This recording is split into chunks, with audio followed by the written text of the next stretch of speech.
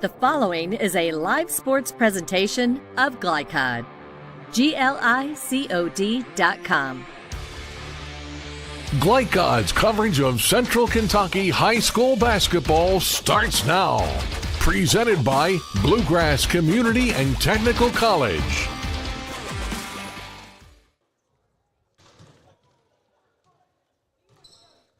Good evening, everyone, from Woodford County High School in Versailles. Welcome to our broadcast of Central Kentucky High School basketball on Glycod. Tonight, it's a doubleheader between the Woodford County Yellow Jackets and the Anderson County Bearcats. We'll have the girls' game first, followed by the boys' game. So plenty of basketball ahead tonight on Glycod. I'm Keith Elkins, Chris Wilhite alongside for the broadcast tonight. Scott Moore is our producer, Hudson Moore our camera operator for this evening. That's our Glycod crew. Glad you've joined us on Glycod. And Chris, tonight we'll get to see a young but maybe short-handed Woodford County team up against one of the fine teams in the region, this Anderson County club led by Laney Johnson. Right, yeah, it's a good, border rivalry, I guess. These counties join each other. Obviously, Anderson County has kind of separated themselves in the 8th region, and Woodford County is, a very young team, kind of limited tonight in number of players, but they've had a good stretch here lately, winning like 7 out of their last 8 games, so they're coming along at the right time. Yellow Jackets 9-5 coming in, and Anderson County coming in at 17-4. And Laney Johnson headed for Campbellsville University to continue her basketball career next year. But she's been the 8th Region Player of the Year the last 2 years, and she'll be one to watch tonight, won't she? Yes, Coach was telling us before the game she has a chance to be the first player since Kyra Elsie to be 3-time 8th Region Player of the Year. So that's obviously a very prestigious honor to do that 3 times. It's pretty impressive.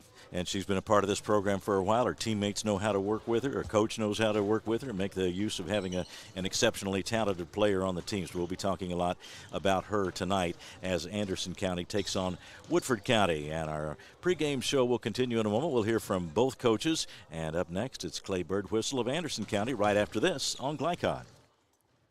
Central Kentucky Driving School is raising the bar in driver education because the safety of their students is too important for anything less. Offering driver training for teens and adults, Central Kentucky Driving School will equip you with the skills needed to become a safe and confident driver. A proud community partner, Central Kentucky Driving School invests in their students and families and guides you every step of the way. For more information, give them a call at 859-538-7775 or visit drivecky.com. A new year means next level math, but even the best teachers can't always provide the personal attention each child needs. Magnesium has a solution to help any student excel. Our caring, highly trained instructors use a range of teaching modes that ensure true foundational understanding. We're not about rote memorization. The Magnesium method develops the critical thinking and problem-solving skills they need to succeed, with the option to learn face-to-face online at home or face-to-face at one of our 1,000 neighborhood learning centers. Magnesium, we're changing lives through math. When it comes to vaping, the truth can get clouded. So let's make it clear. Vaping is not safe for youth. Because vaping can put microscopic particles into your lungs. And dangerous things like metals into your body. And nicotine, which can harm a person's brain development through their mid-20s. With appealing flavors, high nicotine levels, and lots of promotion on social media. Many kids think vaping is harmless, but it's not. So talk to your kids about the risks of vaping. Because when you talk, they hear you.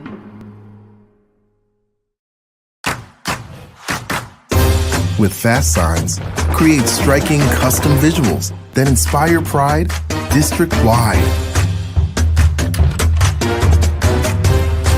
Fast Signs, make your statement. Let's get real. We offer a lot of the same courses you'll find at a 4-year college. But with our small classes and personal attention, you won't get lost in the crowd. College for the real world. College for your world. At Don Franklin, we're about more than just selling cars. We're about families, generations of them. Founded by my parents in 1968, we've been here growing alongside you. From the first family car to the newest model for the next generation, our values of trust, care, and commitment are in every handshake, every deal. With over 5,000 vehicles to choose from, check them all out at donfranklinauto.com. Don Franklin, driven by family. People want to define Gen Z, but that's our job. I wait tables, but last week I built a field hospital. I put out a forest fire. I stopped 1,000 attackers. And a natural disaster. I've saved lives. And led a team on patrol. I serve.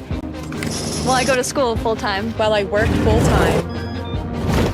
The greater the challenge, the stronger we become.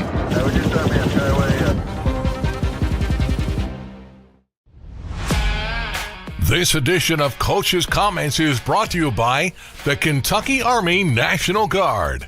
Serve your country while going to school or work full-time. Find your fit at nationalguard.com.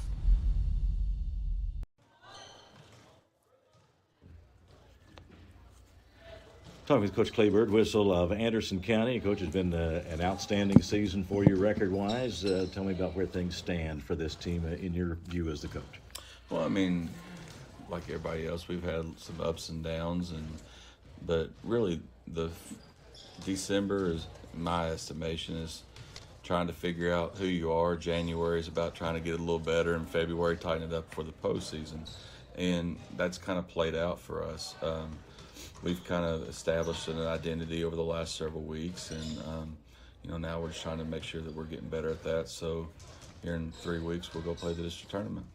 You've got a very special player in Lainey Johnson. Of course, it's a team game, but on the other hand, you do have a special talent on your team. How do you make all of it work?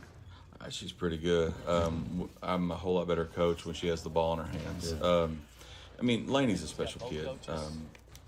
She has a chance to be the first player since Kyra Elsie to win the 8th Region Player of the Year 3 years in a row. For us, she's like number 2 in scoring, number 6 or 7 in rebounding, 3-point steals, assists, blocks. She's in there in all of it. She's a Mount Rushmore kid for us.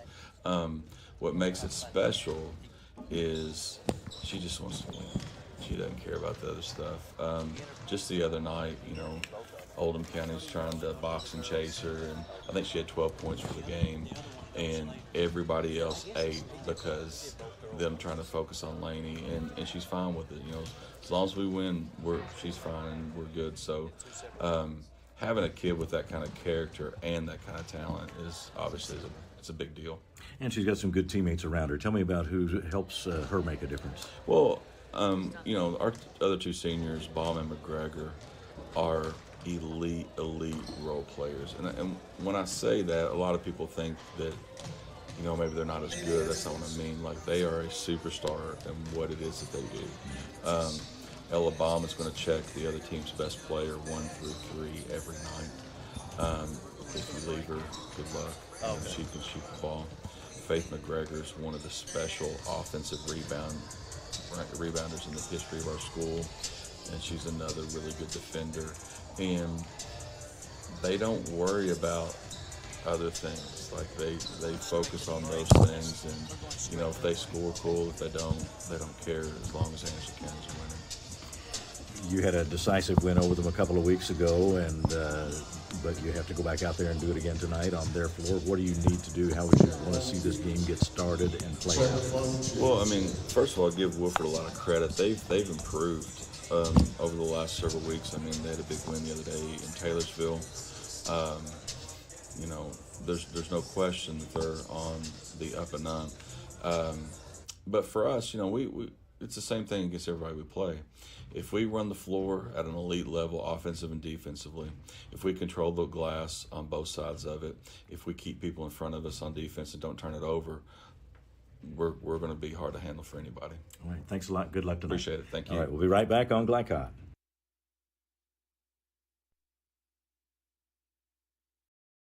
Today's game is brought to you in part by Anderson Apothecary, the cure for the common drugstore. Anderson Apothecary, just across the street from the high school on Highway 127. Community strong, serving Lawrenceburg for 20 years, Century Bank is Anderson County's locally owned bank. With a full suite of deposit, loan, and online products, plus a knowledgeable, friendly staff, Century makes everyday banking simple. Located at 201 West Woodford Street with online banking at centurybankky.com. Century Bank, our community, your bank. Member FDIC. Equal housing lender. When it comes to vaping, the truth can get clouded. So let's make it clear. Vaping is not safe for youth. Because vaping can put microscopic particles into your lungs. And dangerous things like metals into your body. And nicotine, which can harm a person's brain development through their mid-20s. With appealing flavors, high nicotine levels, and lots of promotion on social media, many kids think vaping is harmless, but it's not. So talk to your kids about the risks of vaping. Because when you talk, they hear you.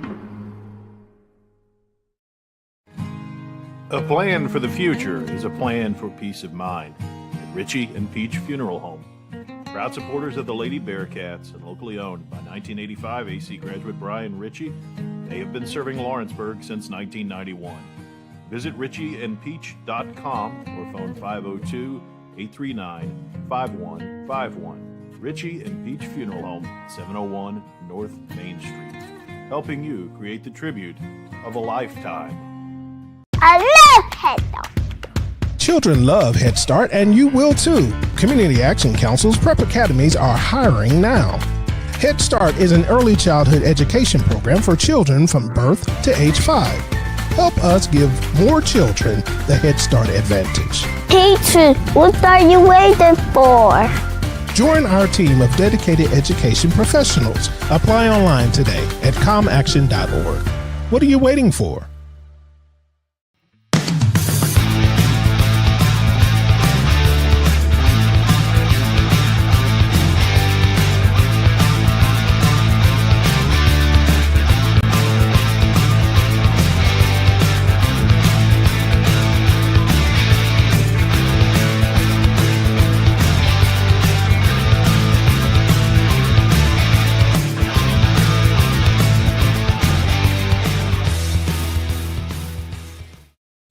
Are you an HVAC and refrigeration tech looking for new opportunities?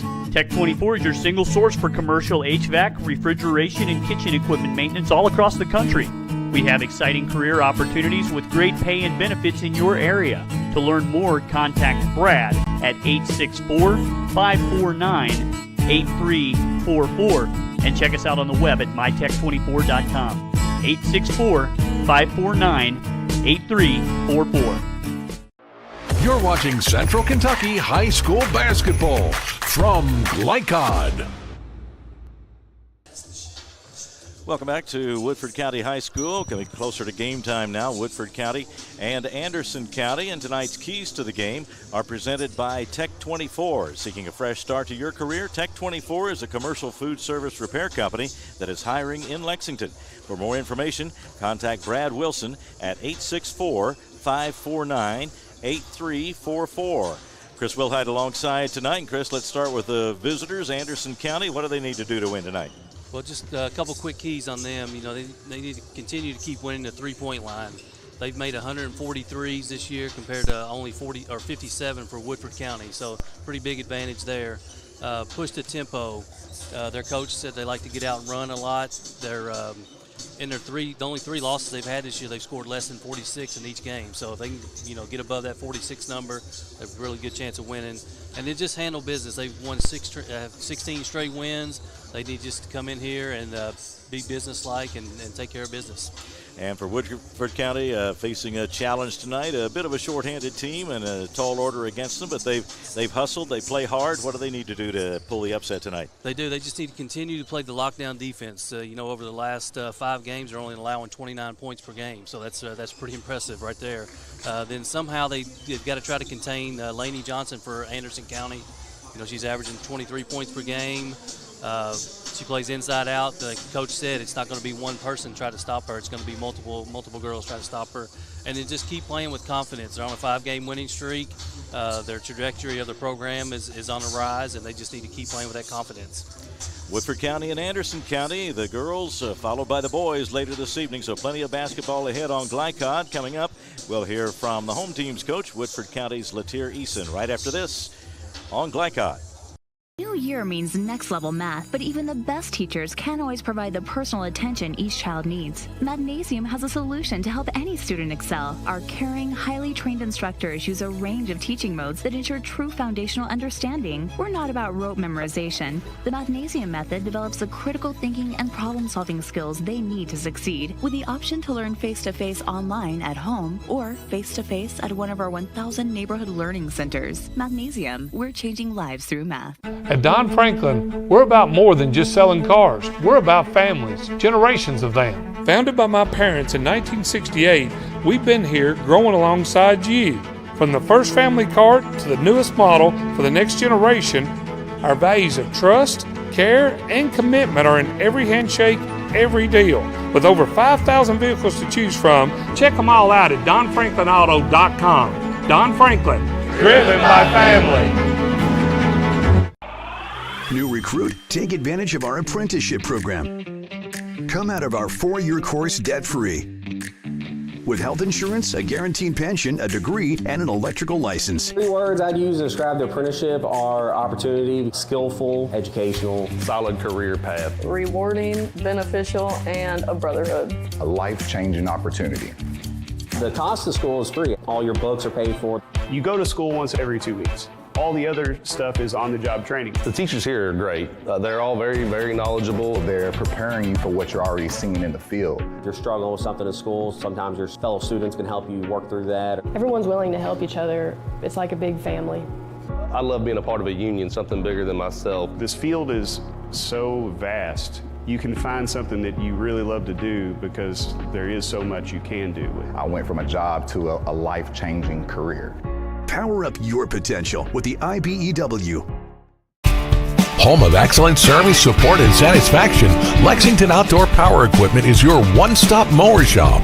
Family owned since 1985, Lexington Outdoor offers top brands like Husqvarna, Toro, Grasshopper, and Echo. Plus, free pickup and delivery. Located just 2 miles west of Douglas High School, they're open weekdays and most Saturday mornings. For more info, stop in or visit their website at lexoutdoorpower.com. Lexington Outdoor Power Equipment, the right equipment for the right job. Stuck on the road? Call Martin's Peterbilt Mobile Service. Our 24/7 commercial roadside service, truck and trailer repair, and warranty service will have you back on the road in no time. Call us 24 hours a day, 7 days a week. Martin's Peterbilt, keeping you rolling. You're watching Central Kentucky High School Basketball from Glycod. Talking with Coach Latier Eason of Woodford County, and Coach, you've carved out a pretty good season with a very young team. Are you pleased with the progress they've made? Yes, I'm definitely pleased. We have 8 players right now. Our senior, Jasmine Williams, she's out for the remainder of the season. So we have a lot of people that's stepping up right now. We're playing some good basketball towards the end of the season, so I'm very pleased right now. They're playing extremely hard. Got a tough opponent tonight. Anderson County is an outstanding team with a special player in Laney Johnson. How do you go about what's your approach in preparing for them? Oh, so no one player is going to stop her. I've already prepared my team, and I told them I've seen teams try to do a box and one, triangle and two, and none of it worked. So we got to play team basketball tonight to stop her. I'm sure she's seen a number of different defenses, right? Yes. Yeah. Now, they won pretty decisively the last time. What's the secret, if there is one, in closing that gap and being competitive tonight? We have to close those gaps. We can't allow her to just penetrate and attack the rim and finish like she did against us. And she just came up and just pulled up from the three-point line and the volleyball court line. So we just got to apply a lot more pressure on her tonight. Your team continued to play very hard until the end of the ball game in that last game, even though the outcome had been decided beforehand. But that's got to make you happy, and the fact that these younger players are working, that's going to help them get better, isn't it? Yes, it is. I told them we did some really good things during that game, but defensively, if we want to win tonight, we got to commit to defend for 32 minutes. Tell me about some key players on your team, some of the ones who have really helped you get where you are now. Okay, so Haley Gordon, she's a junior for me. She's our leading scorer, averaging close to 16 points a game. She can shoot the basketball, she can attack, and she can handle the ball for us. So she does a lot for this team. Taylor Wade, she's a freshman, averaging about 10 points a game, 6 rebounds. She's very valuable. She's athletic. She can play both ends of the court. So those two are going to be huge for us tonight. Emma Ruby, she's a great defender. So we got a lot of pieces, and my young girls coming off the bench, they're really good as well. Got to ask you about your college experience. You played at a big-time program at LSU. How has that helped you over the years? Just having high expectations. My standard is very high with me playing at a Power 5 school like LSU, a school who just won a national championship. I went to a Final Four, played in the Final Four. So my expectations and my standard is a little different from a lot of people. Really pay attention to a lot of details. That's what you do at the next level. So we really hone into our craft and practice. All right, thanks a lot. Good luck tonight. No problem. Thank you all. All right, we'll be right back on Glycod.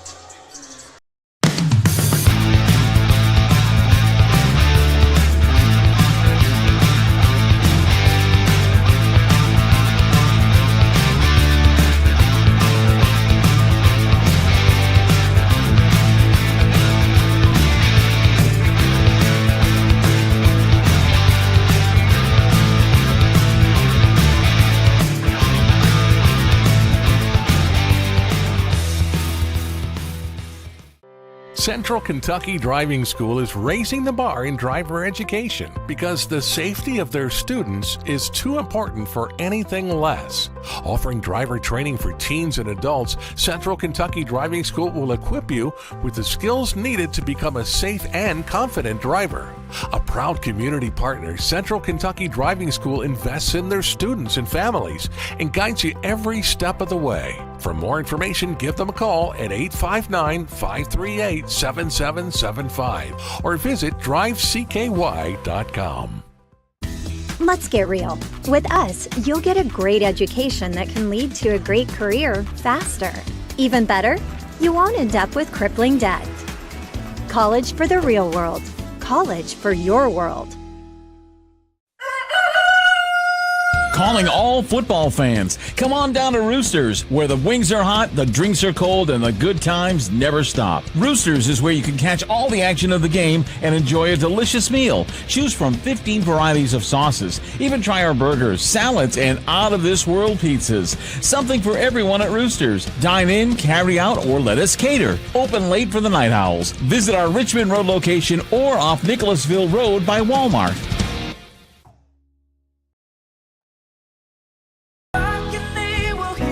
We all want our kids to grow up safe and healthy, so we show them how, and we tell them with honest conversations that let them know what we expect. That's especially important when it comes to alcohol and other drugs. Kids need to know the dangers and how to avoid them. And when it comes to pain medications, opioids, they need to know that they should never be taken without a prescription and never shared with friends or family. It's dangerous and illegal. So talk with your kids, because when you talk, they hear you. People want to define Gen Z, but that's our job. I wait tables, but last week I built a field hospital. I put out a forest fire. I stopped 1,000 attackers. And a natural disaster. I've saved lives. And led a team on patrol. I serve. Well, I go to school full-time. While I work full-time. The greater the challenge, the stronger we become.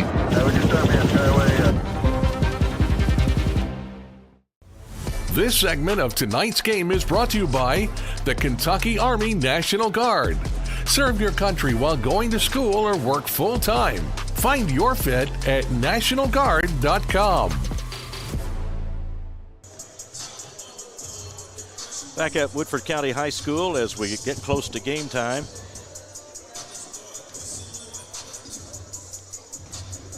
We'll take a look at the starting lineups for each team.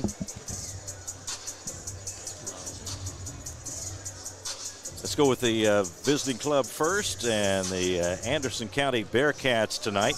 We'll take a look at their starting five for Coach Clay Birdwhistell. Of course, Laney Johnson leads the way for the Bearcats, a high of 42 points this year against Collins back on January 20th. She's averaging 23 a game. She'll be playing college basketball at Campbellsville University. She wears number 31. Other starters for Anderson County, Emily Gerard, 6-foot freshman, wears number 25. Faith McGregor, 5'10 senior, wears number 33 and averages 8 points a game. Gerard also averages 8 points a game. Ella Baum, a 5'10 senior, wears number 35. She stands 5'10", averages 7 points a game. And Ellie Schaus, 5'1", 8th grader, is averaging 6 points a game. And she will be the 5th starter for Anderson County tonight. And Chris, that's an interesting mix of talent there with the veteran Johnson, and then you all the way down to an 8th grader in Schaus. But they play well as a unit. Right. Looks like you've got 3 senior starters, and then you mix in a freshman and an 8th grader. So it is an interesting mix. You've got Lainey Johnson is obviously averaging 23 points a game, but if you look at the other 4 starters, they're right in that 6-7 points per game range. So good contributors all the way through. And for the homestanding Woodford County Yellow Jackets tonight, Haley Gordon will be one of the starters, a 5'4" junior, averaging 16 points a ball game and 7 rebounds. She'll be joined in that starting lineup by Taylon Wade. Gordon, by the way, wears number 22. Wade, number 1, 5'10" freshman, had 20 points against Collins just last week. Also, Caroline Gribble, 5'10" sophomore, 14 points against Collins last week and averaging 7 points, 7 rebounds a game. And also starting for Woodford County, Emma Ruby, a 5'8" junior. Evie Hall, a 5'10" sophomore, will also be in the starting lineup tonight. Ruby, 6 points, 2 rebounds a game. Hall, 5 points, 5 rebounds a game. And Jasmine Williams, now out with an injury. She is the only senior on the Woodford County roster, a 5'6" senior, but she will not be seeing action tonight, not in uniform tonight, as Woodford County takes on Anderson County. This broadcast is authorized by Woodford County High School with production rights owned by Glycod. Our aim is to provide the most positive representation for all participating student athletes, coaches, and game personnel. Thank you very much for watching. And tonight's starting lineups were brought to you by Roosters, a fun, casual place and a great place to watch tonight's game on Glycod. Visit any of their 3 Central Kentucky locations or order online at roosterswings.com. And Chris, as we went over that Woodford County lineup, of course they have a short roster to begin with, but now with Williams, their only senior out, that's another challenge for them because they've got to face this pressure, and you got to do it without a lot of depth. That's right. Only 8 players available tonight to play, so it's going to be definitely a big challenge. But you look at their points per game; they're kind of a balanced team as well. You've got a couple girls in double figures, and then 2 more not far behind, averaging 6 and 7 points per game. So pretty balanced attack for Woodford County. We'll take another pregame break here and be right back as we near game time. Woodford County and Anderson County from the brand new gymnasium at Woodford County High School. We'll be right back on Glycod. Calling all football fans. Come on down to Roosters, where the wings are hot, the drinks are cold, and the good times never stop. Roosters is where you can catch all the action of the game and enjoy a delicious meal. Choose from 15 varieties of sauces. Even try our burgers, salads, and out-of-this-world pizzas. Something for everyone at Roosters. Dine in, carry out, or let us cater. Open late for the Night Owls. Visit our Richmond Road location or off Nicholasville Road by Walmart. From Glycod, it's Central Kentucky High School basketball. Presented by Bluegrass Community and Technical College. College for the real world. College for your world. Tonight's game is brought to you by Cartown Kia in Nicholasville. Movement that inspires. IBEW Local 369. Power up your potential. Mathnasium of East and West Lexington, changing lives through math. Roosters, a fun, casual place for wings and more. Martin's Peterbilt of Central Kentucky, Community Action Council, New Vista, Tech 24, Lexington Outdoor Power Equipment, and Fast Signs. Now, courtside for all the action from Glycod on Central Kentucky High School basketball. Presented by Bluegrass Community and Technical College. Woodford County High School, the crowd gathering for the girls' game in tonight's doubleheader. We'll have the Woodford County girls, the Anderson County girls, and the boys' teams will square off later on this evening. So a big evening of basketball, Chris, and district battles as well. So really getting down to it here in high school basketball. Right, yeah, we're one day away from February. So, when you get to the end of February, that's when the district tournaments usually kick in. So we're getting close. Coaches Latier Eason and Clay Birdwhistell about ready to face off from their end of the bench, and we will come back and have the start of the ball game for you in just a moment here on Glycod. Calling all football fans. Come on down to Roosters, where the wings are hot, the drinks are cold, and the good times never stop. Roosters is where you can catch all the action of the game and enjoy a delicious meal. Choose from 15 varieties of sauces. Even try our burgers, salads, and out-of-this-world pizzas. Something for everyone at Roosters. Dine in, carry out, or let us cater. Open late for the Night Owls. Visit our Richmond Road location or off Nicholasville Road by Walmart. From Glycod, it's Central Kentucky High School basketball. Presented by Bluegrass Community and Technical College. College for the real world. College for your world. Tonight's game is brought to you by Cartown Kia in Nicholasville. Movement that inspires. IBEW Local 369. Power up your potential. Mathnasium of East and West Lexington, changing lives through math. Roosters, a fun, casual place for wings and more.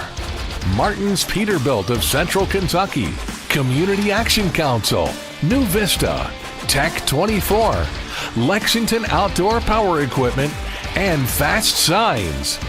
Now courtside for all the action from Glycod on Central Kentucky High School basketball. Presented by Bluegrass Community and Technical College.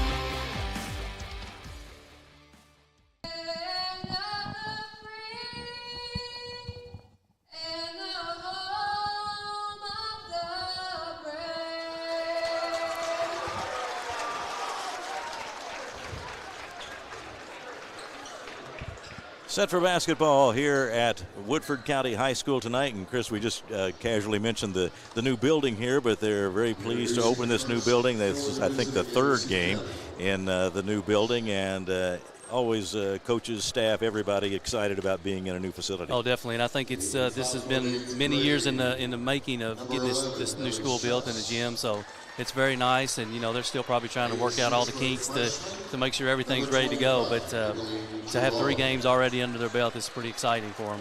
Yeah, this is a new building and new to them, new to the Woodford County folks too, of course, and they were able to open it in mid-season here, so they're still learning some things about it as well. But it seems like a beautiful facility, and the fans are here and enjoying it, and I'm sure the players are glad to be part of this new facility here at Woodford County as well. So, but basketball ahead, and the home team tonight facing quite a challenge in this Anderson County group, and we're looking forward to seeing both of these teams play. Just two really different situations right now as far as these programs are concerned. Anderson County got some veterans, including the star Laney Johnson, and Woodford County, a young team trying to get things going in their program. They've had a good season, but you would have to think it would be a tall order for Woodford tonight, but they will not quit. No, they play hard, and they compete, and their coaches, trying to instill that in them. Coach Eason's been here, this is their 3rd year, and if you look at the trajectory of the program, 2 years ago they were 2-25. So, last year they were able to win 14 games, and this year they're already up to 9.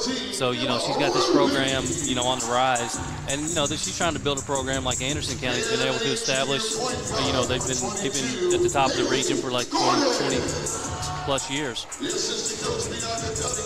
You've, I'm sure, had a chance during your long tenure on the staff at Scott County to face some very talented players. In fact, you mentioned going up against Chris Lofton, and when you have to face someone who's going to be a big scorer, going to handle the ball a lot, depends on your personnel, of course, but how do you try to approach that? There's kind of 2 different ways. Sometimes you say, all right, we're going to let her get as many points as she can, and we're going to shut down the rest of the team. Or you try to just make sure you got a really good team defense and able to limit her touches and just trying to let her get any free shots at the basket. Well, speaking of free shots, we're going to start the game with a couple of technical free throws, and Laney Johnson is already on the board wearing number 31 in the dark blue uniforms. Yeah, that's interesting. Usually in a boys game when you see that happen, it's because somebody's dunked in warm-ups, but I didn't see anybody dunking in this warm-up here. So yeah, some kind of maybe somebody not in the scorebook or something like that. Yeah, procedural mistake of some kind. But anyway, it resulted in a technical foul. And here is Johnson off the right side. Big bounce. That one won't go. Gerard tracks it down, though. Johnson puts up the jumper this time. That one glances off to the right, and Haley Gordon has it for the Yellow Jackets' first possession. Shot from inside, rolls in there for Emma Ruby. Yeah, good start for Woodford County. They got the ball in transition up the court really quick before Anderson County get their defense set. Well, a 2-2 ball game, very, very early inside the first minute of play here in Woodford County. Glad you joined us on Glycod tonight.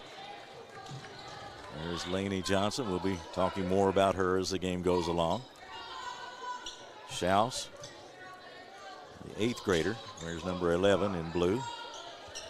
Inside it goes. Gerard in the lane, but couldn't get a shot away. So they're being patient, and good defense by Woodford County.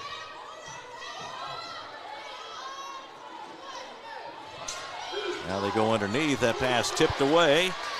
Gribble has it for Woodford County, and then the Yellow Jackets bring it up with Wade. So a steal by Woodford County. Good defense on that end by the Yellow Jackets.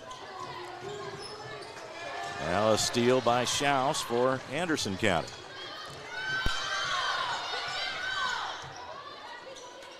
Quick pass inside. Gerard goes back out with it. Across the way it goes. Ella Baum, three-pointer. Missed that one, but she is a threat from outside. Off to a 2-2 start as we approach the 6-minute mark in the first quarter. There's Gordon driving. It's down to the baseline. And the pass back outside. And the shot no good by Gribble. Both teams off to a bit of a slow start offensively. Yeah, it looks like Anderson County just being really patient on offense, trying to figure out exactly what kind of defense they're going against, looks like. There's Schaus with it, and now to Johnson. Back outside it goes to Ellie Schaus, the 5'1" 8th grader.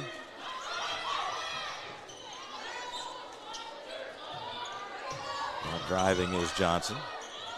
Off to Schaus, and the shot is good. That's a three-pointer. It's a good job by Lainey Johnson penetrating into the middle of the lane and kicking it outside for a wide-open three. Now a steal by Schaus. Dropped that ball for just a moment, but regains control. 5-2 now. Anderson County on top. Inside it goes, and the layup is good by Gerard.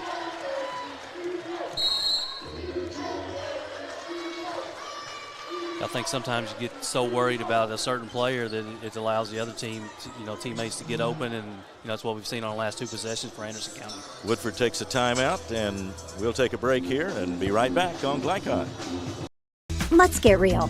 With us, you'll get a great education that can lead to a great career faster. Even better, you won't end up with crippling debt. College for the real world. College for your world. You're watching Central Kentucky High School Basketball from Glycod. Back at Woodford County High School, and the Anderson County Bearcats off to a 7-2 lead now. Just under 5 minutes to go in the first quarter at 4:59 as Woodford County comes up. Woodford County in the white and Anderson County in the dark blue. Double team near midcourt, and the steal by Johnson, an easy layup. Yeah, Anderson County went to a 1-3-1 half-court trap that time, and Woodford County got it in the spot you don't want to get in, right in the corner. There's another turnover as that pass was a little bit wide of the mark, intended for Wade. And with this Anderson County team, things can get out of hand in a hurry, can't they? It could. They're so long too, and playing that zone and being able to trap and cover gaps makes it tough on the offense. Well, Schaus will bring it up for Anderson County. They're up 9-2 now. Now the pass along the baseline to Johnson. Got a little too far under to get that shot away. And Schaus open from outside. That one comes out. And a battle for it. Gribble came up with it for Woodford County, but then a held ball, and it'll go over to the Yellow Jackets. Yellow Jacket ball, we're tied up.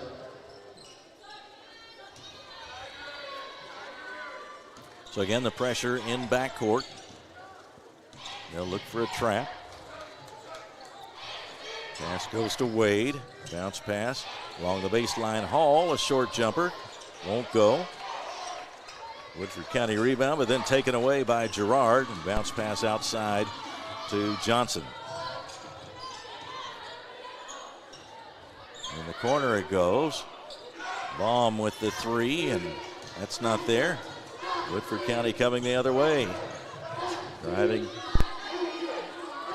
Ruby, and now the shot from outside, not good. A follow shot in there by Gordon is not good.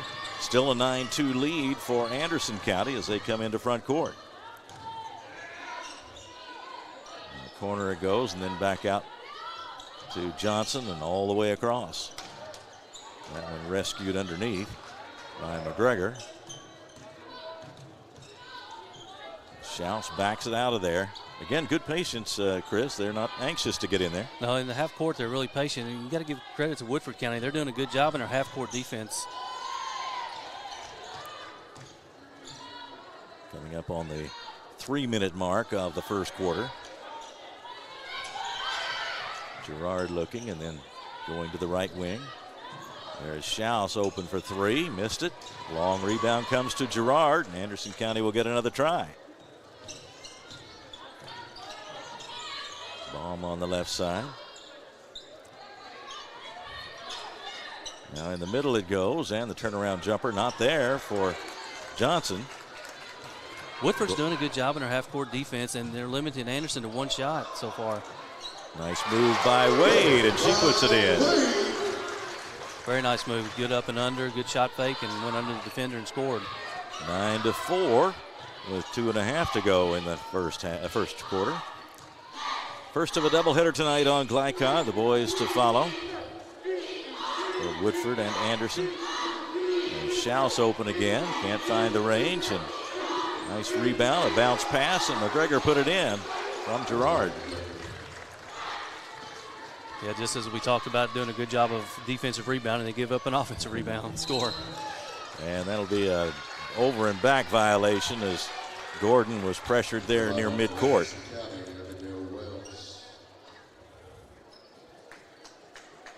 Abby Wells in for Anderson County. Placing Girard.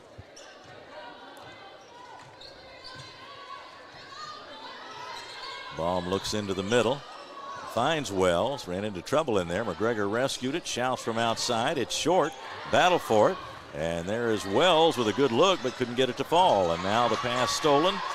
Woodford's got it going the other way. Ruby down the lane. Left-hand scoop shot. Not there, but she's fouled. It was a really nice move. She got into traffic in the paint, put a nice crossover on, and went up left-handed, just barely rimmed out.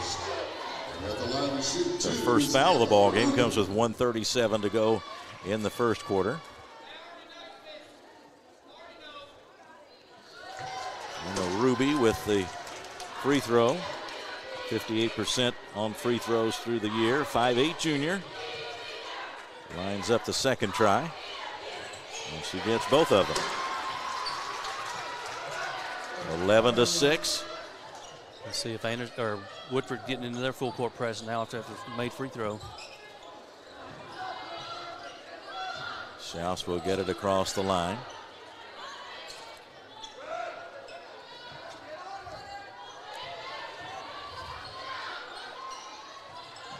It's McGregor and then Schaus. Inside it goes. Johnson moving, twists to the right, puts it in. Nice move there. We'll see a wide range of moves very good. from her I was just tonight. getting ready to say she can score at all three levels, so that's a very impressive move. Here's a steal at midcourt by Baum. Gets it to Johnson. Down the middle she goes. Heavy traffic, and she is fouled.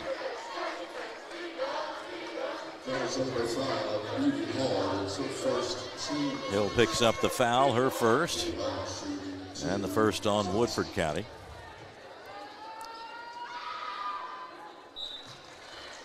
Johnson started the game with 2 free throws on a technical foul before action got underway.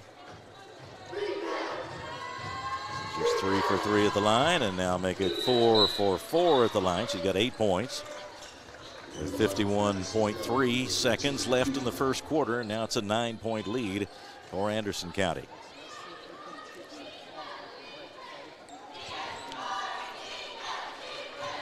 Ball comes into Ruby. She'll bring it into offensive court.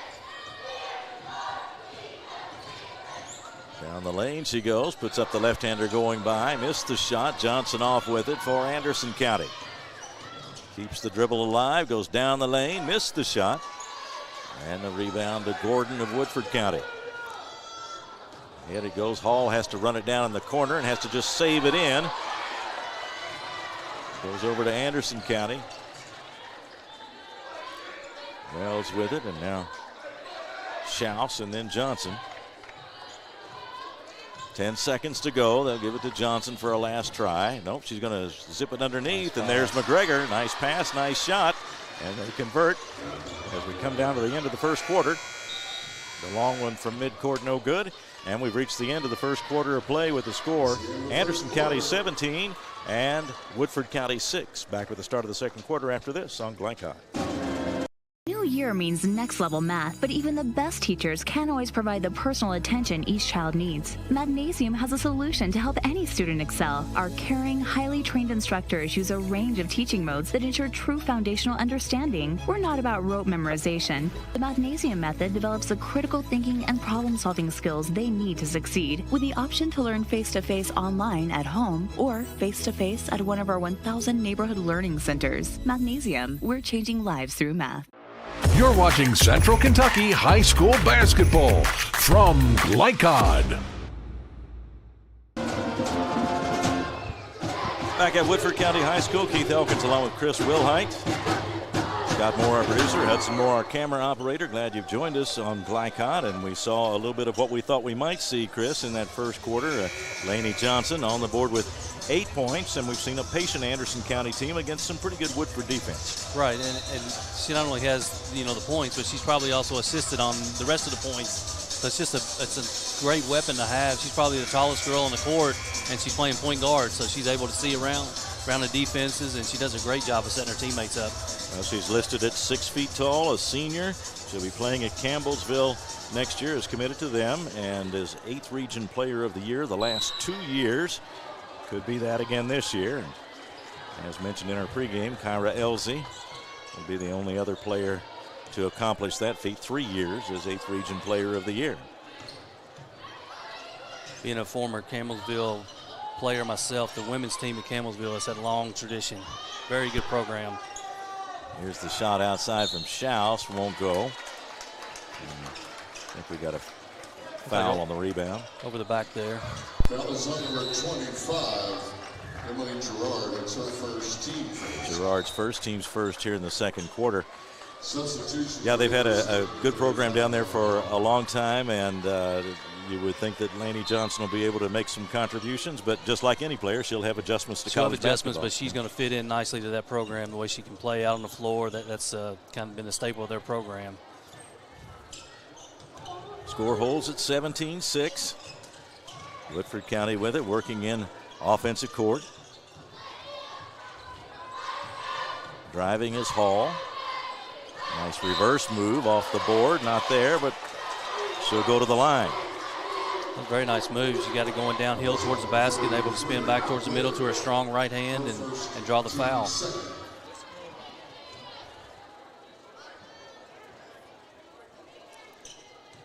To the line is Evie Hall.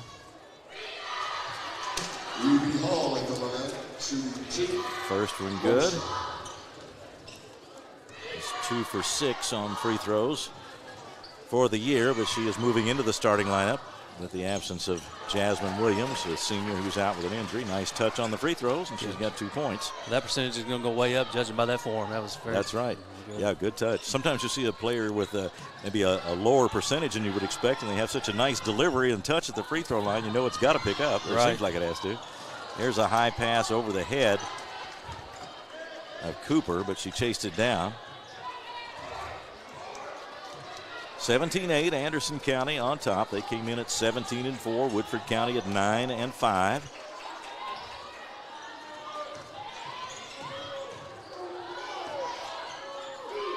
Pass to the left side, and now underneath it goes.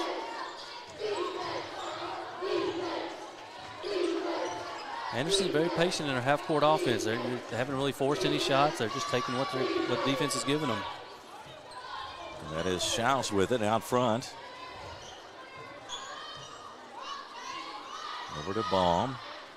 They look for Laney Smith. She's got it now. Lets it go, and that one's off the mark to the left.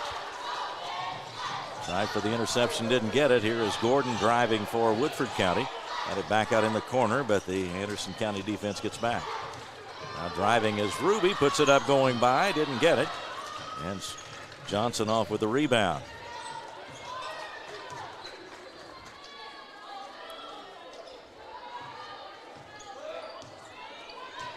Schaus out front. What are they looking for here, Chris, when they're setting up outside? Well, it looks to me like they're running kind of a high post offense with, a couple of bigger, taller girls, but Woodford's doing a good job of just kind of sagging back in and playing kind of a matchup zone. It's kind of keeping them off balance. Johnson has yet to connect on a three. Lead remains 9 as the Yellow Jackets handle it.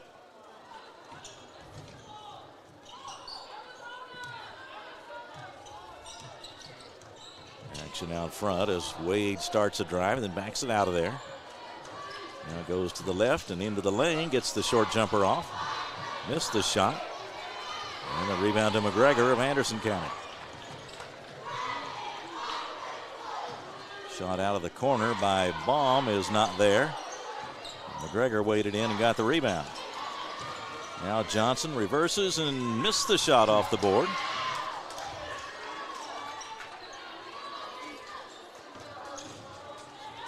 Back outside it goes. Schaus open. That one's short off the front rim, but then another offensive board. McGregor's got it.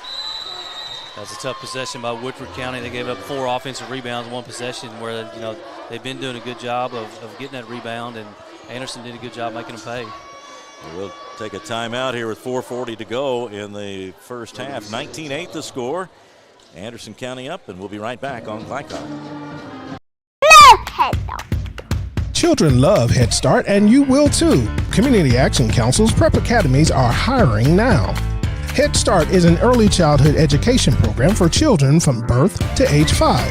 Help us give more children the Head Start advantage. Teacher, what are you waiting for? Join our team of dedicated education professionals. Apply online today at comaction.org. What are you waiting for? At Don Franklin, we're about more than just selling cars. We're about families, generations of them. Founded by my parents in 1968, we've been here growing alongside you. From the first family car to the newest model for the next generation, our values of trust, care, and commitment are in every handshake, every deal. With over 5,000 vehicles to choose from, check them all out at donfranklinauto.com. Don Franklin, driven by family.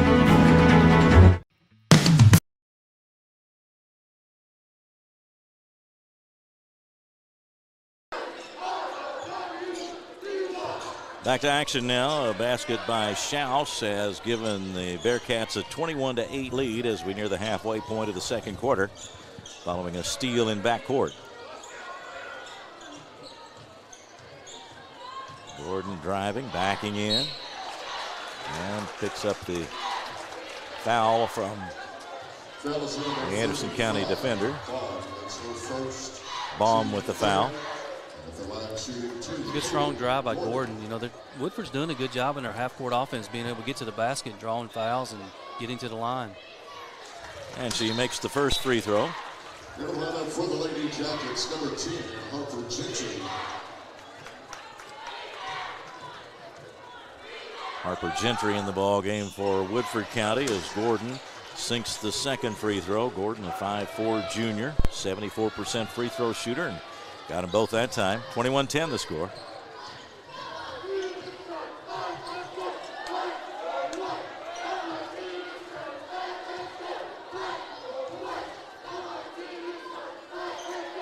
Seen a lot of this tonight with Anderson County being patient, passing the ball. And here's Schaus from the perimeter. Got that one.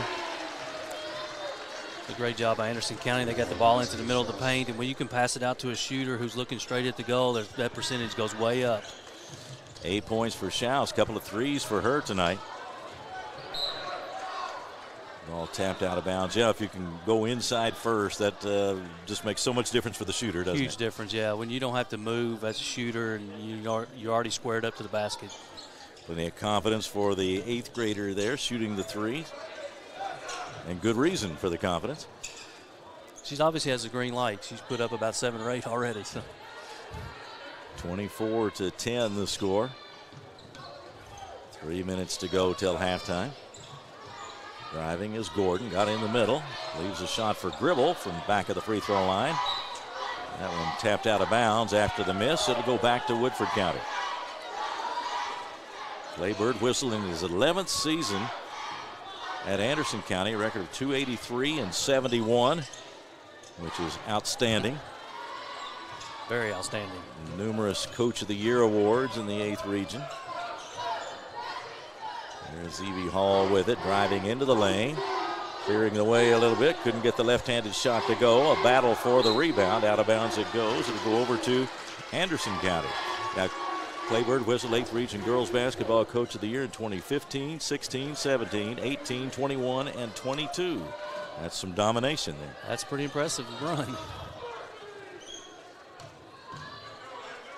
Anderson going against the Woodford pressure. Now here is Johnson driving and gets the 2. It's a good look ahead that time and able to hit Johnson over top of the press. She's got 10. Hasn't really found her range from outside yet, but she's not forcing things either.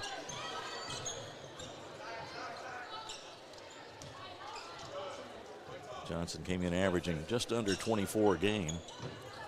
Driving is Gordon. Got an opening down the lane, but the shot rims out. Comes off to the Bearcats. And here is Johnson with it. And shouts another 3. That one rebounds out long, picked up by Ruby of Woodford County. Emma Ruby handling the ball for the Yellow Jackets.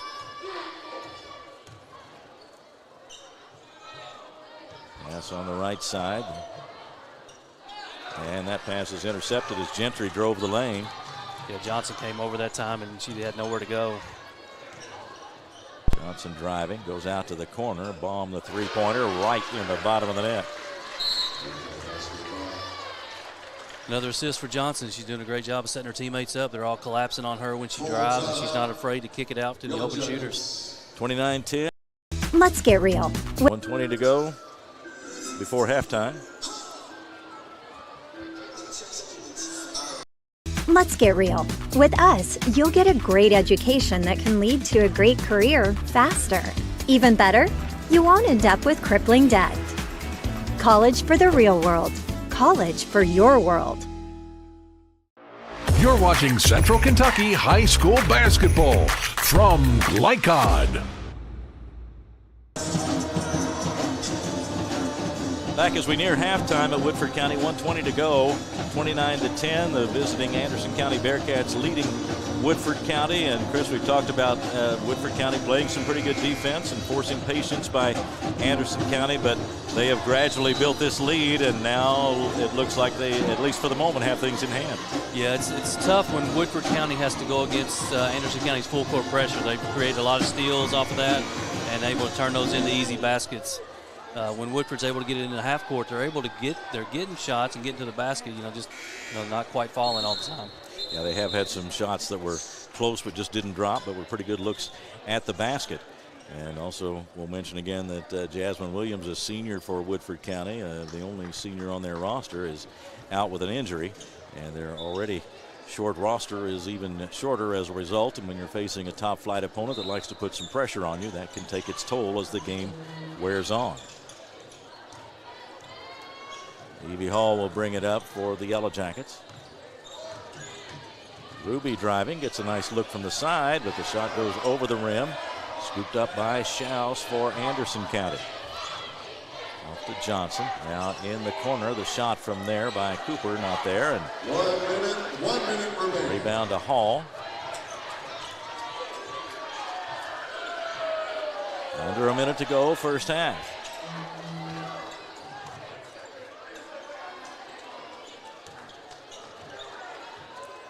Anderson's done a good job of mixing up their defense. This time it's man-to-man, and it looks like number 15 is just straight face guarding Gordon. Not letting her kick him. Gordon driving against Cooper, and now the ball loose on the floor and a battle for it. Scooped out of there by Johnson with 29 seconds to go. She drives to the hoop, finds an opening, but missed the shot. And a rebound to Woodford County. She doesn't let many opportunities like that get by without two on the board, but it came off that time, and now with 15 seconds and the score holding at 29-10, it'll be Woodford County's basketball. Gentry gets it off to Hall, 15-footer on the way, bounces high off the rim, a rebound put back up and in by Gordon, and that's the way the first half ends. It'll be a 29-12 lead for Anderson County here at the half. And Chris, we've seen them take command here in this second quarter, and without Lainey Johnson having a Lainey Johnson type game, even though she's doing well, but they have some weapons, some gas left in the tank as far as their offense is concerned, but they have taken the 17-point lead, and Woodford County has a big hill to climb here. They do. Anderson was able to double them up in that quarter points-wise, and then, Lainey Johnson's maybe not scoring as many points as she usually does, but you can tell she has confidence in her teammates because she's not afraid to pass it to them, and they're not afraid to shoot it when they're open. So that's a pretty good combination. Well, they have built a lead of 29-12 here. Anderson County has, and we are at halftime. We'll take a break, begin our halftime report in just a moment on Glycon. Children love Head Start, and you will too. Community Action Council's prep academies are hiring now. Head Start is an early childhood education program for children from birth to age 5. Help us give more children the Head Start advantage. Teacher, what are you waiting for? Join our team of dedicated education professionals. Apply online today at comaction.org. What are you waiting for? At Don Franklin, we're about more than just selling cars. We're about families, generations of them. Founded by my parents in 1968, we've been here growing alongside you. From the first family car to the newest model for the next generation, our values of trust, care, and commitment are in every handshake, every deal. With over 5,000 vehicles to choose from, check them all out at DonFranklinAuto.com. Don Franklin, driven by family.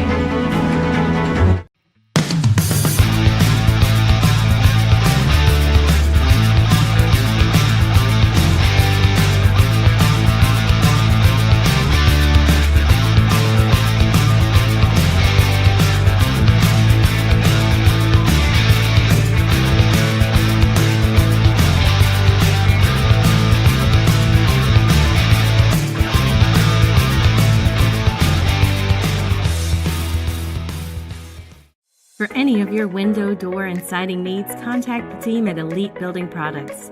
Their factory-certified, licensed, and insured contractors have been installing energy-efficient windows and doors for over 30 years. They also offer energy tax credits and military veteran discounts. Locally owned and open weekdays at 242 Wilson Drive, just off of the 27 bypass. For a free estimate, call 859-887-2440. Elite Building Products. Are you an HVAC and refrigeration tech looking for new opportunities? Tech24 is your single source for commercial HVAC, refrigeration, and kitchen equipment maintenance all across the country. We have exciting career opportunities with great pay and benefits in your area. To learn more, contact Brad at 864-549-8344 and check us out on the web at mytech24.com. 864-549-8344. Home of excellent service, support, and satisfaction, Lexington Outdoor Power Equipment is your one-stop mower shop.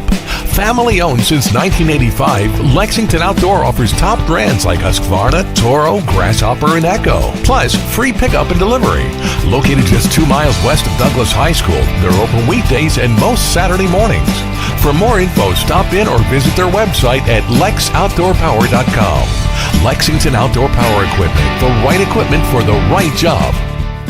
A new year year means next level math, but even the best teachers can't always provide the personal attention each child needs. Magnesium has a solution to help any student excel. Our caring, highly trained instructors use a range of teaching modes that ensure true foundational understanding. We're not about rote memorization. The Magnesium method develops the critical thinking and problem-solving skills they need to succeed, with the option to learn face-to-face online at home or face-to-face at one of our 1,000 neighborhood learning centers. Magnesium, we're changing lives through math.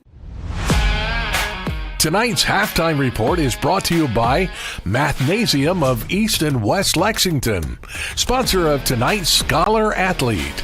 Mathnasium unlocks the math potential in every child.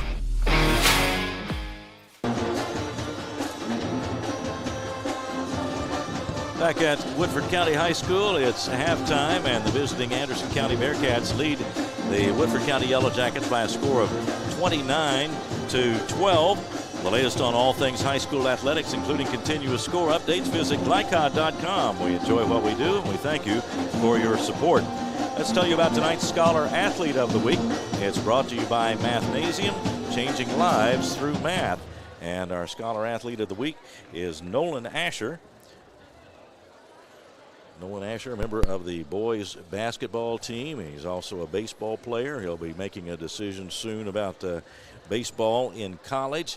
He is an outstanding student, and we congratulate Nolan Asher on his academic and athletic success.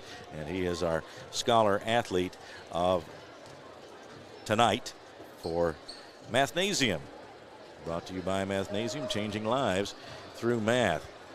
See the team from Anderson County back out on the floor now. They lead it by 17 here at the half.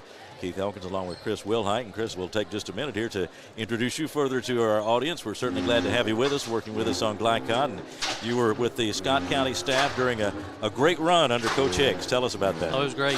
First of all, I'd like to just say something about Nolan Asher. Our son, my son plays baseball with him in the summers. Great kid, great baseball player, great family, top notch. So just want to throw that in there for Nolan. That's a very good honor for him. Congratulations to him. Yeah, so I started Scott County. I'm a graduate of Scott County, played there back in the early 90s, was able to make it to the state tournament a couple times there while I played. And then I was able to join the Scott County staff in 2004 with Coach Hicks and was there for 20 years, I guess. And it was just, phenomenal to work with Coach Hicks and be around him and the way he ran a program. We had a lot of success, but there was a lot of hard work that went into that success. Yeah, so we're talking with the coaches pregame, and everybody seems to have a little bit different approach, and Coach Hicks had some of his unique traits. He did, yes. He was, once he stepped out onto the floor for pregame warm-ups, he was dialed in. He was locked in. He didn't like people coming up and talk to him, and he didn't like to do the pregame interviews while he was out on the court. Now, he would do them back in the tunnel or back in the locker room before he came out, but once he got out there, he was locked in. He was a great coach for a long time at Scott County, and sorely missed in the coaching community and athletics all around Kentucky. Well, about this ball game now, 29-12 is the score. Anderson County on top, and we talked about their patience in the first half. They are doing the things they want to do, maybe just a little bit slower pace than they sometimes do them, but they are getting done what they need to get done. Just a little bit slower, and when they've been able to score and get into their press, that's really given Woodford County problems, and it's able, help Anderson County speed up. But, we talked about a couple keys with Anderson County pushing the tempo. Less than 46 points, they've been on the losing end every time. They're well on their way to, getting above that. And then Woodford County in the last 5 games has only given up an average of 29 points a game. And Anderson's already at that average at halftime. So, it's a tough stat to overcome. All right, well, we'll take our final halftime break and come back with the start of the second half in just a moment here on Glycod. For any of your window, door, and siding needs, contact the team at Elite Building Products. Their factory-certified, licensed, and insured contractors have been installing energy-efficient windows and doors for over 30 years.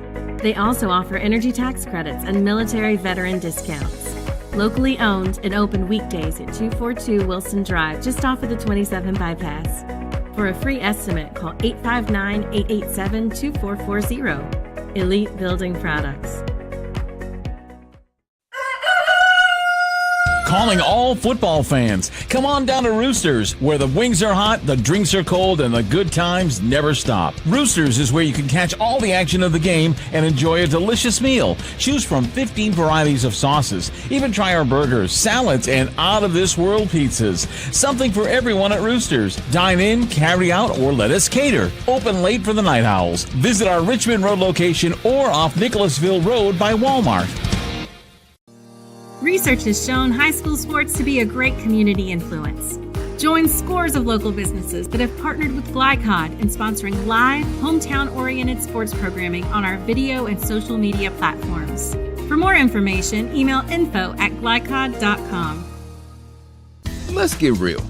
We offer a lot of the same courses you'll find at a four-year college. But with our small classes and personal attention, you won't get lost in the crowd. College for the real world. College for your world. With Fast Signs, create custom deep sea signage that makes the wait a visual escape. Fast Signs, make your statement. When it comes to vaping, the truth can get clouded. So let's make it clear. Vaping is not safe for youth. Because vaping can put microscopic particles into your lungs. And dangerous things like metals into your body. And nicotine, which can harm a person's brain development through their mid-20s. With appealing flavors, high nicotine levels, and lots of promotion on social media. Many kids think vaping is harmless, but it's not. So talk to your kids about the risks of vaping. Because when you talk, they hear you.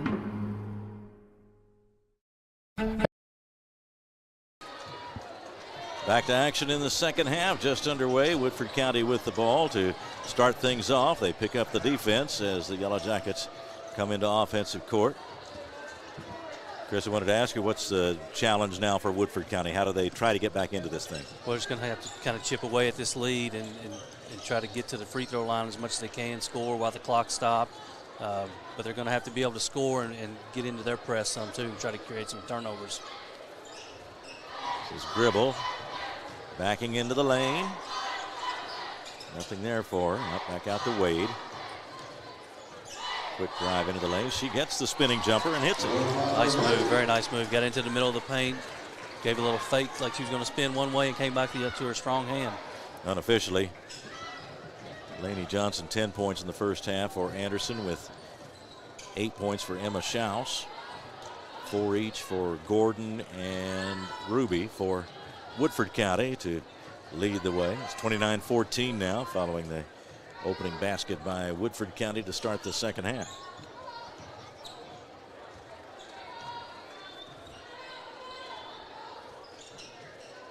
Around the perimeter it goes. They've done that a lot tonight. Now some penetration there by Johnson off to Schaus. A good look at a three, but can't get it to fall. McGregor came up with that loose ball. Another try for Schaus. Still won't go. And a foul on Gerard, reaching over the back. Will send it to the other end. That's her second. 25. Gerard, her second, team first.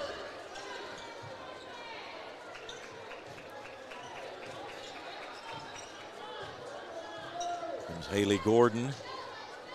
A field goal, couple of free throws in that first half. Now down the sideline it goes, and the pass deflected. Picked up by Baum, and then a whistle as they cross midcourt.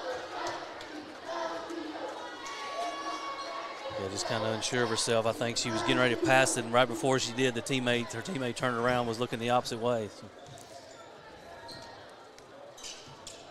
Driving is Hall. Now Wade against Gerard.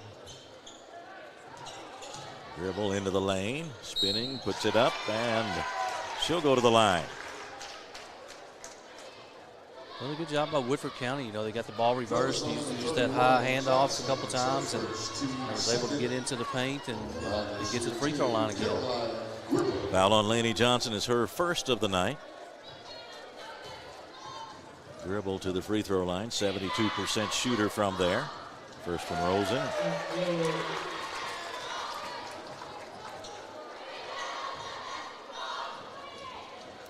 Caroline Gribble, 5'10" sophomore. Had a 14-point game here last week against Collins. And the second shot good. Obviously, if Woodford can turn up the defensive pressure here after scoring and see if they can create some turnovers. 29-16 the score, so Woodford has scored the first 4 of the second half. Boys game to follow tonight. It's a doubleheader on Glycod. Glad you've joined us. I'm Keith Elkins, Chris Wilhite alongside. Scott Moore is our producer. Hudson Moore is our camera operator tonight. A nice steal by Gribble. Hands it off to Gordon.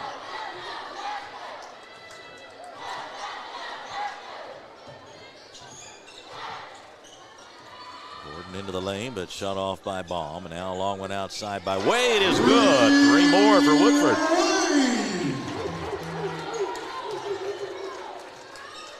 Well, you mentioned chipping away. That's exactly what they're doing.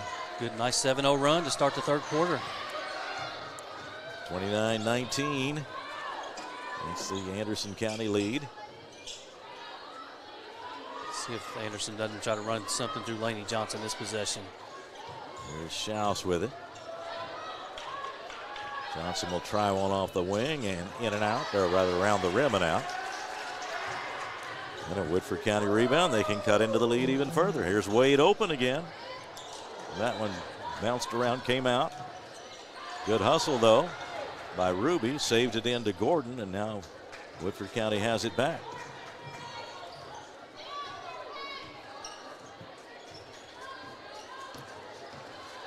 Driving is Ruby. Had it knocked away at the last minute and out of bounds. So they're playing with some confidence too, Chris, it looks like. Yeah, I think, we talked about earlier, they've won a lot of games recently, so I think, just playing through, being used to playing against Anderson County and knowing that you can do it makes a big difference. Wells back in the ball game for the Bearcats. The long pass comes into Wade. Go off of that screen from Gribble. Now she goes to the right side. Under 4 to go now in the third quarter.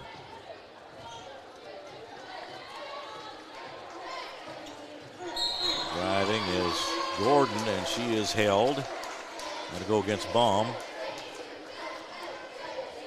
Another strong drive. They're using that top screener at the top of the key. They're using it as a screener or as a handoff and working off of that and doing a good job of getting to the basket and drawing fouls. Third foul on Anderson County here in the third quarter. Evie Hall takes the inbounds, moves into the lane before dishing off. Inside it goes to Gordon. Now here's Ruby off the left wing, and that's good. That's good for 3. Just a great extra pass by Hall right there. She could have taken a shot, but one more quick pass to the wing got her a wide open shot. That's a 10-0 run for Woodford County to start the third quarter. The lead is 7, and this home crowd for Woodford County is excited, and Clay Birdwhistell wants a timeout for Anderson County, and he gets it with 3:24 to go in the third. 29-22 Anderson County. We'll take a break and be right back on Glycod. For any of your window, door, and siding needs, contact the team at Elite Building Products. Their factory-certified, licensed, and insured contractors have been installing energy-efficient windows and doors for over 30 years. They also offer energy tax credits and military veteran discounts. Locally owned and open weekdays at 242 Wilson Drive, just off of the 27 bypass. For a free estimate, call 859-887-2440. Elite Building Products. You're watching Central Kentucky High School Basketball from Glycod. We're back on Glycod. Woodford County has cut the lead to 7 at 29-22. The Yellow Jackets coached by Latir Eason in her third season. The record is 25-43, but there's been some big improvements since she got here. She was an assistant coach at Lemoyne Owen University in Tennessee for 4 years and also at Kentucky State University. 2016 to 2020, she played high school ball in Chicago, and then after her graduation in 2007, played at LSU under Coach Van Chancellor from 2007 to 2011. Played in the NCAA tournament 3 times and had a Final Four appearance as well. So she's seen basketball at a very, very high level and trying to get this Woodford County program going again. And they certainly are having a great stretch these last few minutes, Chris. Definitely. She has a good demeanor on the sideline, too. She's very positive with the players. encouraging, doing a good job with him. Inside to Johnson, missed the shot, and then we get a foul. You know, we talked about in the first quarter when it was Woodford kept it close, they were limiting Anderson County to one shot each time down the court. And in the second quarter, Anderson was able to get a lot of second chance points, and then, you know, start this third quarter, they're limited to one shot again and able to work their way back into this game. 29-22, that foul was on Wells. Her first, the team's fourth in this quarter, so. I'm not sure we had 4 fouls the whole first half. Yeah, very few whistles. Pass inside, too tall for Hall, couldn't get a hand on it. Out of bounds it goes. Turnover gives it back to Anderson County with 2:43 to go in the third quarter.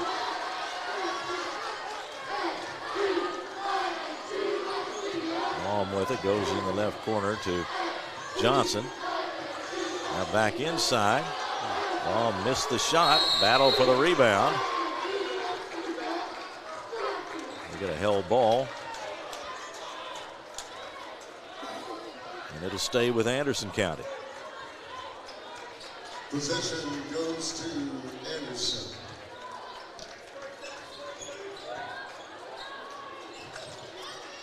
Inbounds pass comes into Wells. Took a look at the jumper, didn't take it, and then fell as she drove and is called 4 steps. Well, it's not like there's been a blitz of turnovers. It's just Woodford County has gradually worked their way back into this thing. They have, yeah. That's probably one of the few turnovers Anderson County's had this quarter.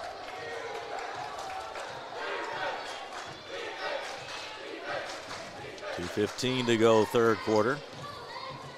Schaus tracking Emma Ruby, who is on the dribble, and now gives it off to Gordon. Tried to go further inside, couple of hands on that one, and Johnson comes out with it. Finds a teammate, thought she found a teammate in the corner, but dribble in there with the interception, and then off to Wade, trying to drive for the basket. Contact, and that'll be an offensive foul. Wade picks up the foul, her first. Team's first in this second half. It's a good job by Anderson County defenders staying, holding their ground and taking that charge. Chris, you mentioned a while ago that they might start running some things through Johnson, and we may see that as this game continues to be in doubt. Yeah, I think you'll definitely see that. It looks like she's playing more of the wing this quarter. From outside, shot bounces off, but followed up and no good. But we'll get some Anderson County free throws as McGregor put it back up and then drew the foul. Fouls on Wade. It's her second, team second. Taylon Wade picks up the foul. That's her second, and the second on the team in the third quarter. And the shot bounces high off the rim and misses for McGregor. McGregor standing in, 5'10" senior. Just 44% from the free throw line. Here's the shot, and that one's in and out. 0 for 2 on that trip for McGregor. And now Woodford can cut into what is now a 7-point lead.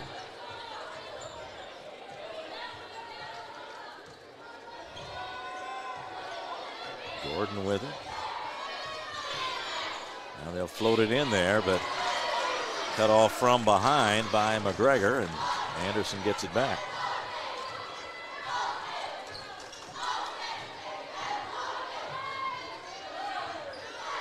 Baum on the wing, back out to Schaus, and now inside. Johnson looking for a shot, doesn't find one. Now they get it back to her. Too tall, though, and out of bounds it goes, and that'll be Woodford County's ball.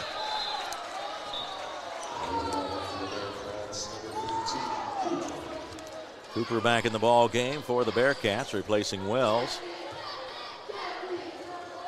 So Anderson County going to three-quarter trap again, try to speed Woodford up some and try to create some turnovers again. Wade bounce pass to Hall as they get it across the line. Now Gordon driving, gets an opening down the lane, blocked by Johnson, but a foul.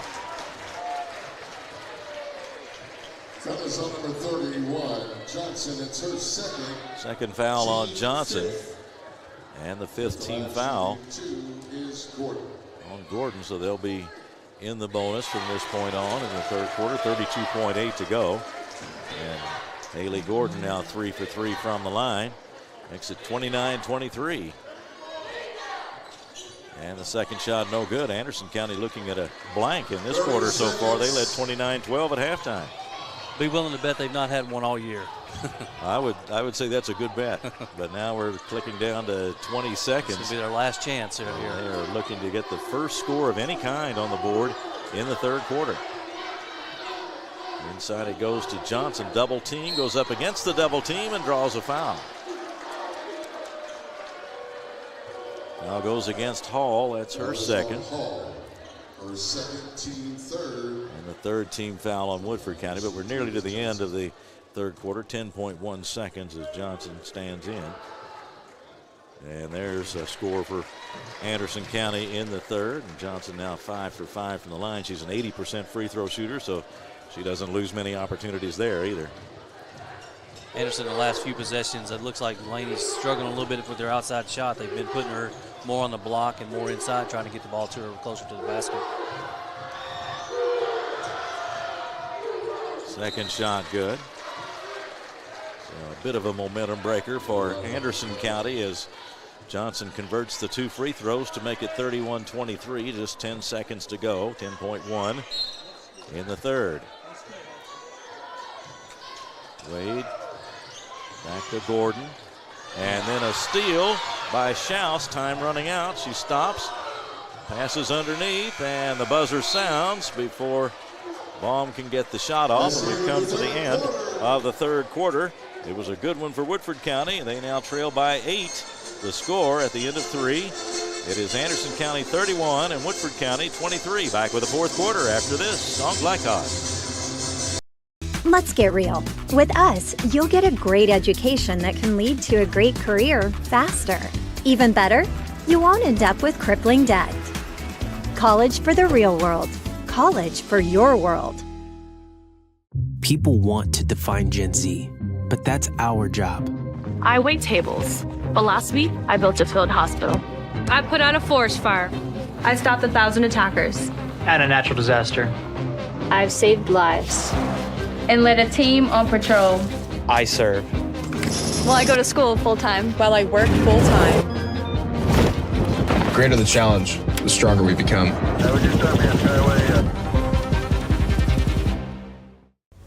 This segment of tonight's game is brought to you by the Kentucky Army National Guard. Serve your country while going to school or work full-time. Find your fit at nationalguard.com.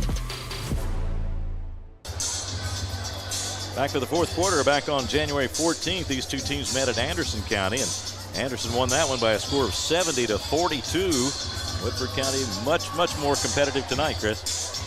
Yeah, you can see the confidence growing in that third quarter. You know, the press, except for that last possession, didn't bother Woodford County. They did a good job in their half-court offense of trying to get to the basket, draw fouls, and they did a really good job of limiting Anderson County to one shot. See if Anderson County turns up the defensive pressure a little bit like they did start of the second quarter. That seems like a faster pace would help them do that. It does, yes. Our officiating crew tonight, John Morris, Jeff Afterkirk, Larry Hudson. Appreciate all the officials do. I know you coaches have differences with them, but they are such a vital part of high school athletics. No, most definitely. And they all do a good job. It's like Anderson's going back to that 1-3-1 half-court trap. Got it into Gordon, now to Ruby. 2 defenders after her, and there's going to be a foul. See who gets it. I think it was Johnson. That was number 31. Johnson. It's her third. Third foul. First for Anderson County in the fourth quarter. Comes just 7 seconds in. And they did try to pick up the defense there, but then a foul on Johnson.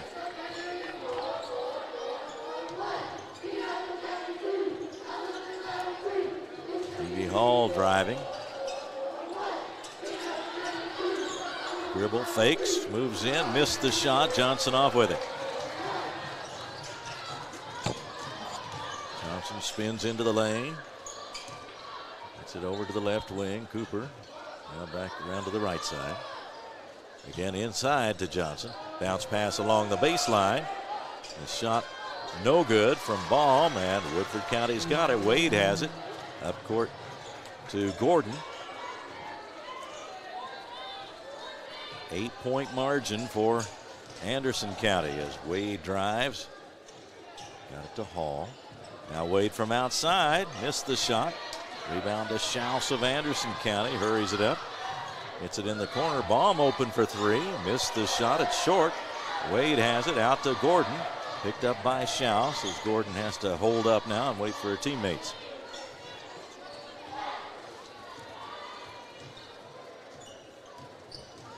Gordon driving. And a whistle as she got in there close. That was on Gordon. It's her first team first. Gordon picks up the offensive foul, her first. Yeah, she turned the corner there, and the Anderson County defender did a good job of holding her ground, and there's just nowhere to go for her. Against the pressure. Anderson County comes up there as Schaus. Got it underneath, and the pass back outside is going to sail out of bounds. We need all seniors and senior parents. Got it into McGregor, who's trying to come back out to Baum, but all your seniors and senior parents, we need you to start making sailed high, and that gives it back to Woodford County. 31-23 the score.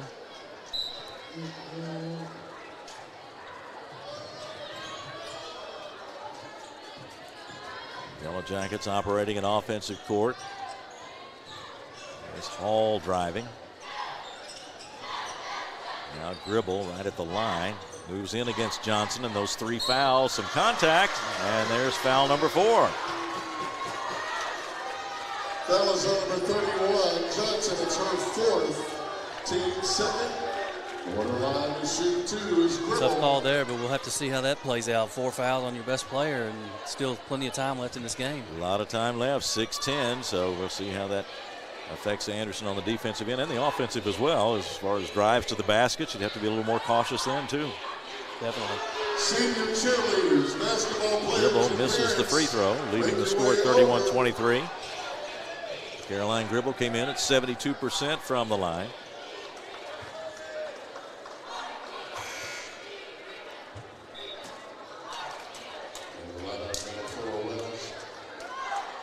Johnson has to leave. So Gregor back in. 6 minutes left. See if Woodford can put a little run together without Lainey Johnson in the game. Second shot by Gribble is good. He's now 3 out of 4 from the line. 31-24. Driving is Schaus. Schaus guarded out front by Ruby. They've been in competition all night long. Nice bounce pass, but then Wells is unable to stay with it, and Woodford County's got it back. Great defense by Gribble that time. Anderson's been running that play, trying to hit the high post and then run that back door, and Woodford's kind of figured it out. Driving is Ruby, takes an extra step and gets in there and unable to complete the layup. Anderson on the run now with Schaus. Off the left side, and a whistle, and we get a walking call. No basket traveling. That was on Wells before she released that shot, and now the turnover gives it back to Woodford County. Still a 7-point margin. The Yellow Jackets very much in this. We were talking about them being on the edge of being out of things at halftime. It was 29-12, and they had a great third quarter and now trail by only 7. The shot missed by Wade. Here come the Bearcats. And a timeout going to be taken by Clay Birdwhistell right here at 5:01 to go in the ball game. The score 31-24. Anderson County on top. We'll take a break and be right back in just a moment on Glycad. Central Kentucky Driving School is raising the bar in driver education because the safety of their students is too important for anything less. Offering driver training for teens and adults, Central Kentucky Driving School will equip you with the skills needed to become a safe and confident driver. A proud community partner, Central Kentucky Driving School invests in their students and families and guides you every step of the way. For more information, give them a call at 859-538-7775 or visit drivecky.com. You're watching Central Kentucky High School Basketball from Glycod. Keith Elkins along with Chris Wilhite here at Woodford County High School. And Chris, we mentioned that 29-12 halftime score with Anderson County on top. What are your thoughts on this comeback by Woodford County, about the things they've been able to do? They're just doing a good job. Number one, they're doing a good job playing defense and limiting Anderson County on getting shots. Anderson County's gotten pretty timid here in the third, fourth quarter on taking shots. I don't know if it's just missing so many. They're kind of thinking about it. And then Woodford's doing a good job on the offensive end of driving and attacking the basket, and then they were able to hit a couple threes, which obviously helps to get you back in the game a little quicker. Anderson County will have the ball. 5:01 to go in the fourth quarter. 31-24. The Bearcats on top. They have led all the way, but that lead was 17 at halftime. Scored 2 points since halftime. And yeah. That's going on 11 minutes now. So yeah, things have been really out of sync for them on offense, so they'll try to get it back as Johnson remains on the bench for now with those 4 fouls. Laney Johnson, their leading scorer and 8th region player of the year the last 2 years, so obviously her presence is missed anytime she's out of the lineup. There's Schaus with it outside, looking in. Goes to Baum. Adam McGregor on the high post. Tried to hand it to Baum. It's picked off by Hall for Woodford County. Another good defense possession. Here's Wade. Driving down the lane. Spins in there. And called for steps. That turnover comes with 4:18 to go in the fourth. Every possession important right here, of course.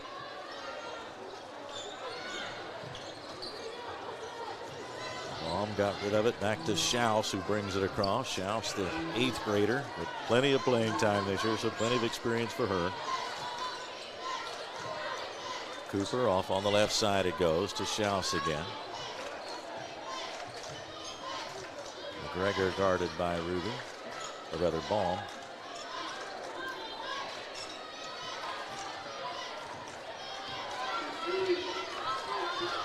Schaus with it again off to the left wing. 3:35 to go. Inside it goes, and now back out. Woodford's going to have to extend their defense and put a little more pressure. Anderson's just going to keep milking the clock. Oh, double dribble there, I believe, by McGregor.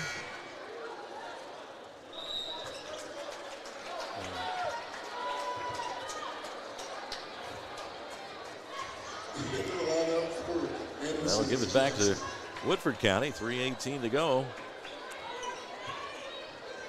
So Coach Birdwhistell was able to get Laney Johnson out of the game. She was out for almost 3 minutes, and the score didn't change. So, you know, Woodford didn't take advantage of it at that point. She is back in now. Shot missed by Wade, but goes in and gets it and sticks it in there this time. 31-26.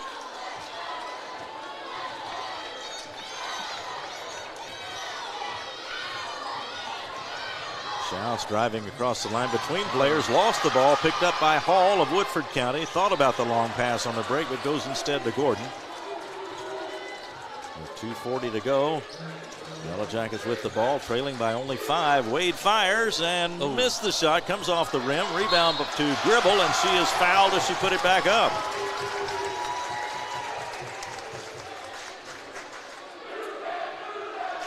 That was number 33. McGregor picks up the foul. Second one for McGregor. And the third one on Anderson County in this fourth quarter. Dribble back to the line. 3 out of 4 there tonight. First one good. She's had a good ball game tonight, scoring 4 points off from the line. 31-27. Woodford County, which trailed by 17 at halftime, could cut the lead to 3 if Gribble can make this free throw. And she does. Got it down to a one-possession game. 31-28. Now Anderson County feeling some pressure both with the score and from the defense. There's Johnson driving along the baseline, gets to the basket, puts it up too hard. Out of bounds it goes and over to Woodford County.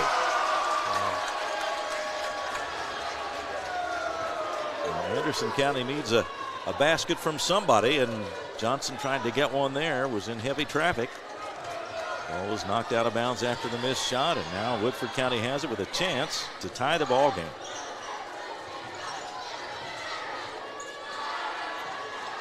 There's Ruby, and the shot misses, and the rebound to Anderson County's Girard.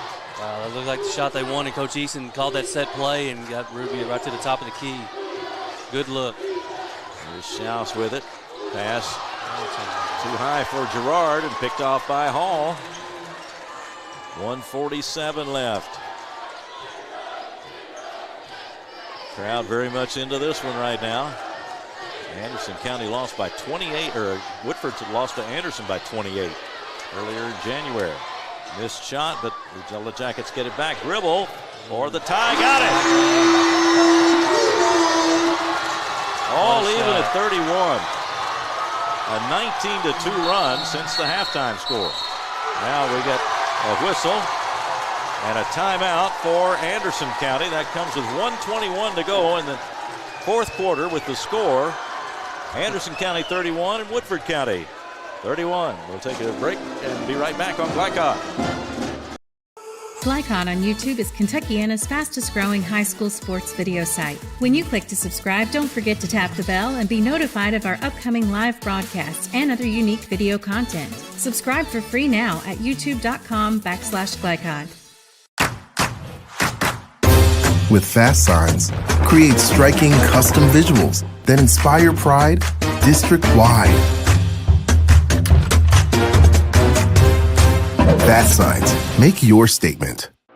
You're watching Central Kentucky High School Basketball from Glycod. 1:21 to go, fourth quarter. All tied at 31. Anderson County came in with a 6-0 district record. Woodford County at 5-2.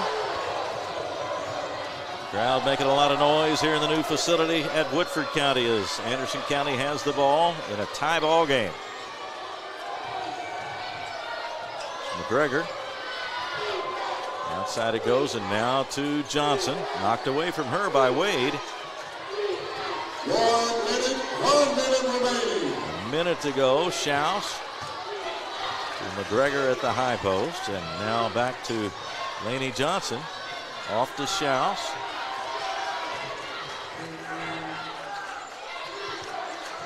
There's Johnson with it, or rather Girard with it.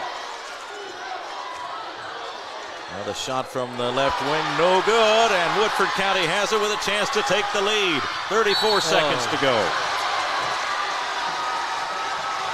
Got in a little bit too much hurry. Coach Eason was trying to get a timeout when she saw her in trouble, but just couldn't get there. 32 seconds to go now. Ball back to Anderson County. You have to figure they're going to run something through Laney Johnson at this possession. Schaus with it. Gives it to Johnson. 15 seconds to go. McGregor inside.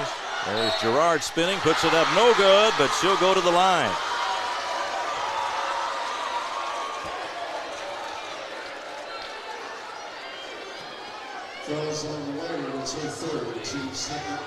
Wade picks up her third foul, but now it's Girard at the line. First one is there. And draws a cheer from the Anderson County fans across the way from our location. And 9.6 seconds left as she looks for the second free throw, and that one comes out. Here is Woodford, and we get a timeout. Okay, Yellow Jackets want a timeout. Do we want to keep it here, or we'll keep it here for this one because there's just 8.5 seconds left in the ball game. A 1-point lead, obviously anybody's game, and now Woodford County with the possession. You got 8 seconds. What kind of a play do you draw up? Well, I'm going to say they're going to put it in Taylor Wade's hand, probably let her try to get it sack in the basket, and then, you know, they collapse on her. Maybe she kicks it to Gordon or Ruby for a 3 or something at the last second. But I believe if we would ask Coach Eason with 9 or 8.5 seconds to go, you had a chance to win the game, I believe she would have taken that. Absolutely. Talked with her before the game about the improvement of her team, and she's pleased with how hard they play, and they have been making progress, and they're having a good season. They're 9-5 coming in. Had the layoff there with the holiday and the weather break that none of us wanted, but now they are back in action and going against a team that they lost to by 28 points earlier this season. That was back on January 14th at Anderson County. Bearcats won that one 70-42 tonight.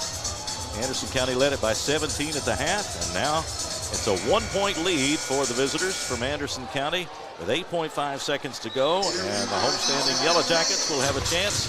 They have possession with that 8.5 left. See how they play this. They have a couple fouls to give, so I don't know if they try to foul as they get across half court or what happens here. It's 3 team fouls. There's the inbounds pass. It comes to Gordon. Up the floor she comes. Floats it down for Gribble. Gribble puts it up. No good, but a foul.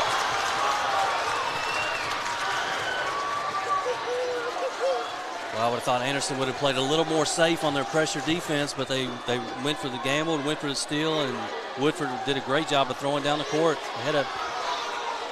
There's an intentional foul called on number 33. Greger charged with the intentional foul.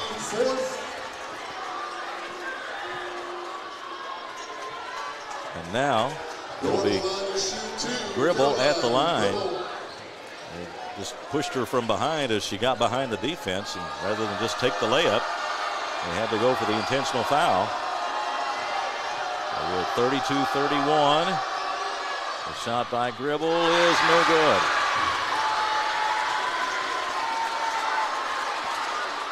So one more.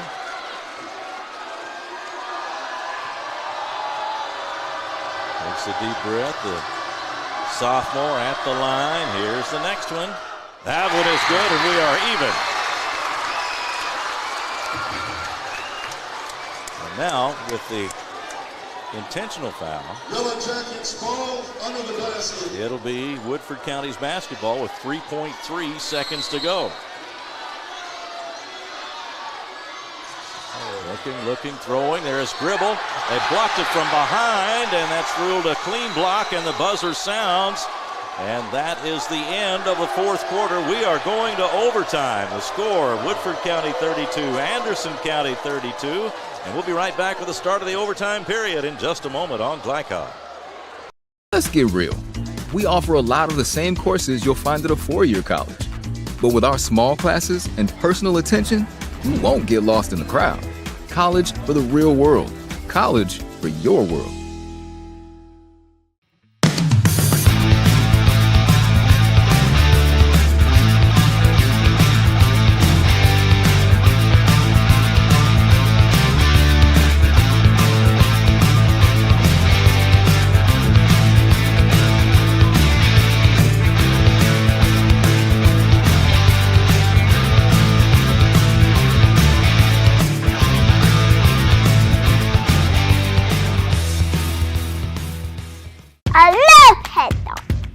Children love Head Start, and you will too. Community Action Council's prep academies are hiring now. Head Start is an early childhood education program for children from birth to age 5. Help us give more children the Head Start advantage. Teacher, what are you waiting for? Join our team of dedicated education professionals. Apply online today at comaction.org. What are you waiting for? People want to define Gen Z, but that's our job. I wait tables, but last week I built a field hospital. I put out a forest fire. I stopped 1,000 attackers. And a natural disaster. I've saved lives and led a team on patrol. I serve. Well, I go to school full-time while I work full-time. greater the challenge, the stronger we become.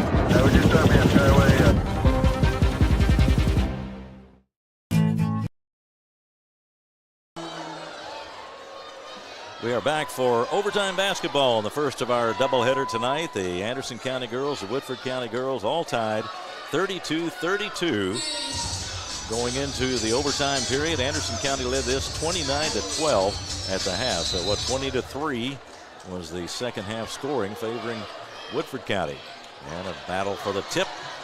And the Bearcats have it. Baum came up with it. Off to Schaus. First possession of the overtime is for Anderson County. There's McGregor. And finally it's tipped away by Wade, and Wade beats him to the loose ball, goes under, lays it in.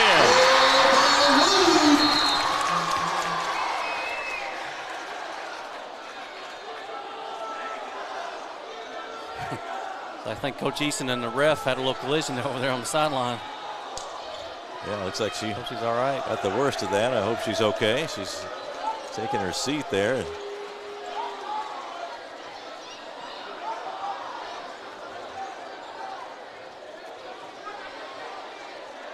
Let's see it. I'm certain she'll stay, but yeah, she's not feeling. She's not leaving this game. That's right. Yeah, so she's going to get back to her feet. She's going to be coaching, but a little bit inhibited, but steal. Very much in the game. Steal by Wade, gets it off to Gordon. Layup, good.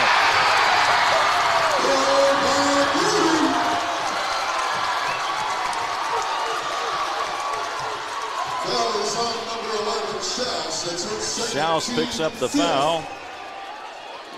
Second one for her. Gordon to the line for the attempt at the three-point play, and Woodford has a 4-point lead in the overtime, 3:26 to go, so they have started quickly here in the extra period. Yeah, their defensive pressure has really picked up, and all throughout the second half, especially this overtime period. Haley Gordon, unofficially 8 points, now puts Woodford up by 5. Anderson County has scored only 3 in the entire second half. There is Johnson, missed the shot. Rebound comes out long. Anderson County still has it. Johnson. That's Schaus driving. Back out to Johnson.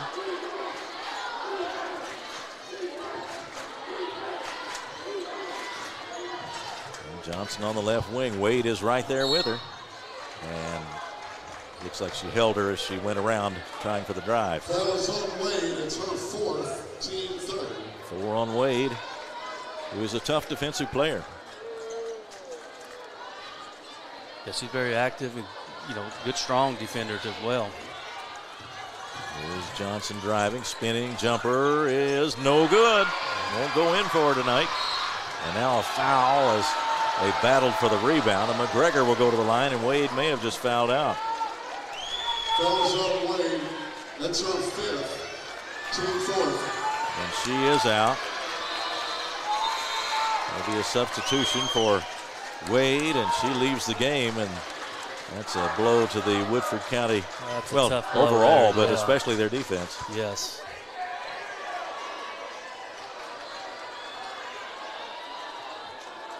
In the lineup is Harper Gentry. Harper Gentry back in. She saw some action earlier tonight. Wearing number 10 in white. Give it back to Johnson, guarded by Gordon. Now Johnson moving into the lane. There's the jumper, and it kicks off the back of the rim. Let's see if Woodford just kind of slows the game down at this point. 5-point lead, no sense of being in any hurry. 2:20 to go. And a drive and a charge as Johnson set up for the charge there, or not Johnson, but I believe it was McGregor set up for the charge. I believe that was Johnson, so that's a risky play with 4 fouls. Yeah. I thought that was Johnson, and she got the call in her favor, and it's a charging foul on Gordon, and now a whistle.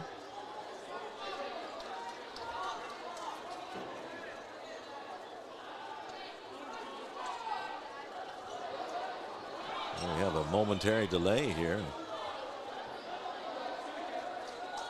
Officials checking with the scorers table. Yeah, I think the clock did not start when it was supposed to there. Yeah, put 3 more seconds back up. Okay, they went from 2:04 to 2:07.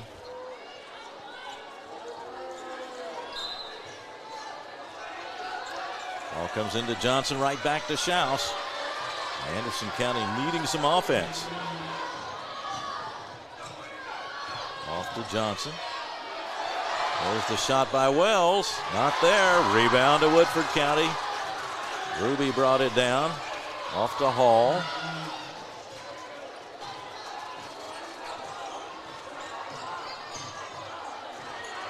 Guarded by Wells.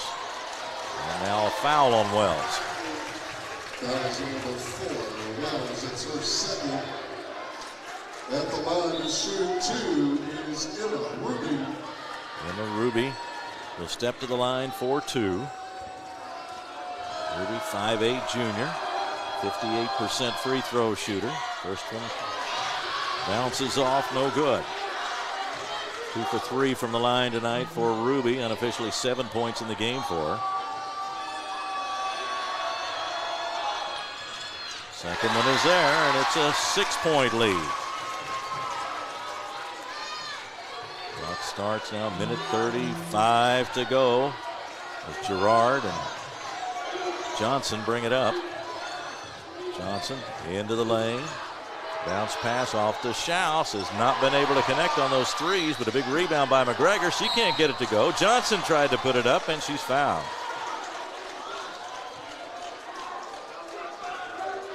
Foul on Gribble. Foul is on Gribble. It's her first. First of the night on Caroline Gribble. 2-shot foul here. And Laney Johnson was shooting, and her shot is no good. 6 for 7 from the line now, and her team still trailing by 6.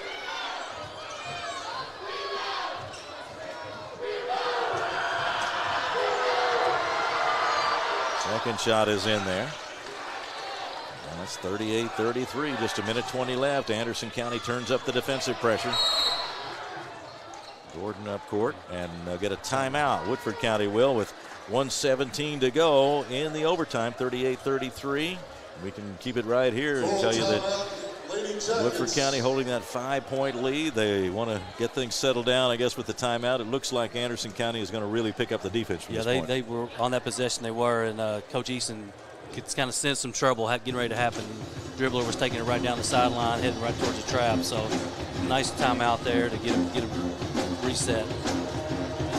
Let's hear Eason, the Woodford County coach in her 3rd year. We talked about her playing career at LSU, but this has been a group that's worked really hard. This is kind of, if you get a win in this ball game with a shorthanded roster, I mean, what a lift this would be for the program. Oh, huge win for them. You know, it's not going to affect the overall outcome of the district, but it keeps them probably in that 2nd or 3rd place position where they don't have to play Anderson County in the first round of the district. So if you can, stay opposite them in that first round, you got a very good chance to advance to the regional tournament. Woodford County 5-2 in the district, and Anderson County 6-0 record. So a big district game here tonight. And it's gone to overtime, and Woodford County leading it 38-33. Laney Johnson in the game with 4 fouls. Sometimes even a great shooter has an off night, but she's got to keep putting it up for her team to have the best chance to win. She does. And they keep running plays to her. They're going to keep going to it. See if Woodford can handle this half-court trap. Gordon puts it away on the bounce pass. And Gordon takes it back. A triple team near the 10-second line. We get a timeout. Just kind of a quick timeout there. Timeout for Woodford County, and we'll take a break this time. 1:05 to go in the overtime. 38-33 Woodford County. We'll be right back on Glycod. Central Kentucky Driving School is raising the bar in driver education because the safety of their students is too important for anything less. Offering driver training for teens and adults, Central Kentucky Driving School will equip you with the skills needed to become a safe and confident driver. A proud community partner, Central Kentucky Driving School invests in their students and families and guides you every step of the way. For more information, give them a call at 859-538-7775 or visit drivecky.com. You're watching Central Kentucky High School Basketball from Glycod. Timeout that came with 1:05 to go in the overtime. 5-point lead for Woodford. What are the coaches talking about at this stage, Chris? I think for Woodford County, they're just trying to stay organized, try to keep it out of corners where they can get trapped. And Anderson County, they're probably going to have to obviously get a couple good traps. I don't know if they'll foul immediately or just try to get a trap or so and try to get a quick steal. Woodford with the ball in offensive court. Ruby passes across court and nobody there, and that one sails out of bounds, and Anderson County gets it right back, and they've still got that 1:05 to work with. Yeah, tough turnover by Woodford County. They weren't able to get the ball in play, and no time went off the clock, so that's great possession by Anderson County defensively. Since nobody touched the ball, they put it in play from the same spot, and now here is Schaus in offensive court for the Bearcats. 5-point lead with now under a minute to go. Into Johnson it goes, makes the move for the basket, and it won't go in for her tonight. It rolls off, battle for it, and a foul. Gribble grabbed the rebound and hit the floor, and there was contact in there, and it'll be a foul against Anderson County. Great rebound right there. Harper Gentry hadn't played a lot of minutes tonight. She had to come in when Taylor Wade fouled out, so great rebound on that possession.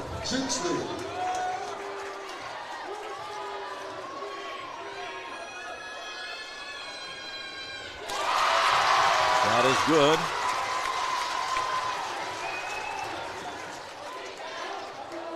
Wasn't Gribble on the play, but Gentry, yeah, freshman. Yeah. Missed the second. Gentry, a big free throw. Make it 39-33. Anderson's going to need a quick bucket here. Inside it goes. The shot up and good for Gerard, and a foul. That comes with 36.6 left, and now it's a 4-point lead. It's a good job by Anderson. They didn't, necessarily settle for a contested three-point shot. They got it inside and was able to maybe draw the old-fashioned three-point play. Shot bounces up in the air and drops through, so some good shooting luck for Anderson County on that one as Gerard got the basket and the free throw. Steal. Now a steal, and the layup is good by Johnson. Now it's 39-38, 27 seconds, and another steal by Anderson County. Now a recovery by Gordon for Woodford County, a battle for it. Whistle blows finally as they get the ball on the sideline there. And I think, did Anderson County get a timeout? I think when Schaus had the ball on the ground, she called a quick timeout. So it's a timeout for Anderson County. What a flurry of action. And Anderson County, which couldn't buy a basket for most of the second half, suddenly gets a couple in a row, and now it's 39-38. Woodford County still on top with 20.4 seconds to go. Yeah, they just scored 5 points in about 20 seconds, and they didn't have 5 points the whole second half. Yeah. 29-12 was the halftime score. What a ball game. Great finish. They still got the boys game to follow tonight, our doubleheader on Glycod. Glad you joined us, and you should be glad if you tuned in for this one, because this has been a good one. What about the coaching challenges here? Now you got 20.4 seconds. This flurry of action has gone all for Anderson County, so Woodford's got to stop that momentum, don't they? They do, yeah. So they're going to have to get settled in, and Anderson's done a good job these last couple of possessions of really trying to attack the basket, getting it inside to their post players and using their height advantage and drawing fouls. So we'll have to see how Woodford adjusts to this. Anderson County got the timeout. They'll have the basketball. And a chance to take the lead again after it looked pretty dim for them here in the overtime. Driving is Schaus. Off to Johnson. Bounce pass. There's Baum for three. No good, but put up and in by Gerard on the rebound. 40-39, Anderson County. The ball knocked out of bounds. Woodford retains possession with just 5.9 seconds to go. Gerard a putback, and Anderson County trying to rescue a victory that looked like had slipped away from them. But still 5.9 seconds. Here comes Gordon. The pass up is picked off by Gerard. I think she stepped out of bounds. Woodford is still alive. 2.9 seconds to go. 40-39, Anderson County. There's the pass, the shot from the corner by Gordon. Not there. The rebound to McGregor, and Anderson County has won it in overtime. 40-39. The Bearcats win it. That's the final in overtime tonight. A tough loss, as it turns out, for Woodford County. They came to 17 points down at the half, had a 6-point lead in the overtime, but finally the pressure defense began to pay off for Anderson County, and we talked about it being a great win for Woodford had they gotten it, but this is a nice win now for Anderson County to be able to come back under these circumstances. Oh, no doubt. When you're down 6 with less than a minute to go and you're able to pull out a win, it's a great comeback win by Anderson County right there. We'll talk more about it in just a moment, but first we'll take this break and begin our post-game and pre-game report next on Glycod. Let's get real. We offer a lot of the same courses you'll find at a four-year college. But with our small classes and personal attention, you won't get lost in the crowd. College for the real world. College for your world.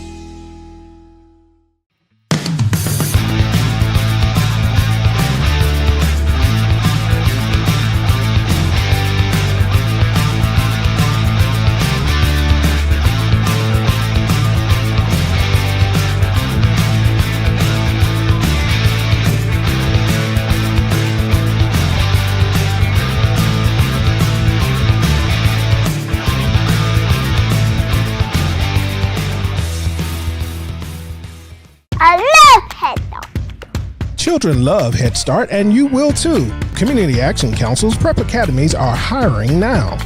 Head Start is an early childhood education program for children from birth to age 5.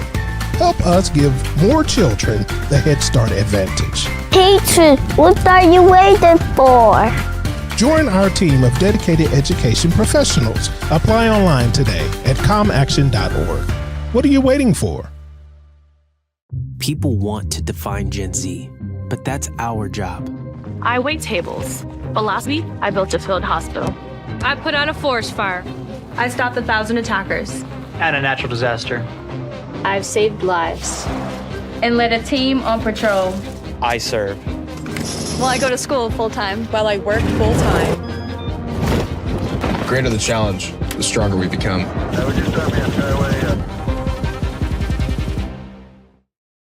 Are you an HVAC and refrigeration tech looking for new opportunities? Tech24 is your single source for commercial HVAC, refrigeration, and kitchen equipment maintenance all across the country. We have exciting career opportunities with great pay and benefits in your area. To learn more, contact Brad at 864-549-8344 and check us out on the web at mytech24.com. 864-549-8344. Home of excellent service, support, and satisfaction, Lexington Outdoor Power Equipment is your one-stop mower shop. Family owned since 1985, Lexington Outdoor offers top brands like Husqvarna, Toro, Grasshopper, and Echo. Plus, free pickup and delivery.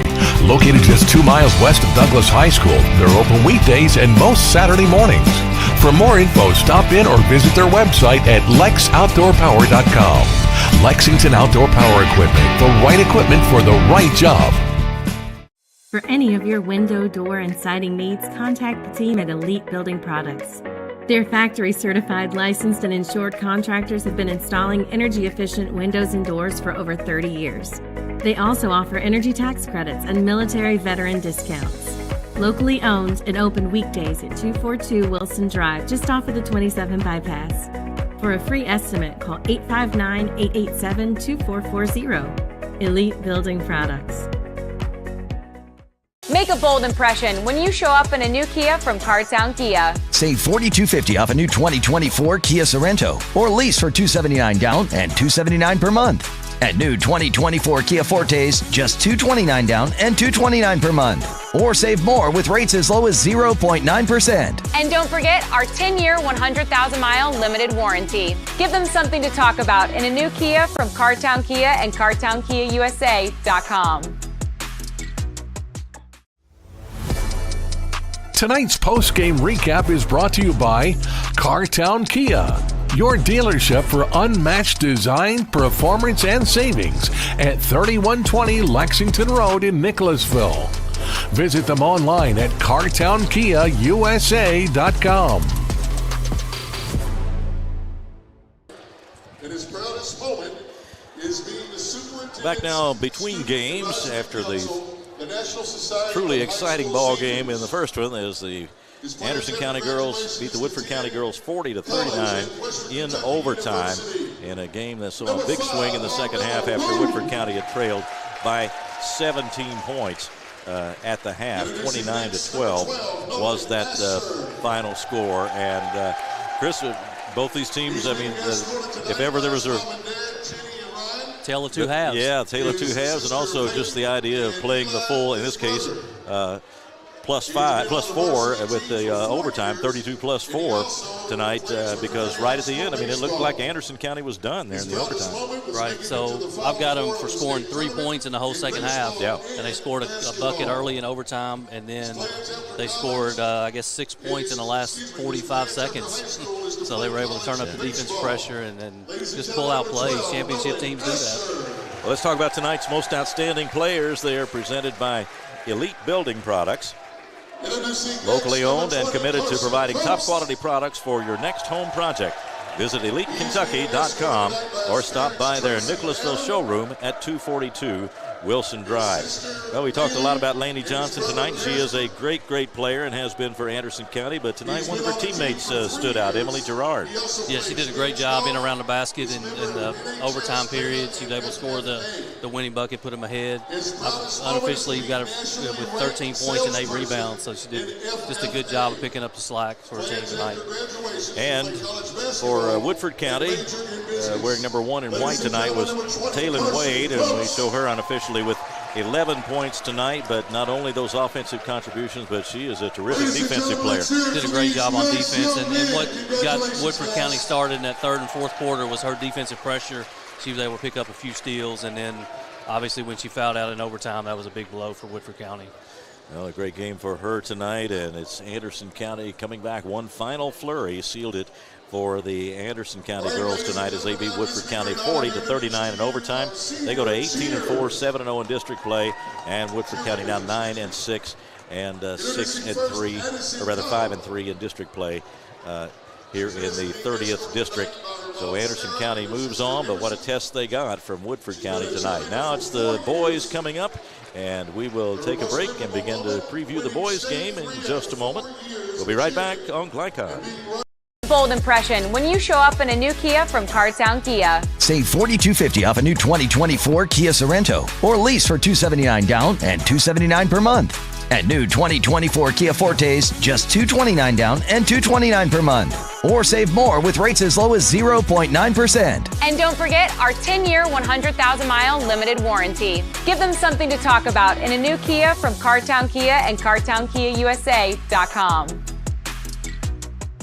Need a tow? Martin's Peterbilt Towing Service is here 24/7. Based in London and Pikeville, we will travel to you. Commercial trucks and trailers, no job too big. Call us 24 hours a day, 7 days a week. Martin's Peterbilt, keeping you rolling.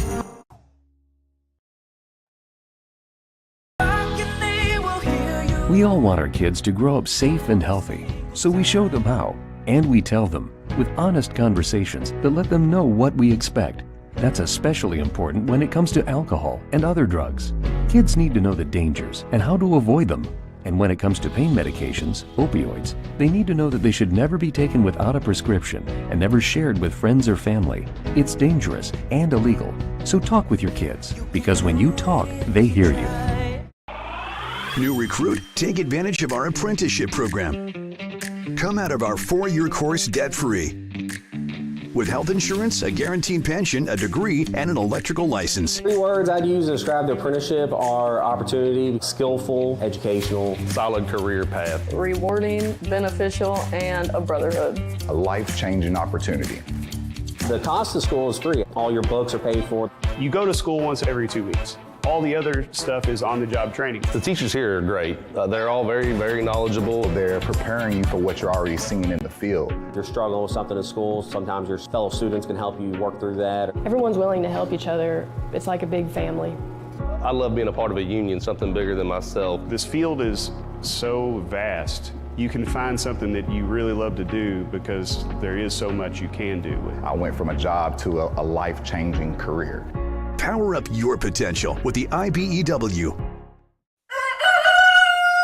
Calling all football fans. Come on down to Roosters, where the wings are hot, the drinks are cold, and the good times never stop. Roosters is where you can catch all the action of the game and enjoy a delicious meal. Choose from 15 varieties of sauces. Even try our burgers, salads, and out-of-this-world pizzas. Something for everyone at Roosters. Dine in, carry out, or let us cater. Open late for the Night Owls. Visit our Richmond Road location or off Nicholasville Road by Walmart. People want to define Gen Z, but that's our job. I wait tables, but last week I built a field hospital. I put out a forest fire. I stopped 1,000 attackers. And a natural disaster. I've saved lives. And led a team on patrol. I serve. Well, I go to school full-time. While I work full-time. The greater the challenge, the stronger we become.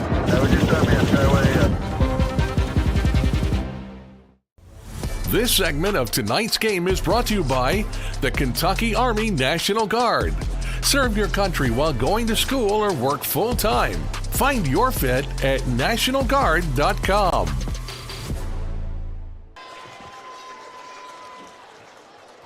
Back at Woodford County High School, senior night festivities here at Woodford County. A very nice crowd on hand, and they're kind of taking a breather here between games after that exciting first game. I'm Keith Elkins. Chris Wilhite alongside as our analyst tonight. Scott Moore, our producer, and Hudson Moore is our camera operator here at Woodford County this evening. We talked about the new gym here at Woodford County. We saw some great action in that first game here at the new building. The fans, a lot of them, no doubt seeing it for the first time tonight. And such a back and forth swing in that first game, Chris, as Woodford County looked like they had the victory, looked like they were out of it at halftime, right? And looked like they had the victory. So you got to go back to work and go back to practice, but it's a little difficult to leave one like this behind. It's going to sting a lot tonight and probably tomorrow, but going forward, though, just the confidence we talked about earlier, the 5-game winning streak, they won 7 out of their last 8 games, and this one's going to hurt, but it's going to give them confidence that they can play with the better teams in the region. Yeah, they lost by 28 to Anderson County earlier this month, and tonight a 1-point loss in overtime, and it looked like they would come away with a victory. But now we get ready for the boys' games. The Anderson County Bearcats 10-8 on the year, and Woodford County Yellow Jackets under Coach Jerron Brown 10-7. Anderson County coach Brian Hyatt in his 7th season, 92-85, and Jerron Brown 108-61. And in this ball game, Chris, we've got a disciplined Anderson County team, and they'll have to be disciplined tonight just to withstand the Woodford County pressure. Woodford County's got some tremendous athletes, and they like to get it and go and put some pressure on you defensively. So that seems to be the challenge as it shapes up. Do you see it that way? It does, yeah. And looking back at some of the past scores between these two teams, they've been low-scoring affairs, but obviously Woodford County wants to try to create turnovers off their pressure and make it a full-court game. Anderson County likes to play like good, solid, disciplined half-court offense and then make it really tough for you to score on defense. So big key for Anderson, just limiting their turnovers and being able to make it a half-court game. Carson Sutherland is the leader on this Anderson County team, 5'11" senior, averaging 13.5 points a game, 4 rebounds, and is a season high of 20 points against Grant County and also against Clay County. And so he is the you might say, the coach on the floor for the Bearcats, and one that Coach Brian Hyatt depends upon. It's great to have a leader like that on the floor, but a lot of the focus will be on him. He'll have to get his teammates in the right spot and do the leadership job tonight, won't he? He definitely will. Good heady ball player, also a very good shooter. He's, leads the Bearcats with 3-pointer, 28 for the season. So, good heady ball player, but he'll have his work cut out for him tonight, so it'll be a good challenge for him.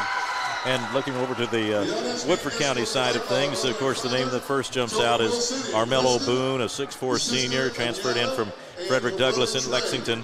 Last year, he has over 1,800 points in his career, 1,475 at Douglass in the years that he was there. But he is a tremendous athlete, and he averages nearly 20 points a game, and also can hit from outside, 30% on his three-point shots, and a 71% free throw shooter, so he cashes in on most of those as well. He has a season high of 32 points at Fairdale back on December 21st. So number 5 in white is one to watch for. He is a terrific player. He definitely is. He can score at all 3 levels. He shoots the 3-ball really good, has a good mid-range game, and is able to get to the basket.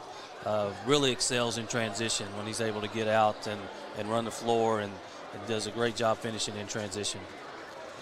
So a brief look at the game coming up, and we'll have much more on our pregame now as the senior night activities have come to a conclusion here at Woodford County High School. Again, the girls game went to Anderson County 40-39 in overtime tonight. The boys getting ready to take the floor, and we'll have all that action for you as well on our doubleheader tonight.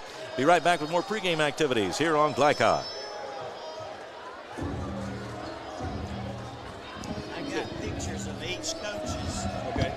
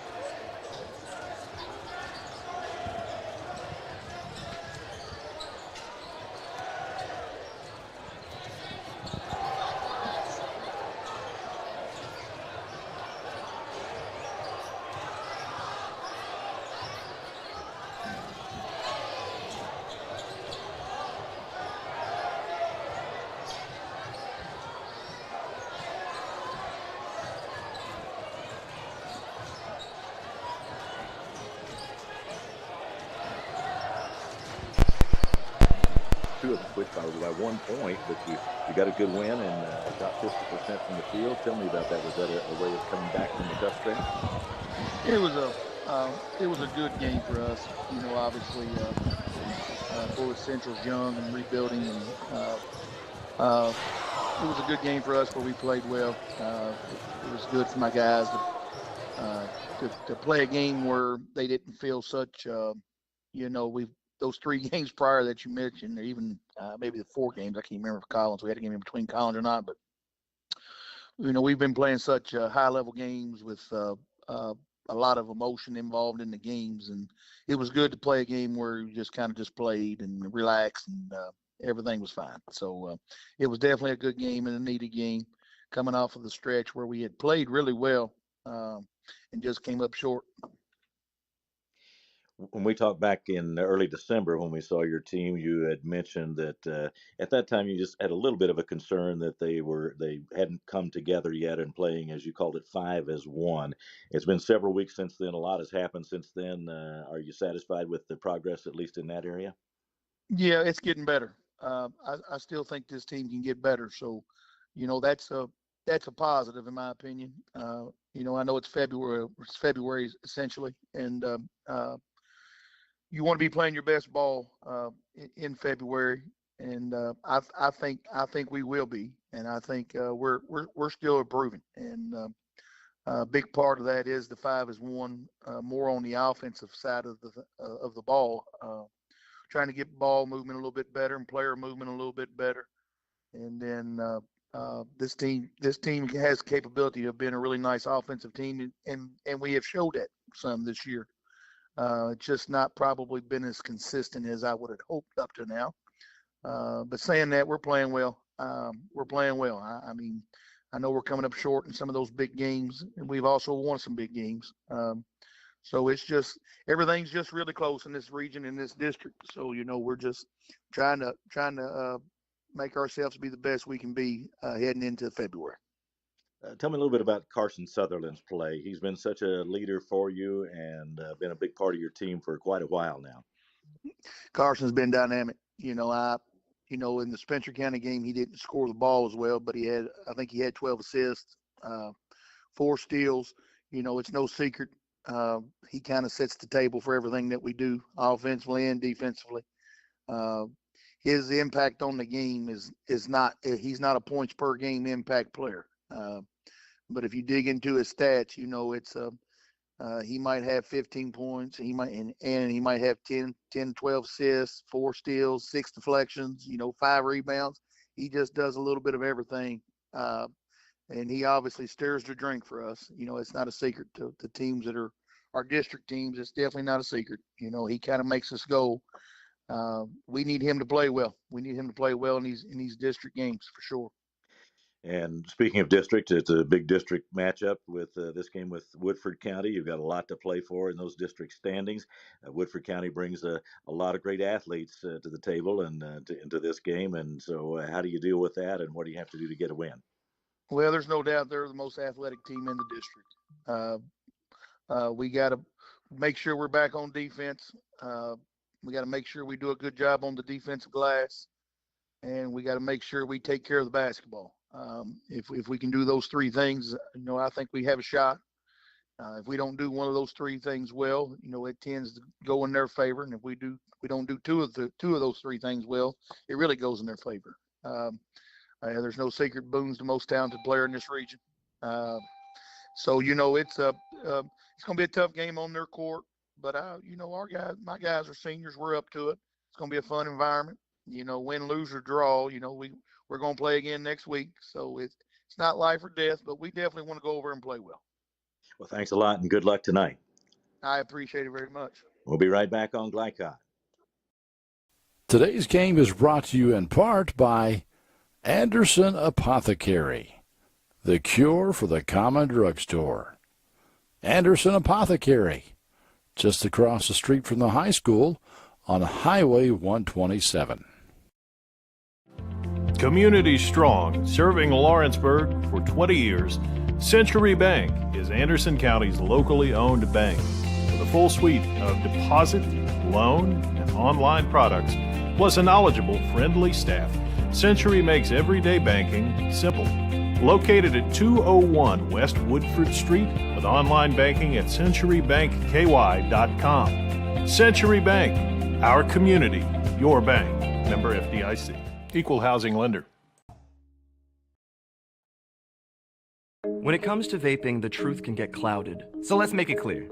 Vaping is not safe for youth. Because vaping can put microscopic particles into your lungs. And dangerous things like metals into your body. And nicotine, which can harm a person's brain development through their mid-20s. With appealing flavors, high nicotine levels, and lots of promotion on social media. Many kids think vaping is harmless, but it's not. So talk to your kids about the risks of vaping. Because when you talk, they hear you.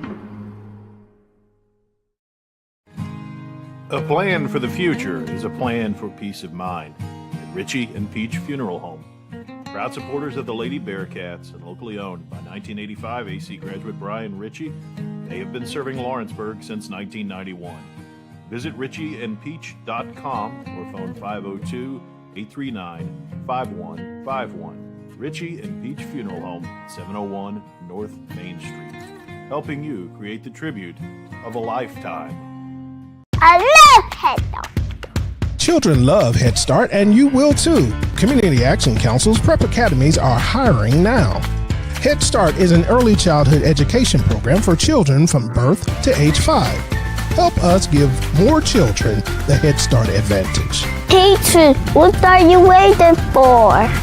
Join our team of dedicated education professionals. Apply online today at comaction.org. What are you waiting for?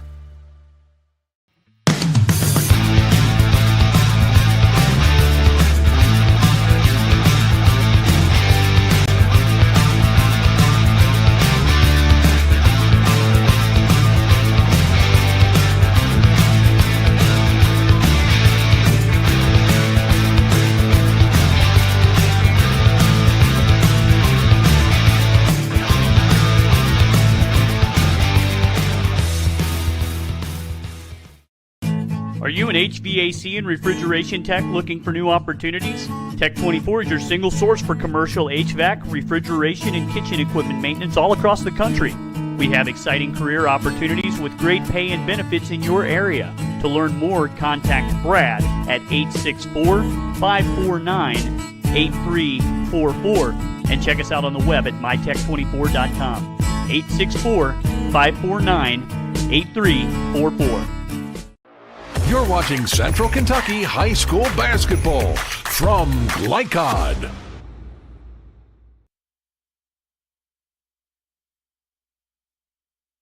Back at Woodford County High School, getting ready for the boys' half of the doubleheader tonight, Woodford County and Anderson County. We weren't able to connect with Coach Deron Brown today, but we can talk a little bit about his team now, Chris, as they come into this ball game against against Anderson County tonight, and they're 10-7 on the season. And as we mentioned, it's a very athletic team, and Armello Boone, one of the leading players in the region. Coach Brian Hyatt pointed out that that's who you have to look at first. He's one of the most talented, maybe the most talented boys player in the region. So there's a lot to deal with when you're trying to go against Woodford County. But how do they get things done? What's their method? You know, their big key is they try to create turnovers with their defense and get out in transition and score. And, you know, Mello Boone's obviously their leading scorer, but they've got a couple other guys that are in double figures as well. Mekhi Smith and Thurman Wade. Mekhi Smith does a lot of his damage around the basket. Thurman Wade, kind of an inside-out type player, good in transition on the wing, kind of a slasher type. And then they got big Carson Probst inside around the basket. So you got a guys about 6'8", 6'9", that can control the boards and get rebound putbacks and does a good job at that facet of the game for them. Yeah, there's a strong football program here at Woodford County under Dennis Johnson, and some of these guys on the basketball roster we recognize from football. So there are some quality athletes, and that also tells you they have some strength, some physical strength. They are. They're very, very physically strong. Thurman Wade, Mekhi Smith in particular, and then got another kid off the bench, a sophomore, Josiah McKee, who comes in and plays in around the basket, who's very imposing as well. Woodford County and Anderson County coming up. Let's take a look at the keys to the game now. Chris, tonight's keys to the game are presented by Tech 24. Seeking a fresh start to your career, Tech 24 is a commercial food service repair company that is hiring in Lexington. For more information, contact Brad Wilson at 864-549-8344. Let's start with the visitors from Anderson County. What do they need to do tonight? You know, I think number one, they have to handle the pressure that Woodford County is going to put on them defensively. You know, if they can get it into a half-court game, control the offensive pace, and, you know, make Woodford County guard them in the half-court, it's going to open up a lot more opportunities for them to score. Then their transition defense is big. You know, they can't allow Woodford County to get out in transition and score easy buckets. So, you know, they need to do a good job on the offensive end, taking good shots and not forcing things. And then getting back in transition. And then they need to figure out ways to score the basketball.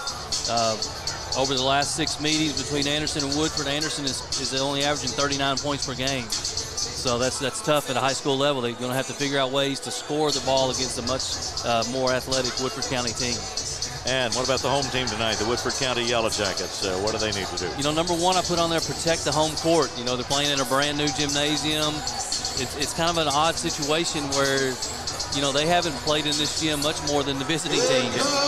You know, it just opened there at Christmas time, so they haven't really had a lot of time to practice in the new gym. You know, they lost one in overtime to Collins the other night, district game. So they need to bounce back and protect that home court in the district. And then, you know, we kind of talked about it with Anderson County, but Woodford has to score in transition. When they are able to get in transition and make things happen from their defense, then, you know, good things happen for them. And then just force turnovers to get into transition is the third key.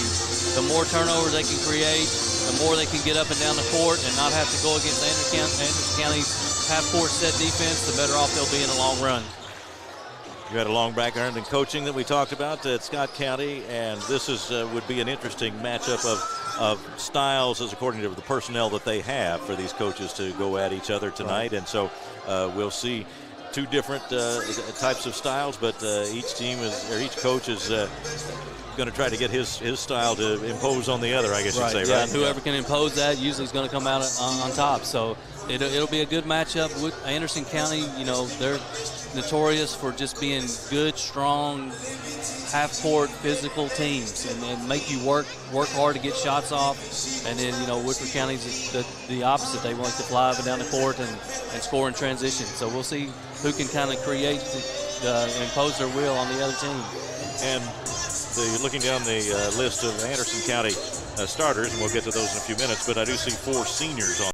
New year means next level math, but even the best teachers can't always provide the personal attention each child needs. Magnesium has a solution to help any student excel. Our caring, highly trained instructors use a range of teaching modes that ensure true foundational understanding. We're not about rote memorization. The Magnesium method develops the critical thinking and problem-solving skills they need to succeed, with the option to learn face-to-face online at home or face-to-face at one of our 1,000 neighborhood learning centers. Magnesium, we're changing lives through math. At Don Franklin, we're about more than just selling cars. We're about families, generations of them. Founded by my parents in 1968, we've been here growing alongside you. From the first family car to the newest model for the next generation, our values of trust, care, and commitment are in every handshake, every deal. With over 5,000 vehicles to choose from, check them all out at DonFranklinAuto.com. Don Franklin, driven by family. New recruit, take advantage of our apprenticeship program. Come out of our 4-year course debt-free. With health insurance, a guaranteed pension, a degree, and an electrical license. 3 words I'd use to describe the apprenticeship are opportunity, skillful, educational, solid career path, rewarding, beneficial, and a brotherhood. A life-changing opportunity. The cost of school is free. All your books are paid for. You go to school once every 2 weeks. All the other stuff is on-the-job training. The teachers here are great. They're all very, very knowledgeable. They're preparing you for what you're already seeing in the field. If you're struggling with something in school, sometimes your fellow students can help you work through that. Everyone's willing to help each other. It's like a big family. I love being a part of a union, something bigger than myself. This field is so vast. You can find something that you really love to do because there is so much you can do. I went from a job to a life-changing career. Power up your potential with the IBEW. Home of excellent service, support, and satisfaction, Lexington Outdoor Power Equipment is your one-stop mower shop. Family owned since 1985, Lexington Outdoor offers top brands like Husqvarna, Toro, Grasshopper, and Echo. Plus, free pickup and delivery. Located just 2 miles west of Douglas High School, they're open weekdays and most Saturday mornings. For more info, stop in or visit their website at lexoutdoorpower.com. Lexington Outdoor Power Equipment, the right equipment for the right job. Stuck on the road? Call Martin's Peterbilt Mobile Service. Our 24/7 commercial roadside service, truck and trailer repair, and warranty service will have you back on the road in no time. Call us 24 hours a day, 7 days a week. Martin's Peterbilt, keeping you rolling. You're watching Central Kentucky High School Basketball from Glycod. Game time approaches for the second game of our doubleheader. Had a thriller in the first one. Hope you saw that one with us tonight as the Anderson County girls beat the Woodford County girls in overtime, 40-39, a game in which Anderson County led by 17 at the half. And then they were tied 32-32 going into the overtime, and Woodford County built a 6-point lead at 38-32, and Anderson County eventually came back to win it by a score of 40-39 in the girls' game tonight. Now we can now continue to get ready for this one as we had senior night festivities here at Woodford County, getting ready to get the introductions now of the starting lineups for both of these teams. And Chris, you had mentioned in particular Woodford County has played a pretty ambitious schedule so far this year. They have, and I think Jerron did that on purpose. He knew he was going to have a older group that he's trying to get ready for the postseason tournaments. They played in the Billy Hicks Classic early on in the season. They played Covington Catholic and Ballard in that tournament. And then they played Mail earlier in the season down in the showcase at St. X. Then they played in the Kingland Bluegrass Tournament at Fairdale, which is one of the most prestigious tournaments in the United States. They played Ashland Blazers, St. X, Fairdale, Bryan Station, all in that tournament. So they faced a lot of good teams. And after Christmas, they played in the Lexington Catholic Tournament. So they played a very ambitious schedule, as you said. Of course, coaches have different thoughts on that. Some coaches want to go after the ambitious schedule. Others, maybe not so much when they have the option, just because if you got a younger team coming along, maybe it doesn't build the confidence. But either way, I mean, the coaches are looking out for the scope of the whole season when they do that, right? Right, yes, definitely. And you just got to judge that by the team you're going to have that season. So you got to kind of match that up and make it compatible with the type of player and team you have. Tonight's starting lineups are brought to you by Roosters, a fun, casual place and a great place to watch tonight's game on Glycod. Visit any of their 3 Central Kentucky locations or order online at roosterswings.com. Carson Sutherland will start at the point guard tonight for Anderson County, wearing number 5 in red.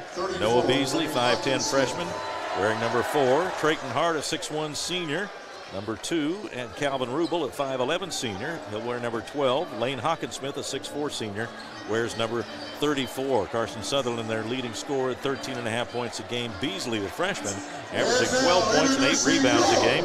And then Trayton Hart at 11 points a game. So 3 Bearcats averaging in double figures. A big cheer goes up for the home team, the Woodford County Yellow Jackets.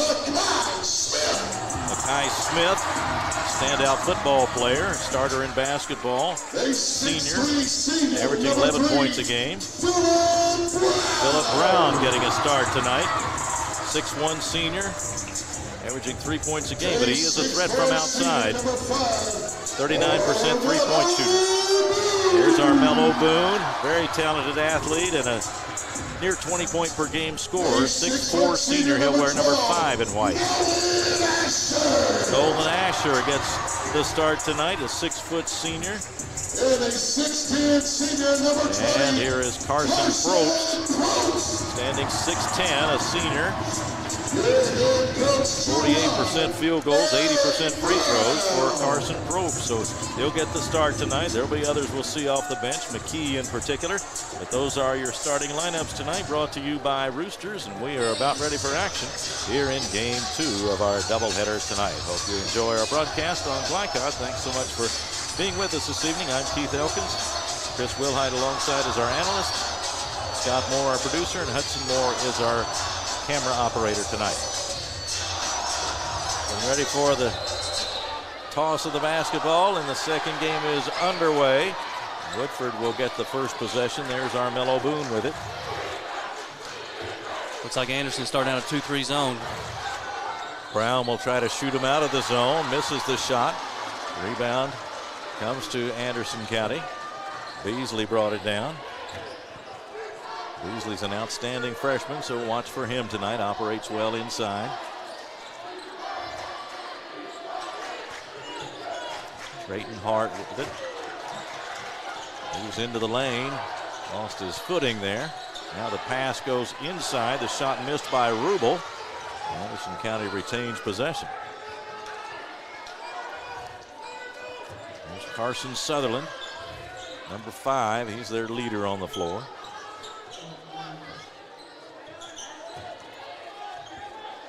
Rubel moves in and then dishes it off. There's Sutherland driving. Bounce pass along the baseline. Beasley's there, but has it blocked. It's out of bounds. And it'll go to Woodford County. Anderson County was very patient on that possession. Got it in around the basket, but the length and athleticism of Woodford just denied them.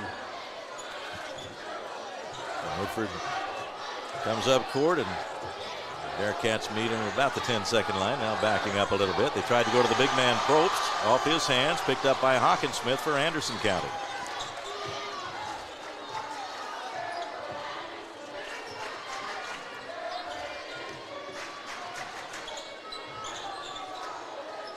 There's Rubel with it on the left side.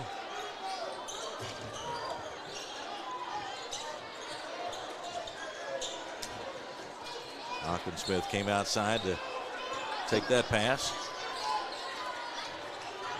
Along the baseline now. Beasley operating. Fall away jump shot not there. Rebound to Woodford County.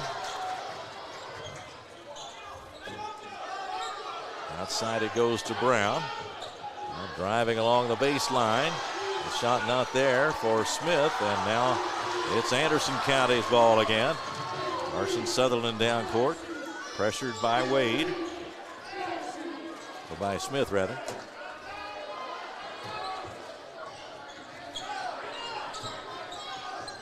Driving is Sutherland. Pulls back with the jumper and got it. First to the ball game goes to Carson Sutherland of Anderson County, and the Bearcats are on top 2-0.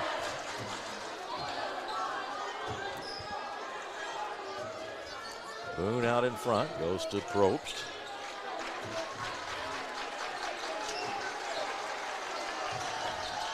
Now a drive down the middle, not there for Brown. Another shot outside, no good.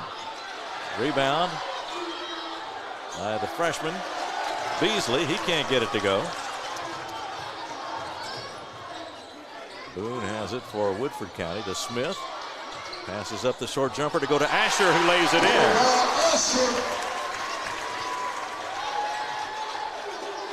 It's good body control by Asher right there. He got bumped pretty hard on the lower body, but he's able to get it up and in. Game tied at 2. Rubel has it. Low pass there, but scooped up by Sutherland. Long three is good. Sutherland with the 3 puts Anderson County up 5-2.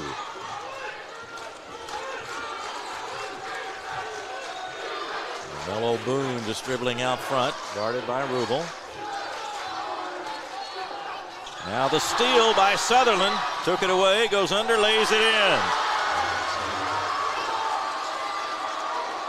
7-2 Anderson County, and 7-0 Sutherland. Yeah, 7-2 Sutherland. He's got all 7. Yeah, he's got to say a 7-2 for Anderson County, and all of them belong to Sutherland. The long 3 by Brown, not there. Boone got the rebound away and goes in for a shot. He is fouled.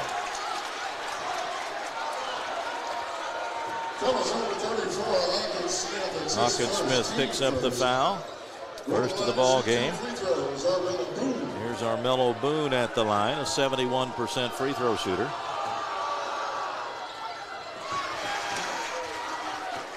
And the number for the Yellow Jackets. 7-3. 0, Thurman Wade. Here's Thurman Wade into the ball game now. He is a tough defensive player. There's number 0, a 6'3" sophomore. He's part of that transition defense to offense, isn't he? He triggers things a lot of times. Wade does. Let's see if Woodford jumps any kind of press after the free throw here. Boone pick up the pace. With both free throws makes it 7-4, and they do just that. Pass to Hawkinsmith. Now back to Rubel. Pass deflected and stolen. Smith comes up with it. The shot by Boone, not there. And the rebound comes off to Hart. But he's facing a double team in backcourt. Got rid of it to Hawkinsmith. The pass cross court nearly intercepted. Now it's a loose ball. Hawkinsmith tries to save it. And apparently did off a Woodford County player. Anderson County retains possession, but things got a little out of whack for them on that trip. It looks like you see how Woodford wants to create that tempo and get a game sped up.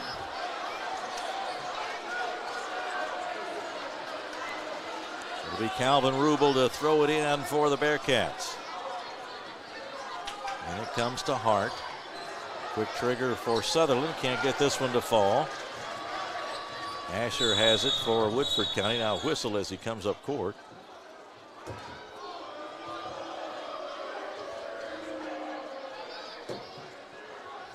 we'll see why the stoppage of play. Pointing over toward the corner on what is for us the near side.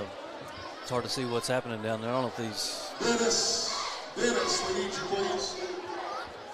They just paged the athletics director, who is always on call. Every athletics director is. He's probably not one to be on call on this one, because I think they're probably going to maybe escort somebody out. The official talking with athletics director Dennis Johnson now. And maybe he might take the microphone here if an announcement is needed. Looks like it. Or is he passing along the message? Interesting, they stopped it and Woodford had a fast break going.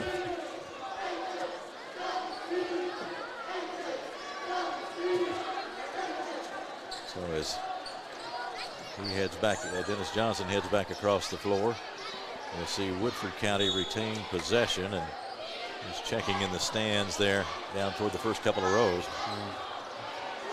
But hard to tell just exactly what's going on, but the official said it warranted a stoppage in play, so that's what happened there for a moment. 7-4 the score. Anderson County on top. Woodford County with the ball. Under the 2:40 mark in the first quarter. Thurman Wade gives it off to Boone. Now Boone's picked up the dribble. Gets it inside. That's Smith operating. Puts it up in the middle of the lane. Didn't get it. Hart off with the rebound for Anderson County.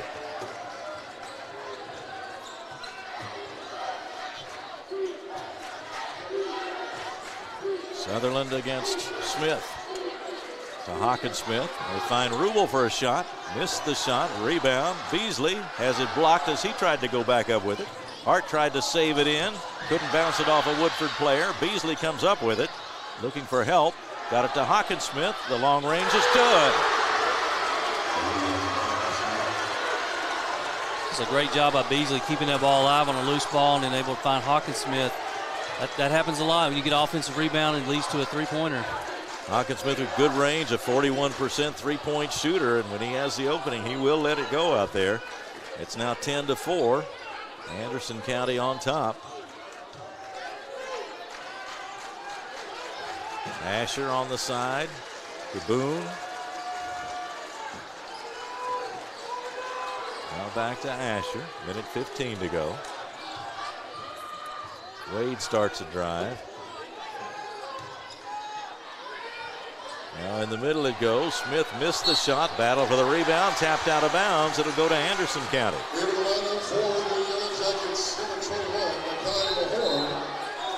Mackay Mahorn enters the game for Woodford County. He'll wear 21 in white.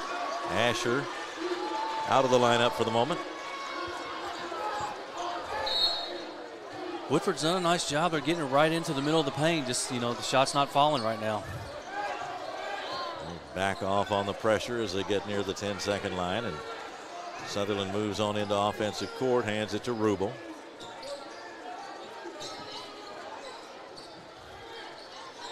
Creighton Hart fires underneath. Beasley tried to go up. Another hand comes out to take that one away, and Woodford going the other way. They blocked a couple of shots down there low. Boone lets it go from long range. A hard kick out of there, but Sutherland's got it for Anderson County. 30 seconds left in the first quarter. It's a 10-4 lead for the visitors.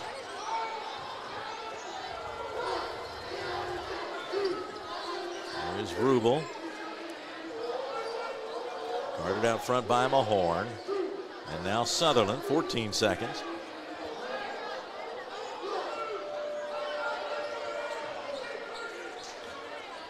Sutherland takes it back, 5 seconds. He's going to have to let one go. Drives, and they're not going to get a shot off. He had to pass, and the shot came after the buzzer.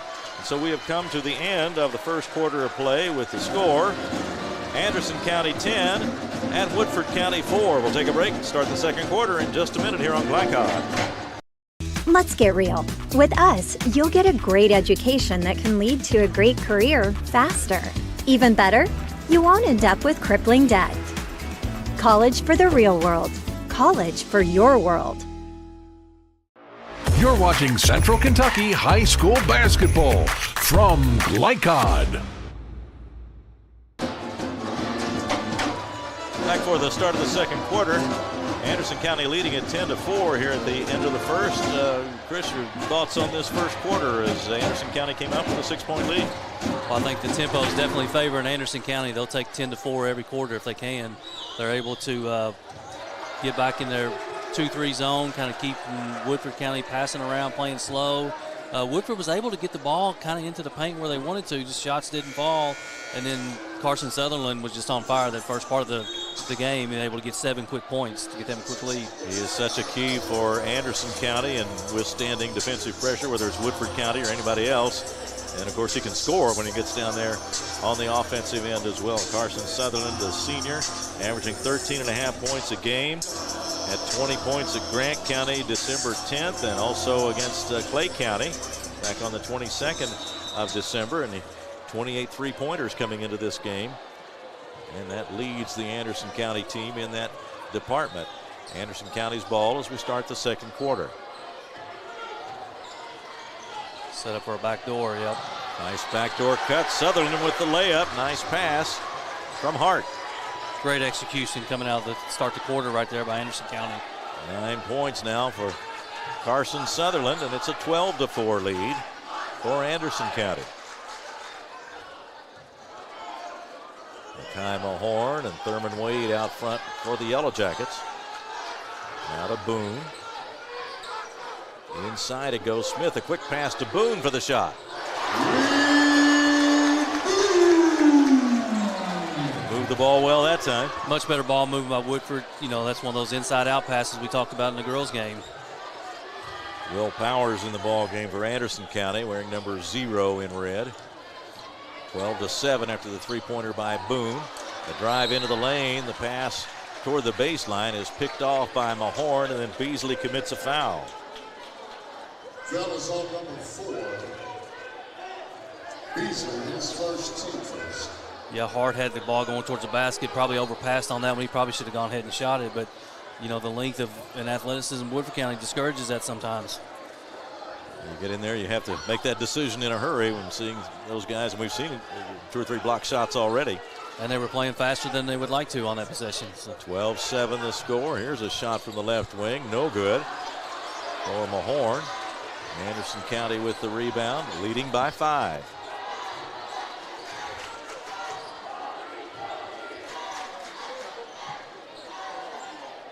It's Hart with it. There's Powers handling the ball.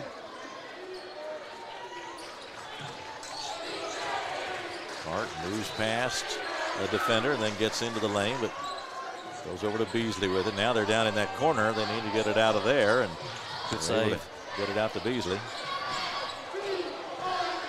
Hart, spinning jump shot is no good. And the rebound to Woodford County. McKee in there to get it. Here is a fast break layup. Mackay Smith with the basket, and he'll go to the line. Basket is good. Fouls on Hart. Smith. Foul is on number 2, Hart. His first, team second. At the line to complete the three-point play. Let's see how fast Woodford turned that turnover into a transition basket. They're so quick up and down the court. And Mackay Smith will try to complete the three-point play, is unable to. But a battle for the rebound. And we'll get a held ball. And Woodford County will retain possession.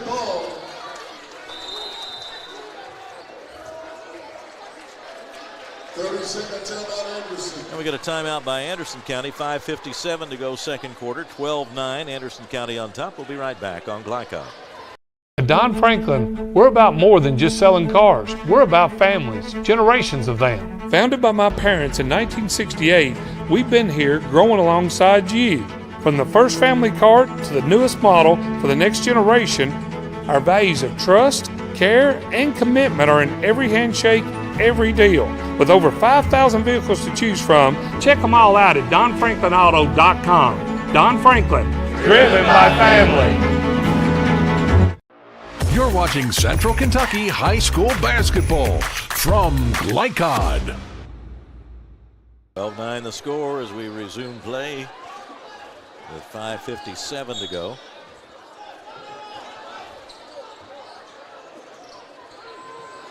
Here's the long pass into Wade.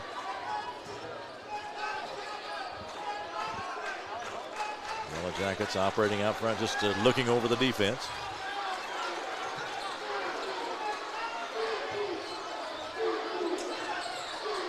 Long pass over in the corner to Smith.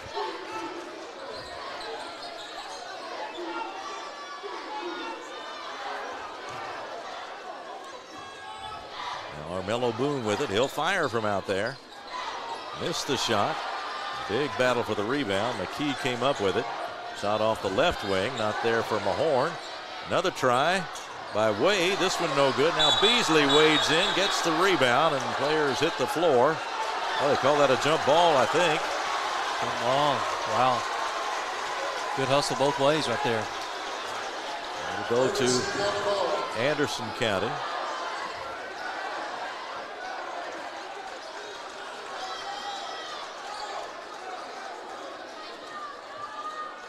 Bearcats will put it in play, and Woodford ready to press.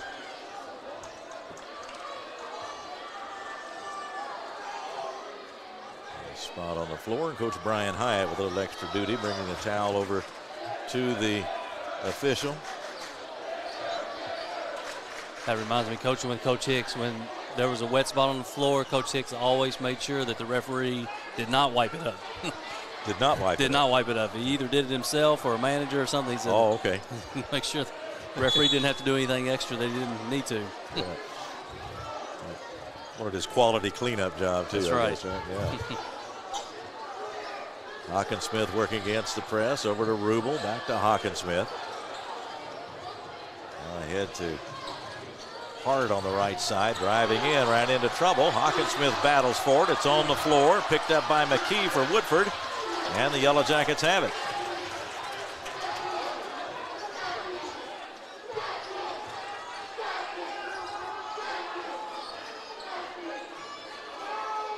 Three-point ball game. Woodford has battled back after Anderson County took the early lead.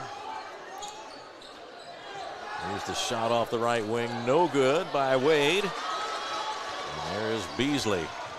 Freshman battling for the rebound there. Got it away to Sutherland.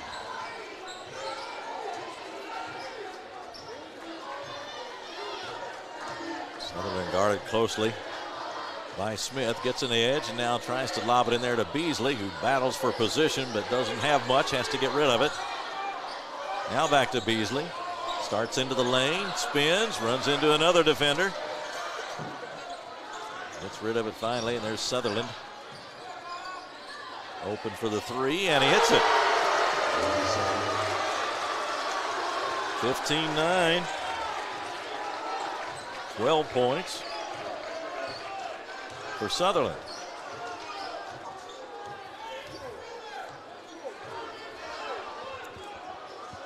Here's Josiah McKee.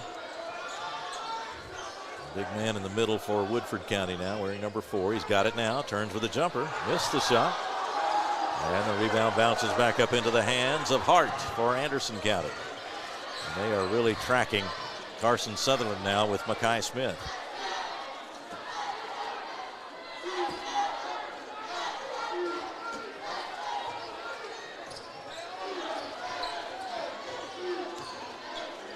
Sutherland out front, lets it go from there, got another one.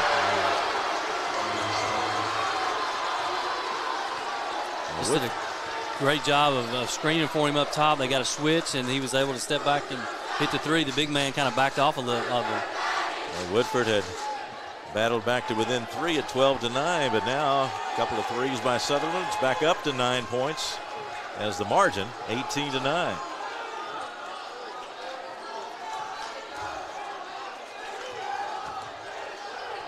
In the corner, Mahorn. Looking, goes to McKee in close. Turnaround jumper good this time. It's a good strong move by McKee. He got it over on the left-hand block, his strong side. He's left-handed and was able to spin and bank it in. We talked about physical strength. McKee has that going for him. Definitely. If you get it in there close, it's going to be hard to stop him.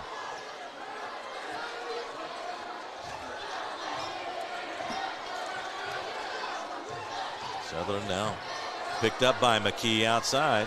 We got the switch again. Sutherland backs away. Now his pass is picked off by Boone. Here's Boone going for the basket. Tried to go behind his back and lost it. And get him for the foul. It's his first, team first. Probably tried to get just a little too fancy on that. He probably should have just taken it straight to the basket and scored. He tried to go behind his back right at the last second.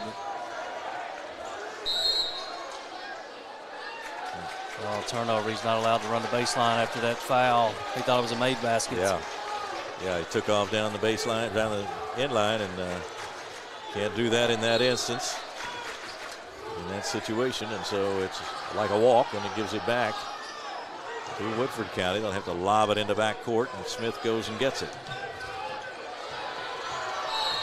Smith driving and is fouled as he nears the sideline. Powers picks up the foul, his first.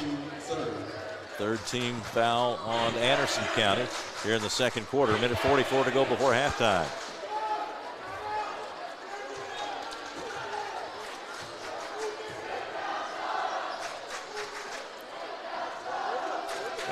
Here's a steal, and the layup by Powers is good.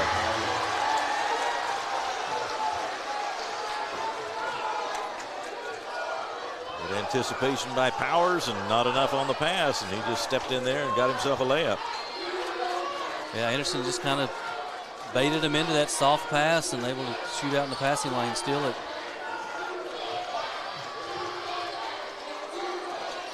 Horn with it, lets it go from there, and the long rebound is chased down by Wade. His shot from the top of the key, no good. It looked like it hit the cable above the goal, and that'll give it back to Anderson County with 1 minute left in the half. 58.9 now.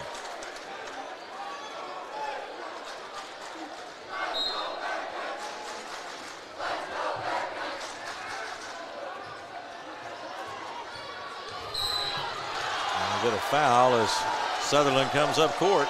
The foul is on Smith. They're trying to get some additional pressure on Sutherland, but Smith committed the foul that time. Yeah, Smith's guarding him tough. Now they're going to, well, no, Smith's going to stay with him, but Sutherland's a crafty guard. Does a good job using his body and shielding off the defender. 50 seconds left in the first half. A 9-point Anderson County lead.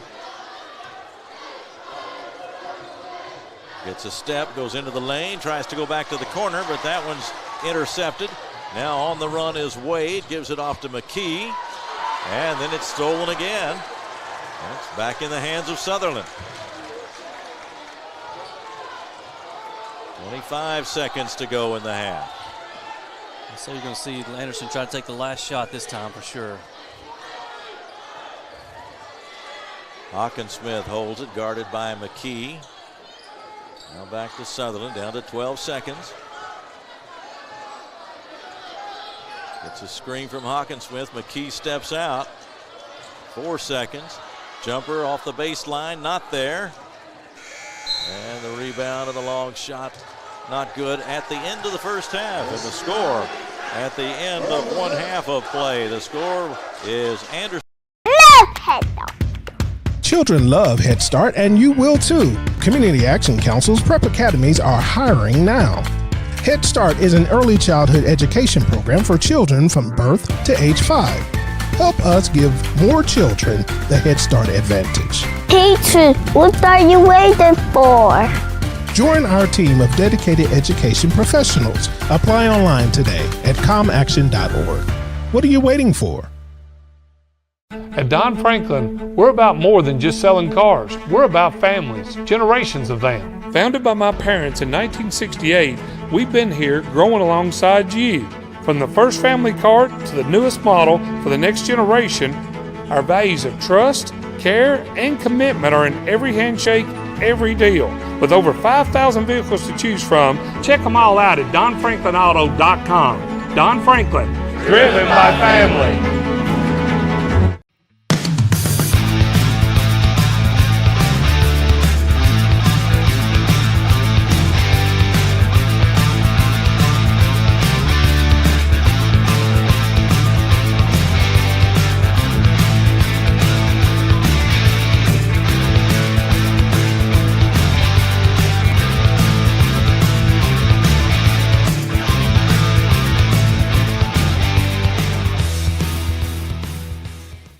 For any of your window, door, and siding needs, contact the team at Elite Building Products. Their factory-certified, licensed, and insured contractors have been installing energy-efficient windows and doors for over 30 years. They also offer energy tax credits and military veteran discounts. Locally owned and open weekdays at 242 Wilson Drive, just off of the 27 bypass. For a free estimate, call 859-887-2440. Elite Building Products. Are you an HVAC and refrigeration tech looking for new opportunities? Tech 24 is your single source for commercial HVAC, refrigeration, and kitchen equipment maintenance all across the country. We have exciting career opportunities with great pay and benefits in your area. To learn more, contact Brad at 864-549-8344 and check us out on the web at mytech24.com. 864-549-8344. Home of excellent service, support, and satisfaction, Lexington Outdoor Power Equipment is your one-stop mower shop. Family owned since 1985, Lexington Outdoor offers top brands like Husqvarna, Toro, Grasshopper, and Echo. Plus, free pickup and delivery. Located just 2 miles west of Douglas High School, they're open weekdays and most Saturday mornings. For more info, stop in or visit their website at lexoutdoorpower.com. Lexington Outdoor Power Equipment, the right equipment for the right job.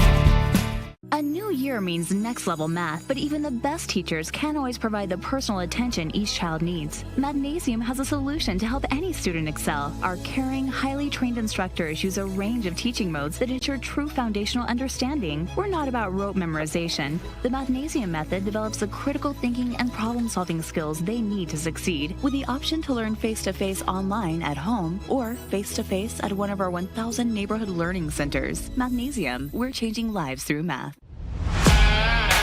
Tonight's halftime report is brought to you by Mathnasium of East and West Lexington, sponsor of tonight's Scholar Athlete. Mathnasium unlocks the math potential in every child. Back at halftime here at Woodford County, and Anderson County leads in the game by a score of 20-11. Over the Woodford County Yellow Jackets. This broadcast is authorized by Woodford County High School with production rights owned by Glycod. Our aim is to provide the most positive representation for all participating student athletes, coaches, and game personnel. Thank you very much for watching. And again, at halftime tonight. We'll check on some numbers for you. Tonight's halftime stats are brought to you by Community Action Council, helping people and changing lives. I'm Keith Elkins. Chris Wilhite alongside as our analyst. And Connor Wilhite has been helping us with some of the numbers here tonight, Chris. But I'll tell you, on the Anderson County side, one player has pretty much dominated the scoring. Carson Sutherland, 15 out of the 20 points. So, you know, he's done a good job. He's made 3 threes. Just done a good job. Been under control, too. They pressured him. He's having to bring the ball at the court against good hard pressure from Mekhi Smith, and then once he's able to get in the half court, he's just able to create his shots. He's just a good, crafty guard.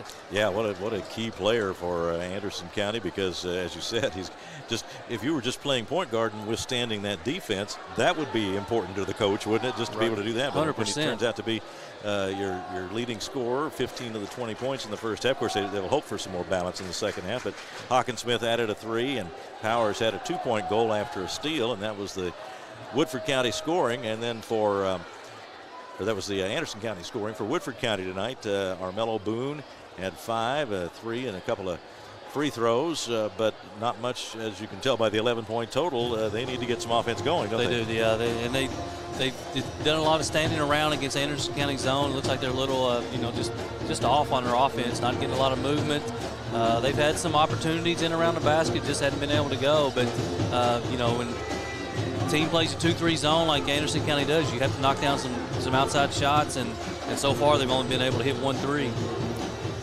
Tonight's halftime stats are brought to you by Community Action Council, helping people and changing lives. We'll take a break here and get ready for the start of the second half in just a moment on Glycon.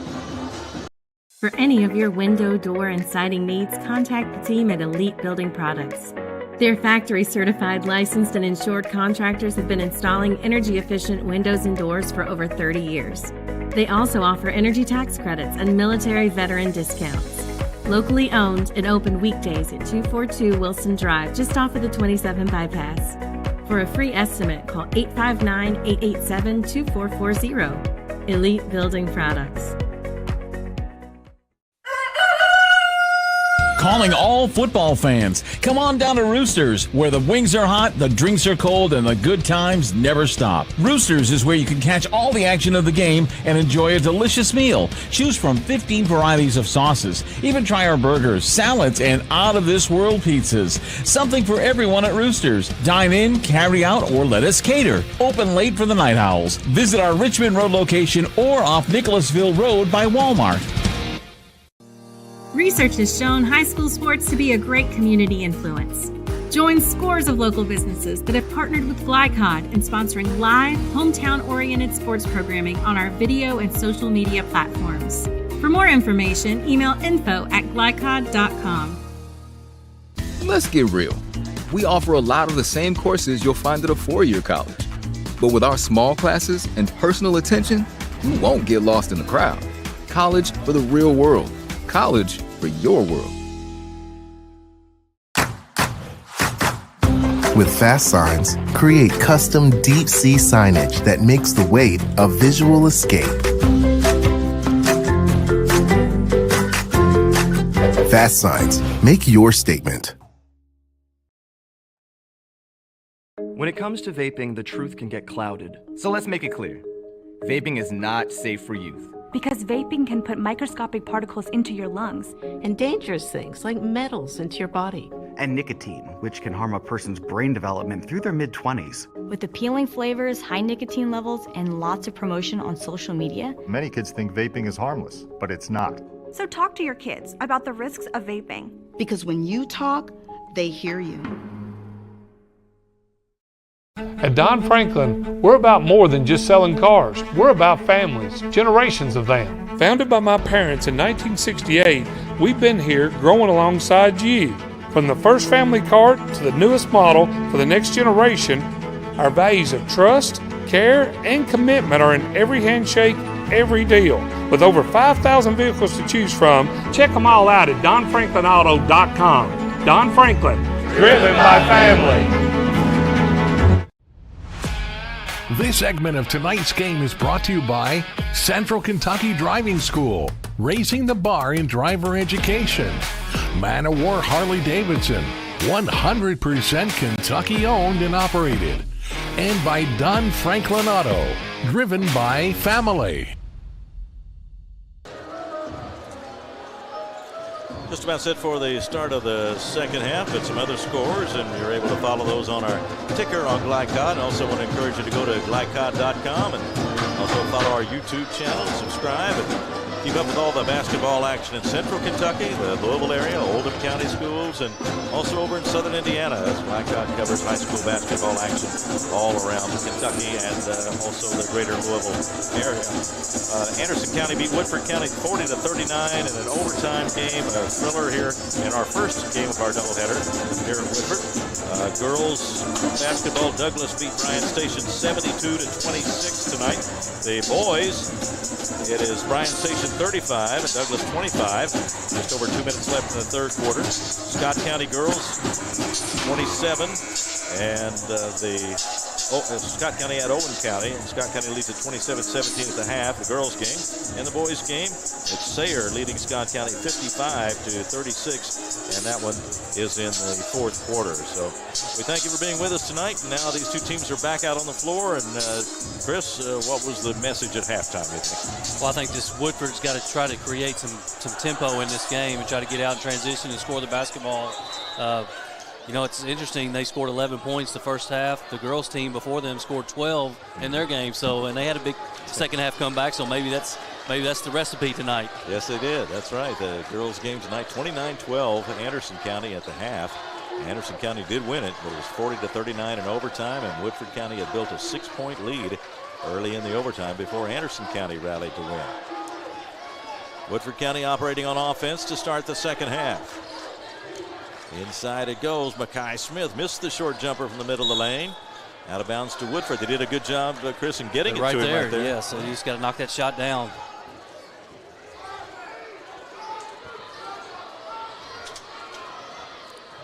Inbounds pass comes in long to Boone.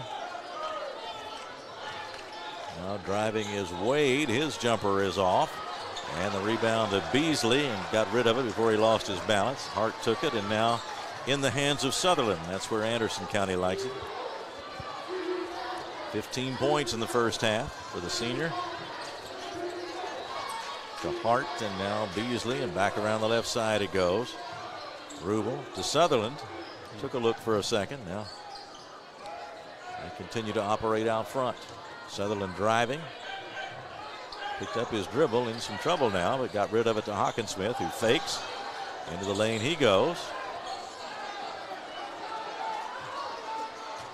Good movement by Anderson County. They, opened up a nice drive to the basket, drew a foul. Driving is Sutherland, and he picks up, or he'll go to the line, I believe. It's Mahorn with the foul. At the line to shoot two.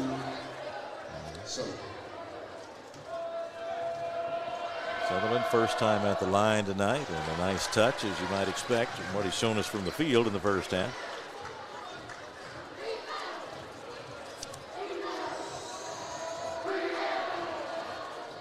Second shot good.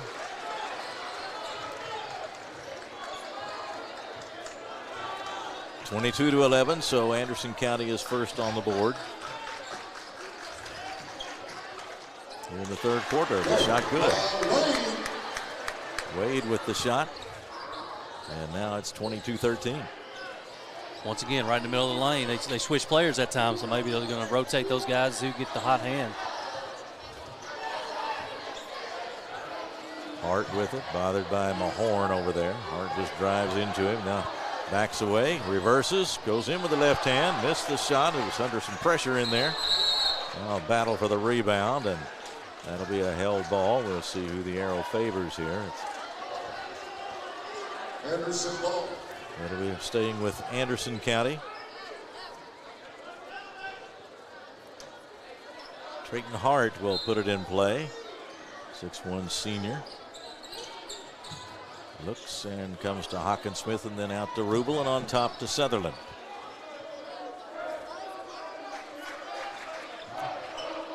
Sutherland and Smith in a tough matchup there. Pulls up but passes to the corner. Hart with the shot, doesn't go. Rebound Woodford. Mahorn on the run, fires off to the right. has to be saved in over there. And then finally, if they did lose, I don't know if they lost it out of bounds or if there was a violation, but they were having trouble handling it over there, and it goes back to Anderson. Yeah, just the initial pass was offline, and just nobody could grab it before it went out of bounds. Probst, the big man, 6'10", on the floor for Woodford County. Asher as well. He wears number 12. And there's a steal by Smith. Spins into the lane, forces his way in there, and the shot drops. 22-15, Woodford with the full court pressure. They retreat now once they get the ball in bounds, and Sutherland comes up, takes a glance over to the Anderson County bench with Coach Brian Hyatt over there. Beasley.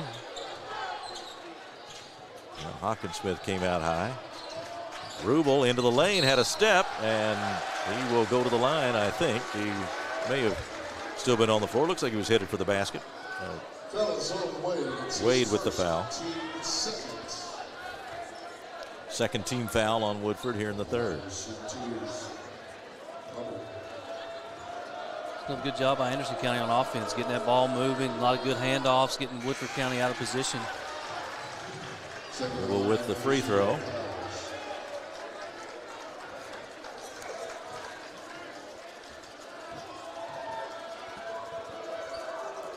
Second shot, no good.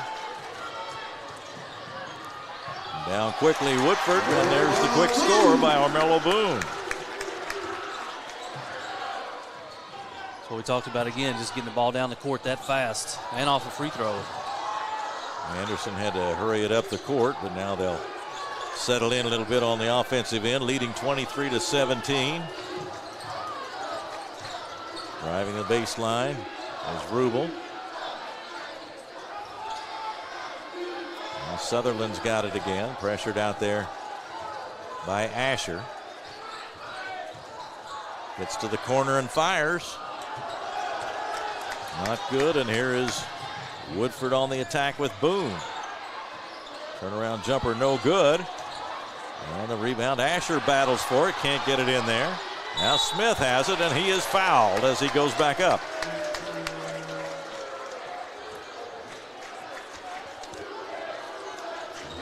Well, Woodford, they were just relentless on that offensive glass.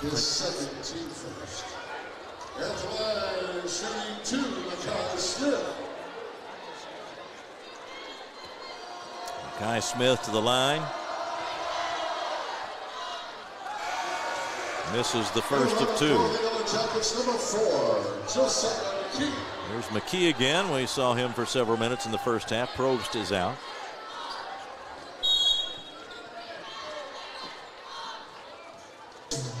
Now we'll get a timeout right here.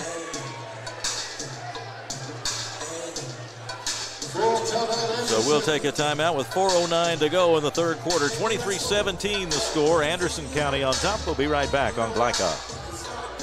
For any of your window, door, and siding needs, contact the team at Elite Building Products. Their factory-certified, licensed, and insured contractors have been installing energy-efficient windows and doors for over 30 years. They also offer energy tax credits and military veteran discounts. Locally owned and open weekdays at 242 Wilson Drive, just off of the 27 bypass. For a free estimate, call 859-887-2440. Elite Building Products. You're watching Central Kentucky High School Basketball from Glycod. 4:09 to go, third quarter. 23-17 the score. Anderson County on top in what is very much a battle here tonight at Woodford County High School. And Chris, I know you coaches have to focus on basketball business during the huddles, but this is a spirited crowd here tonight and a great atmosphere for basketball. It's an awesome atmosphere. You got two big student sections. Anderson County students are going almost halfway up the bleachers over there. It's always good to see the band at the high school game. I just think that creates a great atmosphere. It's a lot of fun for everybody, and these two coaches and teams battling it out here in a good one. It's 23-17 as Makai Smith goes back to the line to try to cash in on the second free throw.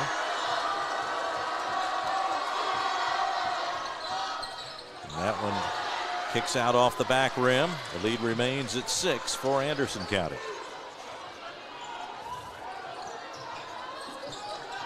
It's like a little run and jump, trying to get it out of Sutherland's hand, make somebody else try to create some shots.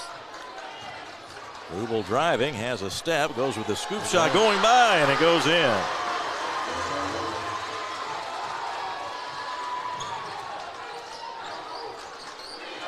In the corner, the shot by Asher off the baseline won't go.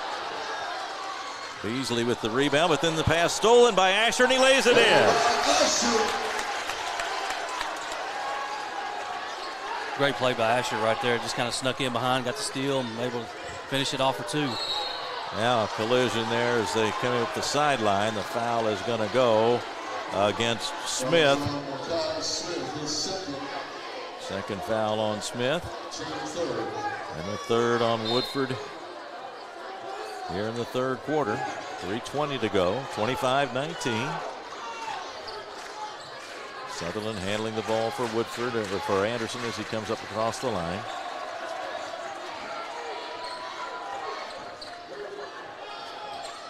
Hawkins-Smith outside.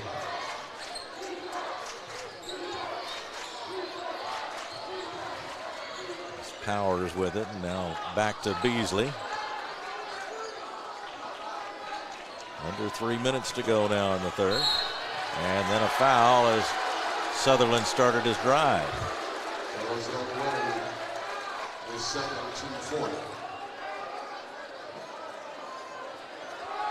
Sutherland just does a good job. He's good, strong with the ball. You know, they're trying to pressure him, and he's able to just kind of rip through and take the contact and draw a foul without losing the ball. Pass comes in to Powers, driving down the left side of the lane, comes back out with it to Hawkins-Smith. He takes aim and fires and misses the shot. High rebound brought down by Asher of Woodford County. Now a steal by Powers at midcourt. Fakes, goes across the lane, bounce pass to Beasley for the layup, or for Rubel for the layup.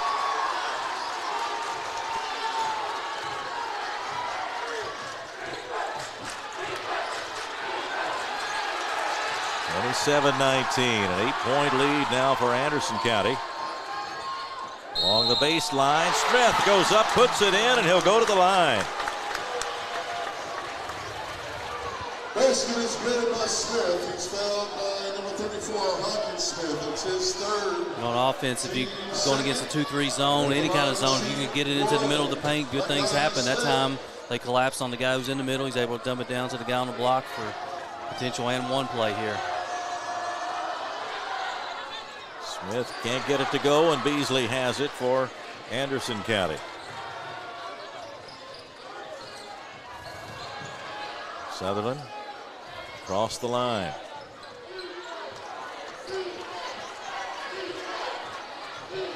Down the lane he goes and gets the layup.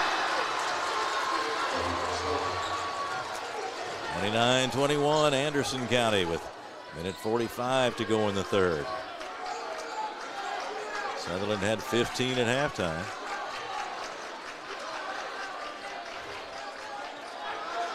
Here's a shot by Boone, the long one not there.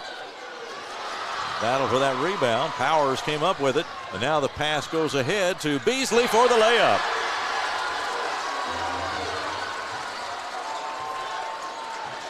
This is a great play by Powers, getting that rebound and seeing him down the court, past the defense. Good finish by Beasley.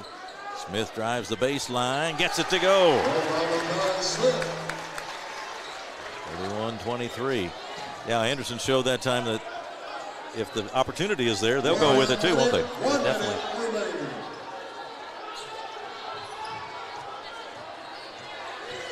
Still not across the line. Now they get it to Hawkins-Smith. 45 seconds. See if they're going to try to hold it for one shot here.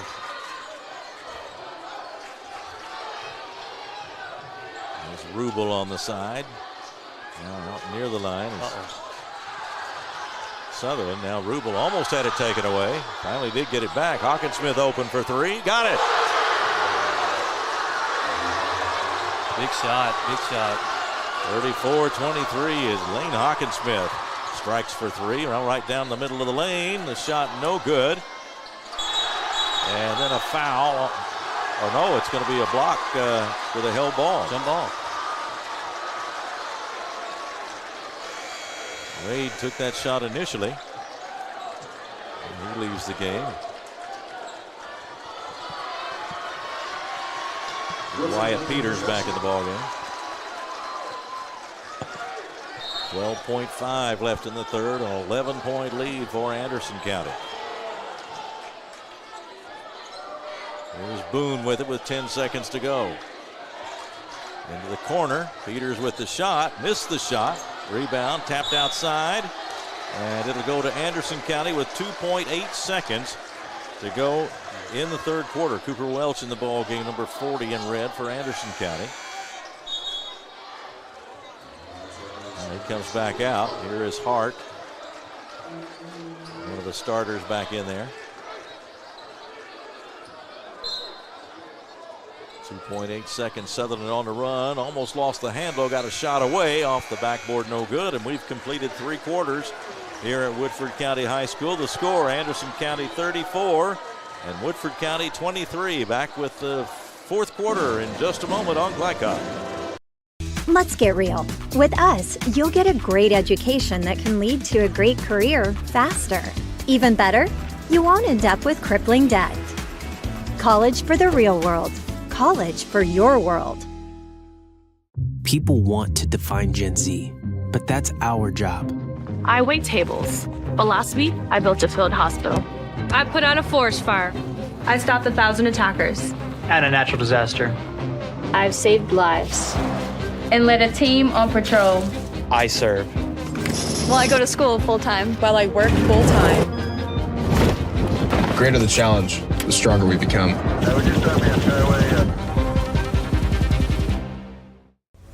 This segment of tonight's game is brought to you by the Kentucky Army National Guard. Serve your country while going to school or work full-time. Find your fit at nationalguard.com. Getting ready to go into the fourth quarter. Anderson led by 9 at halftime, and now an 11-point lead at the end of the third quarter. What's the challenge for Woodford County here in trying to catch up? Yeah, I feel like the pace got a little bit faster for both teams there in that little stretch there towards the end of the third quarter, but it almost favored Anderson County. Yeah. They were able to get behind the defense a few times and get a couple easy baskets, and they had no trouble playing at a faster pace. We'll see what transpires here in quarter number 4. Anderson County up by 11. And they will put it in play. And it comes to Sutherland, guarded by Smith. It's Rubel with it. Backdoor play again. Yep. That time they had it covered.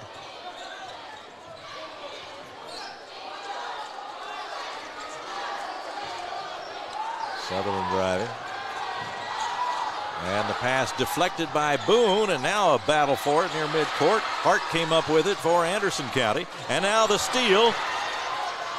And the layup by Smith.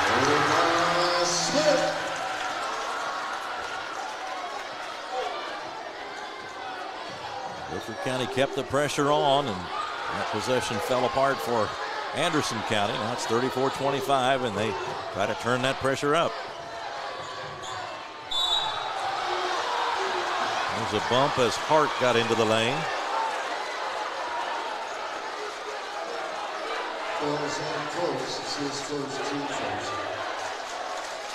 Probst, the big man, picks up the foul. 7:07 to go in the fourth. And a 9-point lead for the Bearcats. Pass comes in. Double team over there on the sideline. Now Sutherland has a little room to work. Down the sideline he comes. Got the screen, gave it back. Rubel now in the left corner. Shot faked, and there's Powers. Almost let it go. Bounce pass along the baseline. Shot is up, and it is good. And a foul. Rubel with the basket. Just a great job overall by Anderson County. Like, they had 3 chances to shoot a contested three-point shot, but each guy shot fake, took one dribble, made the extra pass. They just kept gaining ground towards the basket. Finally, they worked it right into the block for an easy 2. Rubel nails the free throw as well. Now the lead is 12. Rubel's come along this second half, 7 strong points. That's Peters with the shot from the side. 30-second timeout. Quick timeout for the Woodford County Yellow Jackets. Comes with 6:32 to go in the ball game. 37-28. Anderson County on top. We'll be right back on Glycod. Central Kentucky Driving School is raising the bar in driver education because the safety of their students is too important for anything less. Offering driver training for teens and adults, Central Kentucky Driving School will equip you with the skills needed to become a safe and confident driver. A proud community partner, Central Kentucky Driving School invests in their students and families and guides you every step of the way. For more information, give them a call at 859-538-7775 or visit drivecky.com. You're watching Central Kentucky High School Basketball from Glycod. Anderson County puts it in play, leading by 9. They get it to Sutherland, tries to get it out of the double team. It's a loose ball down there near the sideline. And they just signal the jump ball call, and the arrow favors Woodford County. Chris, it's a 9-point margin, but Woodford County, with that pressure, they can score points in a hurry if they can turn the defense into offense. Yeah, and I worry a little bit about Anderson County, too. Sutherland's had to do so much ball handling, bringing the ball up and down the court. You know, does fatigue set in a little bit this last 6 minutes? Asher with it, now off the side. Peters has it blocked out of bounds by Beasley. Peters hit a 3 a moment ago. They'll put it in play now. His team down by 9.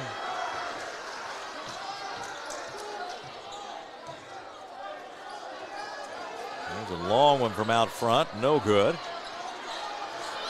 And the rebound fought for Hawkinsmith, trying to get it away from Woodford players. They knock it away from him, and now a scramble for it. And a timeout after the ball's recovered by Woodford County. And it did resemble a fumble recovery, but it came with 5:57 to go. And a 37-28 lead for Anderson County. With Brian Hyatt out questioning the officials. A lot of contact under there that time, but they're very aggressive, both teams, are going after the ball. Yeah, you kind of worry when a guy, you got 3 or 4 guys around him. Hawkinsmith did a great job of not swinging the elbows or anything like that, but there was no outlet for him at that point. Yeah, he kept his arms around the ball. And then once he got on the ground, you're right, Makai Smith, he's probably going to come up with a lot of loose balls on the ground. Yeah, that ball attracts a lot of attention once it's loose. So it'll be Woodford County's ball now as they come out of the huddle. It'll be Peters to put it into play.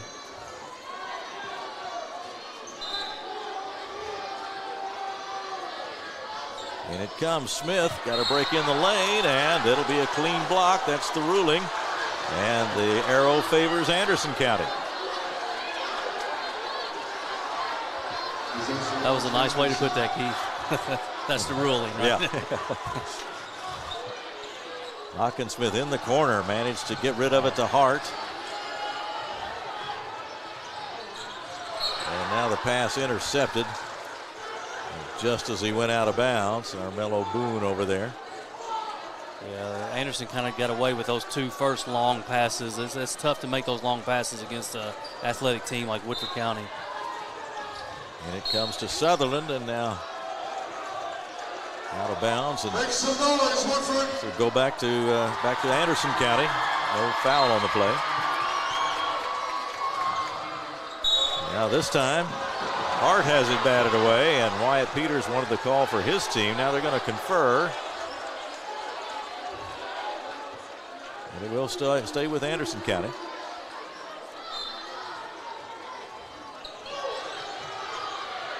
Still looking, finally comes into Beasley over there in the corner, covered up by Boone. Oh, whistle and a foul. Foul on Armello Boone. Third foul for Boone. And the third on Woodford County here in the fourth quarter. Still a 9-point margin. Anderson County having a little trouble with that Woodford County defense right now. Yeah, it's sometimes very tough to get the ball in on the sideline like that. Into the corner it goes. Sutherland covered up there. Got a bounce pass to Beasley for the layup. 39-28. A nice pass by Sutherland setting up Beasley.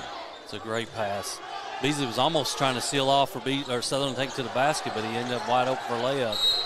Boone missed the shot, and then we get a foul after Anderson County had gotten the rebound. Foul is on Asher. It's his first team. Asher picks up the foul. First one on him, fourth one on the Yellow Jackets in the fourth. They're picking up fouls. They have to be aggressive in trying to come from behind. But they do have 4 team fouls now. Up ahead it goes. A big collision near midcourt. Players down, and the foul call will go against Boone. It's his fourth, team fifth. Big call, 4 on Boone right there. Yeah. Only signal number 5. Of course, Sutherland wears number 5 too. But call goes against Boone, and that comes with 5:17 to go. And here is Sutherland. I had to double check. He's shown as a 49% free throw shooter, but he's one of those guys we talked about earlier in the night about a great touch and nothing but net on that one. I saw that stat earlier. That seems like it's a misprint. I had to double check. That's what it's in print. But he sure doesn't look like a 49% free throw shooter up there. No.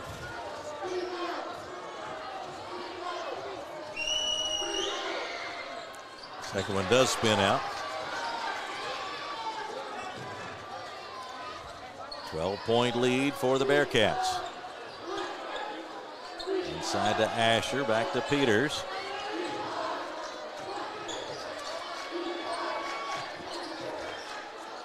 There's Asher again, driving hard for the basket, put it up, and it won't go for him, but he will go to the line.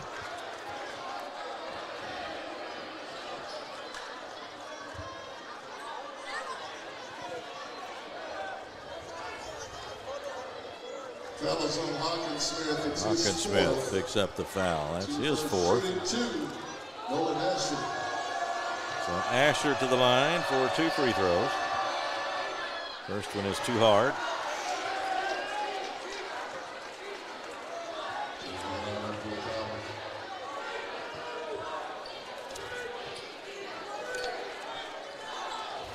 Hawkins-Smith leaves the lineup now with those 4 fouls. Powers back in.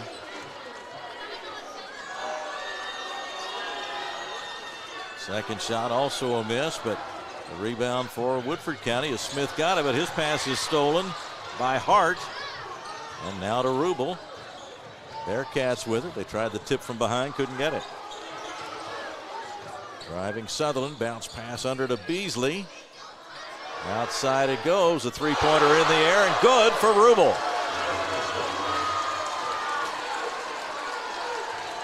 Now it's a 15-point lead, and things are moving into the desperate stage for Woodford County at this point. Yeah, Woodford's going to have to find some offense quickly here, and they're not a great 3-point shooting team. So here's Banks with the shot, not there. And a foul on the rebound.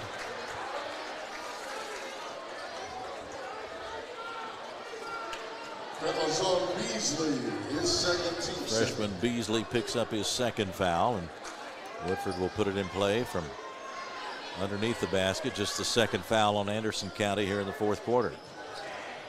Banks floats it in there. Wade, short jumper, not there. Hart has it for Anderson County. And then a scramble for it over there.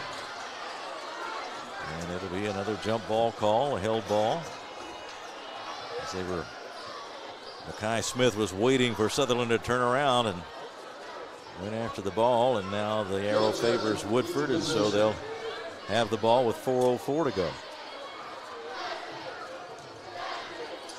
Shot from outside, Banks, high bounce, can't get it to fall, and Asher tried to save it back in, but he's on the end line, and Anderson County has the ball and a 15-point lead with just under 4 minutes to go. Phillip Brown, another good outside shooter, coming back in for Woodford County as they need to generate some offense, as you said, Chris. Yeah, those last two looks were good looks, just, couldn't get them to go, but, double team on the side. This time they get the steal. Pass deflected. Now another loose ball. Powers picks it up. Dished it off quickly to Sutherland. He's in some trouble, but floats it over to Hart. Now the bounce pass ahead to Rubel, off to Beasley. Fakes a man past him, and then is a foul before he goes up. Or as he goes up.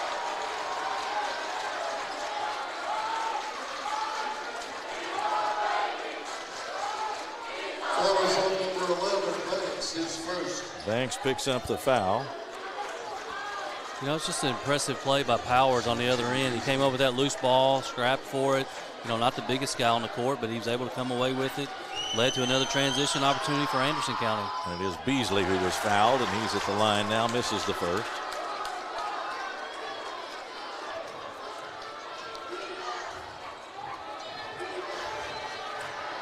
Freshman tonight unofficially with 4 points. Second one no good. There's Powers again. Look, another loose ball and a rebound. Drew the foul, looks like. A lot of activity over there by the Anderson County bench. Everybody up and moving away, though. There will be a Woodford County foul. Phillip Brown draws the foul. His first. Powers at the line for Anderson County. He has 2 points tonight. Left-hander misses the free throw.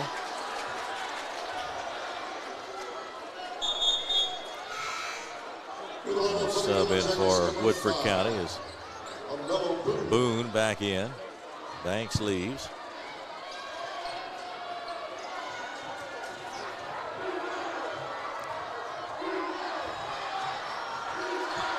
Powers with the shot in the air, and that one rolls off. Well, the lead holds at 15. Shot off the left wing, no good by Peters. Woodford gets it back. Free throw line jumper not there. Now finally another attempt, and Smith gets it to fall, and he'll go to the line. Basket is good by Smith. Foul on the shot by number 5, Sutherland, his first, team fourth. And Sutherland, with all the activity, has picked up his first foul of the ball game. There were 3:25 to go in the fourth quarter.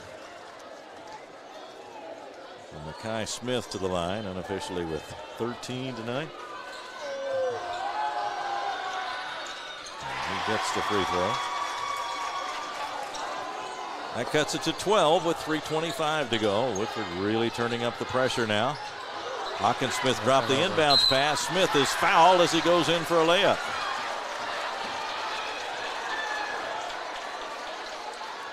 If that's on Hawkinsmith, that would be his fifth. 34, Hawkinsmith, that's his fifth. And he fouls out with 3:23 to go. Here comes Powers back in the ball game. Hawkinsmith leaves with the 5 fouls. The lead is 12. You still get the feeling that Woodford is capable of rallying with that pressure defense. I think they do. That's 2 or 3 straight turnovers, so they just got to convert off of them now. Of course, you keep that pressure going throughout the ball game, and maybe some fatigue will show toward the end.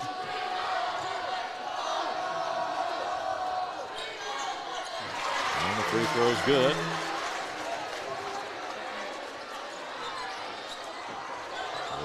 .33. Sutherland ahead to Hart. Gets it across the line, chased by 3 Woodford County players. To Beasley, pass deflected, and now the ball's loose and on the floor again. Scramble for it. Now we'll get a timeout. Timeout for Woodford County with 3:12 to go in the fourth quarter. 43-33 the score. Anderson County on top. Woodford trying to keep the pressure on. We'll be right back on Glycod.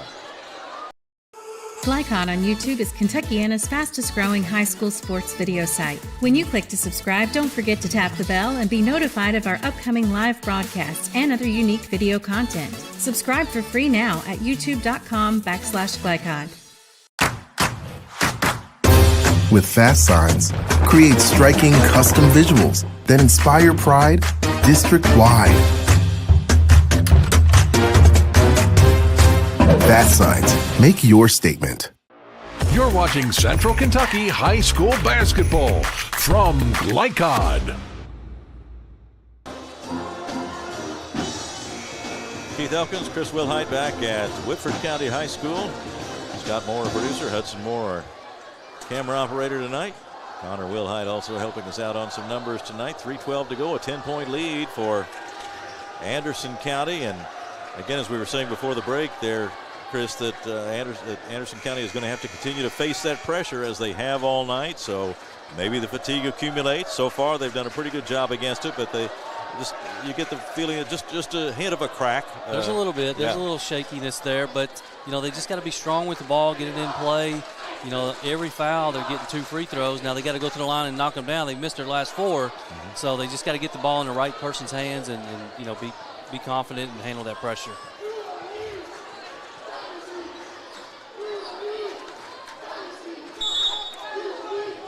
Woodford County basketball. The Jackets trail by 10, 43-33. Boone into front court. And out on Peters in the corner. Asher. Around the perimeter they go. A near steal by Hart. Here goes Boone on the drive. A shot won't go, but another foul. This one's on Sutherland. Foul is on Beasley. Or make it Beasley. Shooting 2 on Ella Boone. Third for Beasley. There's Armello Boone at the line for 2 free throws.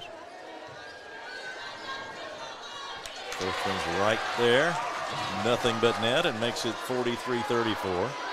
Boone, 71% free throw shooter coming into this game. They can cut the lead to 8. Still plenty of time for Woodford, and it is an 8-point lead. Boone leaves the game, and they get Phillip Brown back in there. Boone working with 4 fouls, so I guess they want him out of there on defense. Offense for defense, yeah. And Woodford made their last 5 free throws in a row, so that's, and Anderson's missed their last 4. A deflection and a near steal. They get it to Hart, still not across the line. Hart does make it. Off to Sutherland. Peters after him, and there's a foul.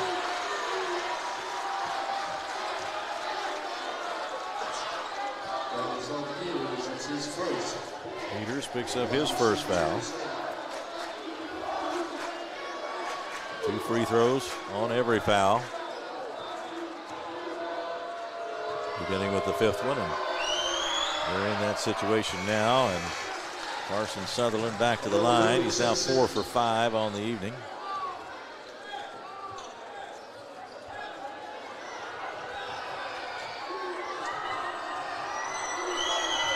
Second shot, good. Anderson County needed that. A 2-point trip with the free throws by Carson Sutherland. It's now 45-35.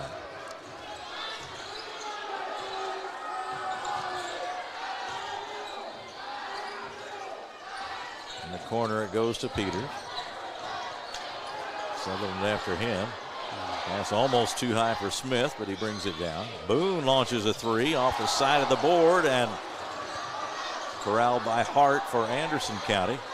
And the long pass is going to be picked off by Smith. He tries to go to a teammate down below, and it is Wade, and his shot drops for him.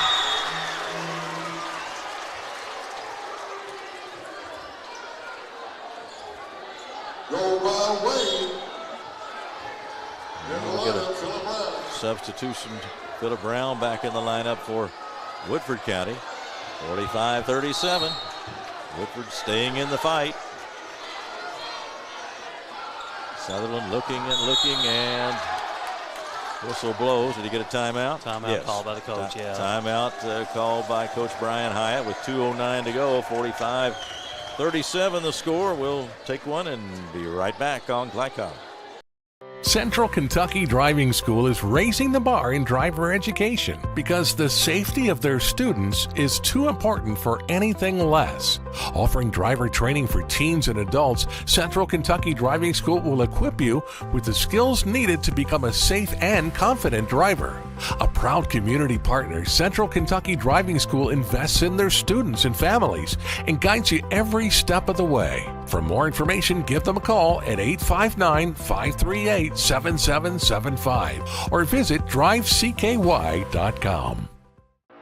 You're watching Central Kentucky High School Basketball from Glycod.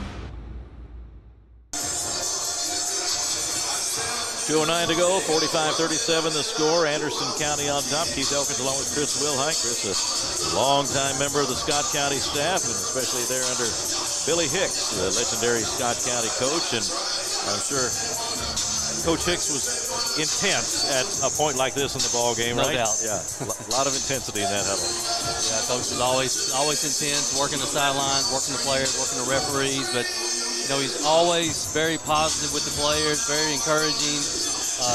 Just instilled a great confidence in the team, and always good things are going to happen. Anderson County and Woodford County both back out on the floor now. It'll be Rubel to put it in play. He does have the run of the baseline. Gets it into Powers over in that corner. Quick bounce pass to Sutherland, up to Hart, and they break the pressure. And Beasley double teamed on the side. Rubel in the middle, and now they come back outside. Woodford County just pressuring everywhere right now. Yeah, they're trying to run and jump every pass, so Anderson's got to just do a good job keeping somebody in the middle of the court.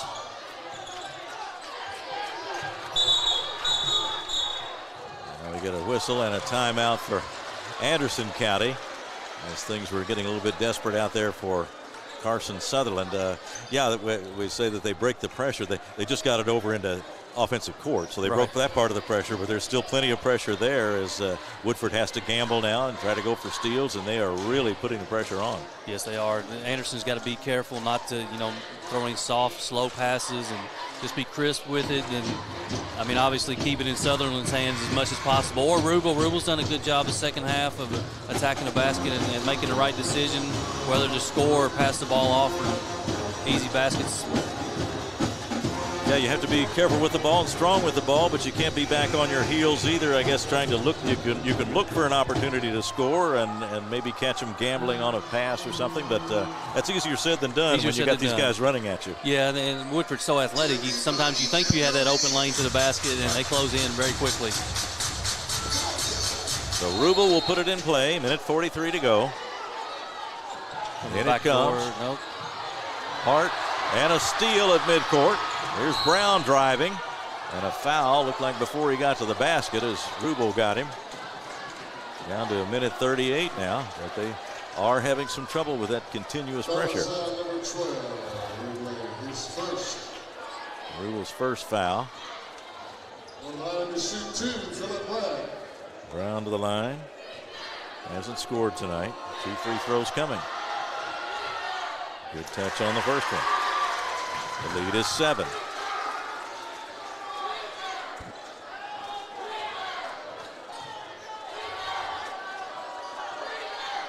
Six is the lead as Brown cashes in both free throws. 45-39. Driving up the sideline is Sutherland. Bounce pass down to Beasley. Got it back outside. A fake by Rubel. Got Peters in the air, and that's a foul. Yeah, I'm not sure Coach Brown really wanted that foul at that point. I think they still wanted to try to trap and make Anderson pass the ball a few more times, give him a chance to get a steal before they send him to the line. To the line is Rubel. 71% free throw shooter. And it drops in for him. At the back of the rim and just deadened at that point and fell right in the basket. A good sand wedge right there, a little backspin on it, right. right back into the basket. And the second one catches some rim, but stays in. Here's a long shot off the right wing by Brown, not there. And the rebound goes out of bounds. Woodford County will have it, trailing by 8.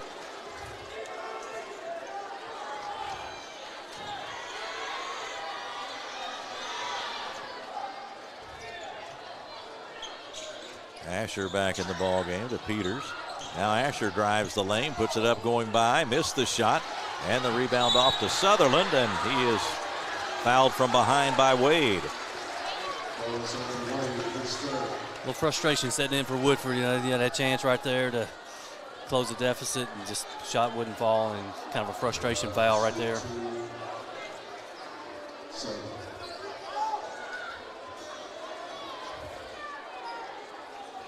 Sutherland unofficially, I show him with 22.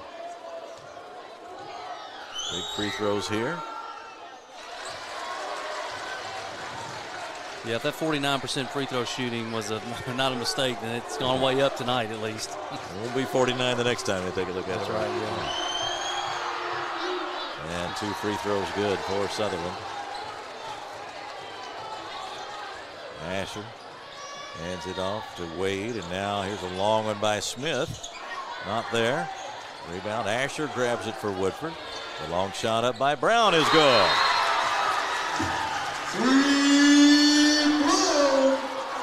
Phillip Brown strikes with a 3. That makes it 49-42. Woodford is still alive with 57.2 seconds to go. And we'll take a break right here during this timeout and be right back for the final 57.2 seconds after this on Glycod. Glycod on YouTube is Kentuckiana's fastest growing high school sports video site. When you click to subscribe, don't forget to tap the bell and be notified of our upcoming live broadcasts and other unique video content. Subscribe for free now at youtube.com/Glycod. With Fast Signs, create striking custom visuals that inspire pride district-wide. Fast Signs, make your statement. You're watching Central Kentucky High School Basketball from Glycod.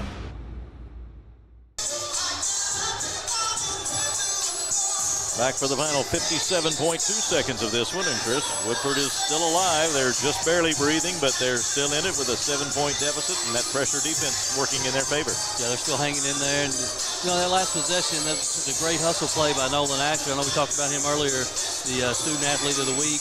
But, you know, he doesn't do a lot of scoring, but he does a lot of plays. Like I've got him for 7 rebounds tonight. Yeah. So he just makes the plays, able to keep that possession alive and get it to his teammate for the 3. And they were able to, you know, still alive. They trail by 7 with 57.2 to go. Anderson County will put it in play. They get it into Powers. He's double teamed. They got it back to Rubel. Still in back court, and there's a foul. It'll be on Smith.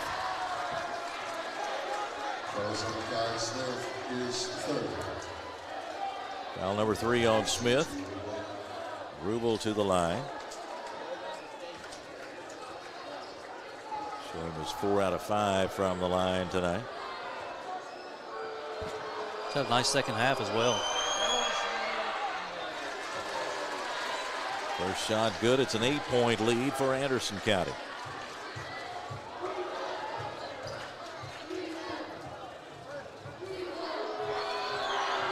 And the next one is good.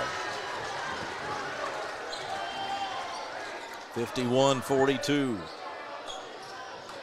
Long one by Brown off the right wing. Short air ball. Anderson County has it going the other way. They're after Sutherland. And a foul over near the Woodford County bench.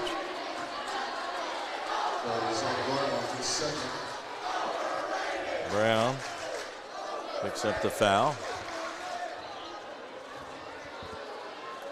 It'll be Sutherland to the line. Carson Sutherland. 13.5 points a game, well over that tonight. It's the free throw. 8 out of 9 on the night. 10-point lead. Anderson County just about to wrap it up.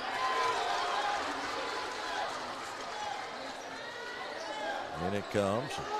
Wade waits to pick it up. And now Will, after the ball gets into offensive court. Yellow Jackets need to hurry. Long one by Brown, not there. And the rebound to Powers, and he is fouled. That comes with 33.5 seconds to go, and the Yellow Jacket, or the Bearcat fans, feeling pretty good about it now. Yeah, they are. They are feeling pretty good about it, but they were pretty antsy until just a short time ago. But it looks like they are going to get what for them would be a very nice road win, very nice district win. Yeah, that's a big scenario with if Anderson is able to hold on with, puts them in a tie for first. Shot missed by Powers, and we've got that situation where if there's a tiebreaker, it's what fewest points allowed, and Anderson has an advantage there. That's pretty good by Coach Brown right there. It's kind of taking his seniors out one by one right there and let them get a little recognition. Makai Smith going out now. Nolan Asher ahead of him. Congratulations to those guys. They had senior night here tonight at Woodford County in the new building.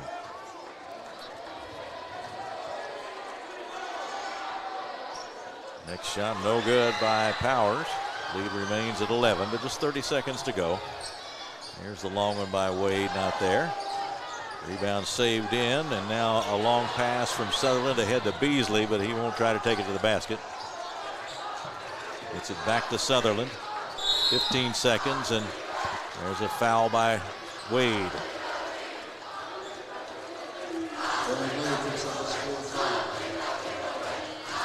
Anderson County fans in full celebration mode now as Carson Sutherland steps to the line with 15.3 seconds to go. Good battle here tonight, and looks like Anderson will come out on top as Sutherland misses the free throw this time. This free throw attempt will be his 12th unofficially. He's missed 2 so far. Now we get a lot of substitutions for Anderson County.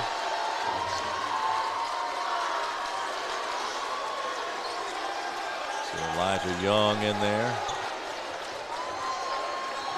Lincoln Schaus is in the ball game. Second shot by Sutherland is good, as now he'll leave. Landon Daniels is in for Anderson County. Just 15 seconds to go.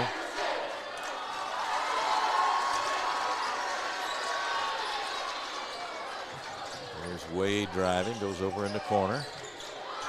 Now the ball gets away. Opportunity to score. And that one won't roll in. With 2 seconds left. Looks like Elijah Young might get a basket there, but he doesn't. Now Woodford comes up court, and one last shot will not go in, and that is a final on the board now. 54-42 as Anderson County wins, and they get the win in both the girls and the boys games tonight. A lot of good basketball tonight, some real battles, and we'll talk more about it when we begin our wrap-up portion of our broadcast tonight. The final score in the boys game, Anderson County 54 and Woodford County 42. We'll be right back to start our postgame report in just a moment on Glycod. Let's get real. We offer a lot of the same courses you'll find at a four-year college. But with our small classes and personal attention, you won't get lost in the crowd. College for the real world. College for your world.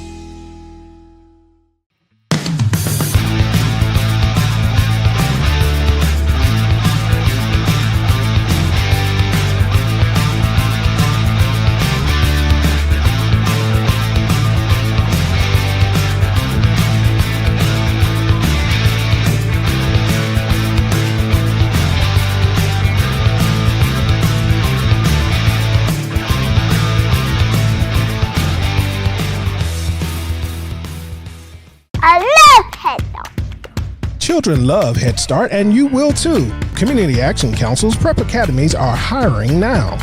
Head Start is an early childhood education program for children from birth to age 5. Help us give more children the Head Start advantage. Teacher, what are you waiting for? Join our team of dedicated education professionals. Apply online today at comaction.org. What are you waiting for?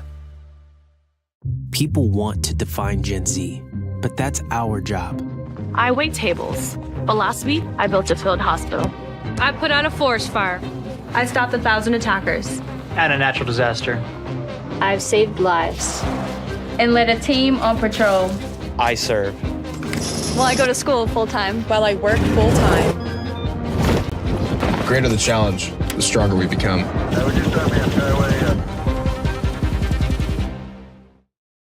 Are you an HVAC and refrigeration tech looking for new opportunities? Tech24 is your single source for commercial HVAC, refrigeration, and kitchen equipment maintenance all across the country. We have exciting career opportunities with great pay and benefits in your area. To learn more, contact Brad at 864-549-8344 and check us out on the web at mytech24.com. 864-549-8344. Home of excellent service, support, and satisfaction, Lexington Outdoor Power Equipment is your one-stop mower shop. Family owned since 1985, Lexington Outdoor offers top brands like Husqvarna, Toro, Grasshopper, and Echo. Plus, free pickup and delivery. Located just 2 miles west of Douglas High School, they're open weekdays and most Saturday mornings. For more info, stop in or visit their website at lexoutdoorpower.com. Lexington Outdoor Power Equipment, the right equipment for the right job. For any of your window, door, and siding needs, contact the team at Elite Building Products. Their factory-certified, licensed, and insured contractors have been installing energy-efficient windows and doors for over 30 years. They also offer energy tax credits and military veteran discounts. Locally owned and open weekdays at 242 Wilson Drive, just off of the 27 bypass.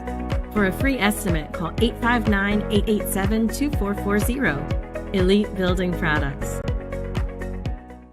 Make a bold impression when you show up in a new Kia from Cartown Kia. Save $4,250 off a new 2024 Kia Sorento or lease for $279 down and $279 per month. And new 2024 Kia Fortes, just $229 down and $229 per month. Or save more with rates as low as 0.9%. And don't forget our 10-year, 100,000-mile limited warranty. Give them something to talk about in a new Kia from Cartown Kia and CartownKiaUSA.com. Tonight's post-game recap is brought to you by Cartown Kia, your dealership for unmatched design, performance, and savings at 3120 Lexington Road in Nicholasville. Visit them online at CartownKiaUSA.com.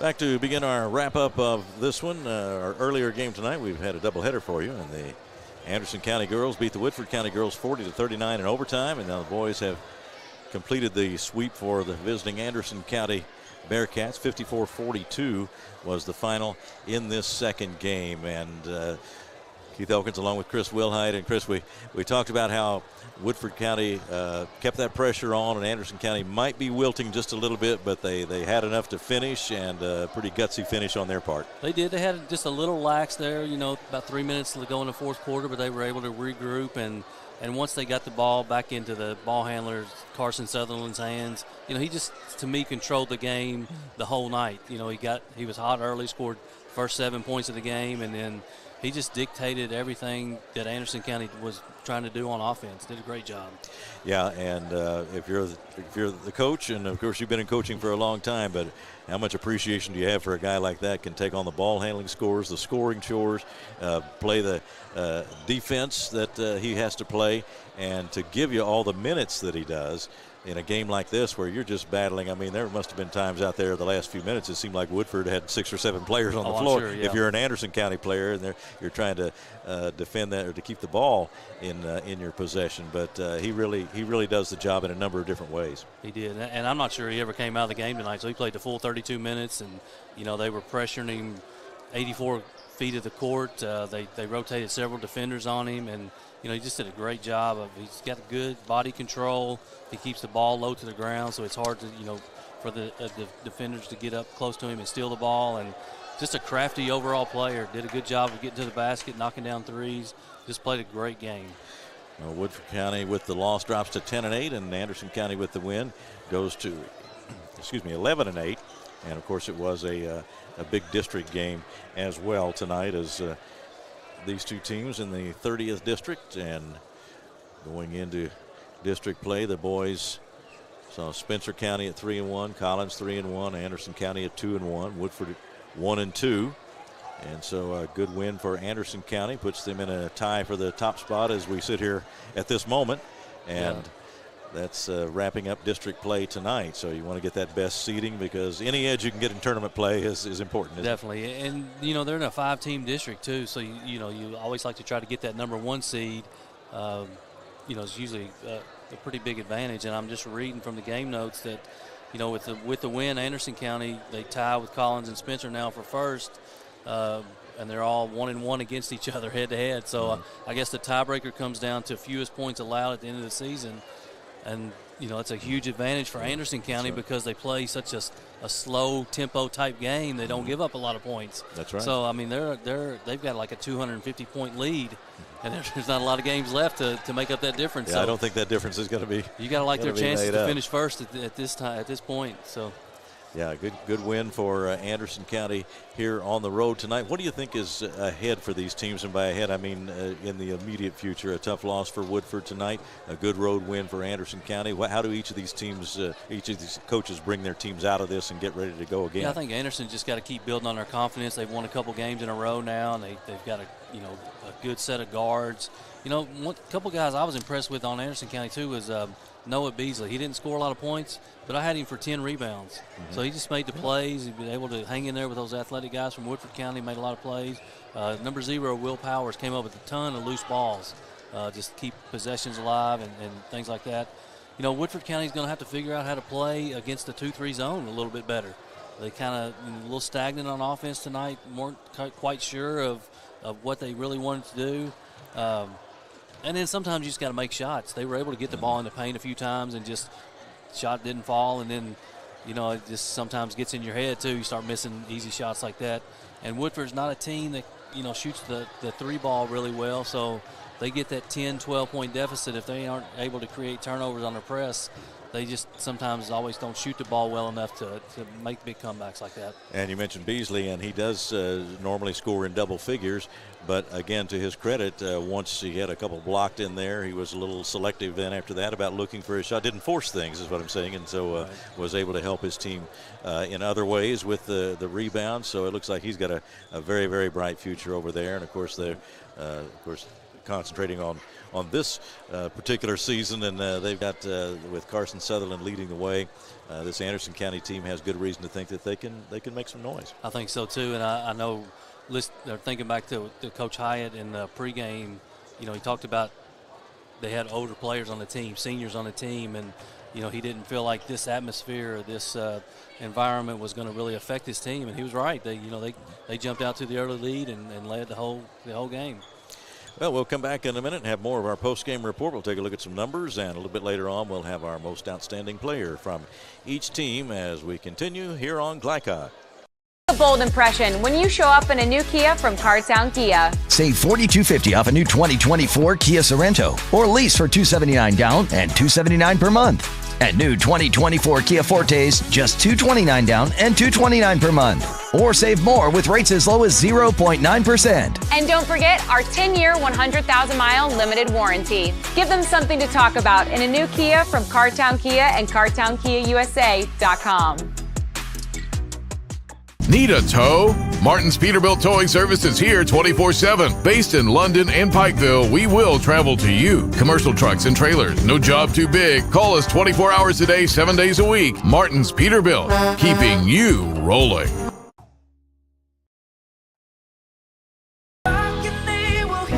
We all want our kids to grow up safe and healthy, so we show them how, and we tell them with honest conversations that let them know what we expect. That's especially important when it comes to alcohol and other drugs. Kids need to know the dangers and how to avoid them. And when it comes to pain medications, opioids, they need to know that they should never be taken without a prescription and never shared with friends or family. It's dangerous and illegal. So talk with your kids, because when you talk, they hear you. New recruit, take advantage of our apprenticeship program.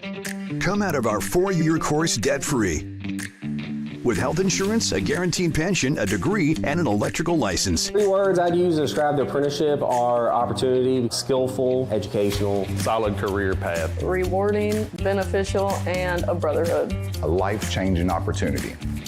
The cost of school is free. All your books are paid for. You go to school once every 2 weeks. All the other stuff is on-the-job training. The teachers here are great. They're all very, very knowledgeable. They're preparing you for what you're already seeing in the field. If you're struggling with something in school, sometimes your fellow students can help you work through that. Everyone's willing to help each other. It's like a big family. I love being a part of a union, something bigger than myself. This field is so vast. You can find something that you really love to do because there is so much you can do with it. I went from a job to a life-changing career. Power up your potential with the IBEW. Calling all football fans. Come on down to Roosters, where the wings are hot, the drinks are cold, and the good times never stop. Roosters is where you can catch all the action of the game and enjoy a delicious meal. Choose from 15 varieties of sauces. Even try our burgers, salads, and out-of-this-world pizzas. Something for everyone at Roosters. Dine in, carry out, or let us cater. Open late for the Night Owls. Visit our Richmond Road location or off Nicholasville Road by Walmart. People want to define Gen Z, but that's our job. I wait tables, but last week I built a field hospital. I put out a forest fire. I stopped 1,000 attackers. And a natural disaster. I've saved lives. And led a team on patrol. I serve. Well, I go to school full-time. While I work full-time. The greater the challenge, the stronger we become.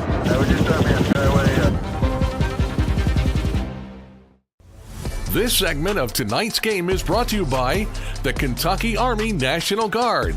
Serve your country while going to school or work full-time. Find your fit at nationalguard.com.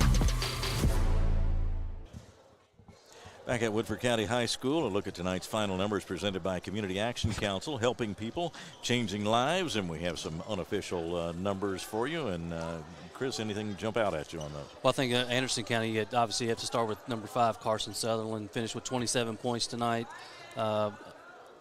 having 10 of 12 at the free throw line, so big, made a lot of free throws there in the fourth quarter. Also knocked down 3 3-pointers, so that was big too. So he's also, scoring at several different ways.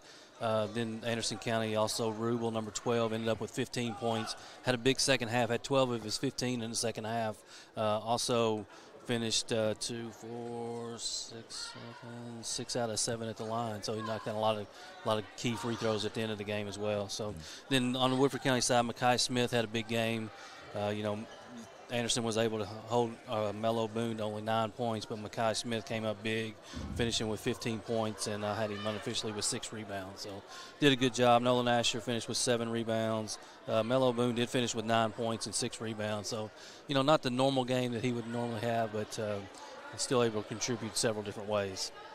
It was a 54-42 win for Anderson County over Woodford County. We'll take one final break, and we'll come back. We'll have our most outstanding players of the game. We'll also take a look ahead at our Glycod schedule as we continue to cover basketball all around Central Kentucky and the Louisville area and Southern Indiana. We'll have more about that for you, too, as we continue on our postgame report in just a moment here on Glycod.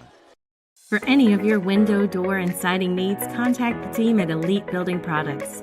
Their factory-certified, licensed, and insured contractors have been installing energy-efficient windows and doors for over 30 years. They also offer energy tax credits and military veteran discounts. Locally owned and open weekdays at 242 Wilson Drive, just off of the 27 bypass. For a free estimate, call 859-887-2440. Elite Building Products. Home of excellent service, support, and satisfaction, Lexington Outdoor Power Equipment is your one-stop mower shop. Family owned since 1985, Lexington Outdoor offers top brands like Husqvarna, Toro, Grasshopper, and Echo. Plus, free pickup and delivery. Located just 2 miles west of Douglas High School, they're open weekdays and most Saturday mornings. For more info, stop in or visit their website at lexoutdoorpower.com. Lexington Outdoor Power Equipment, the right equipment for the right job. A new year means next level math, but even the best teachers can't always provide the personal attention each child needs. Mathnasium has a solution to help any student excel. Our caring, highly trained instructors use a range of teaching modes that ensure true foundational understanding. We're not about rote memorization. The Mathnasium method develops the critical thinking and problem-solving skills they need to succeed, with the option to learn face-to-face online at home or face-to-face at one of our 1,000 neighborhood learning centers. Mathnasium, we're changing lives through math. Let's get real. With us, you'll get a great education that can lead to a great career faster. Even better, you won't end up with crippling debt. College for the real world. College for your world. At Don Franklin, we're about more than just selling cars. We're about families, generations of them. Founded by my parents in 1968, we've been here growing alongside you. From the first family car to the newest model for the next generation, our values of trust, care, and commitment are in every handshake, every deal. With over 5,000 vehicles to choose from, check them all out at DonFranklinAuto.com. Don Franklin, driven by family. Central Kentucky Driving School is raising the bar in driver education because the safety of their students is too important for anything less. Offering driver training for teens and adults, Central Kentucky Driving School will equip you with the skills needed to become a safe and confident driver. A proud community partner, Central Kentucky Driving School invests in their students and families and guides you every step of the way. For more information, give them a call at 859-538-7775 or visit drivecky.com.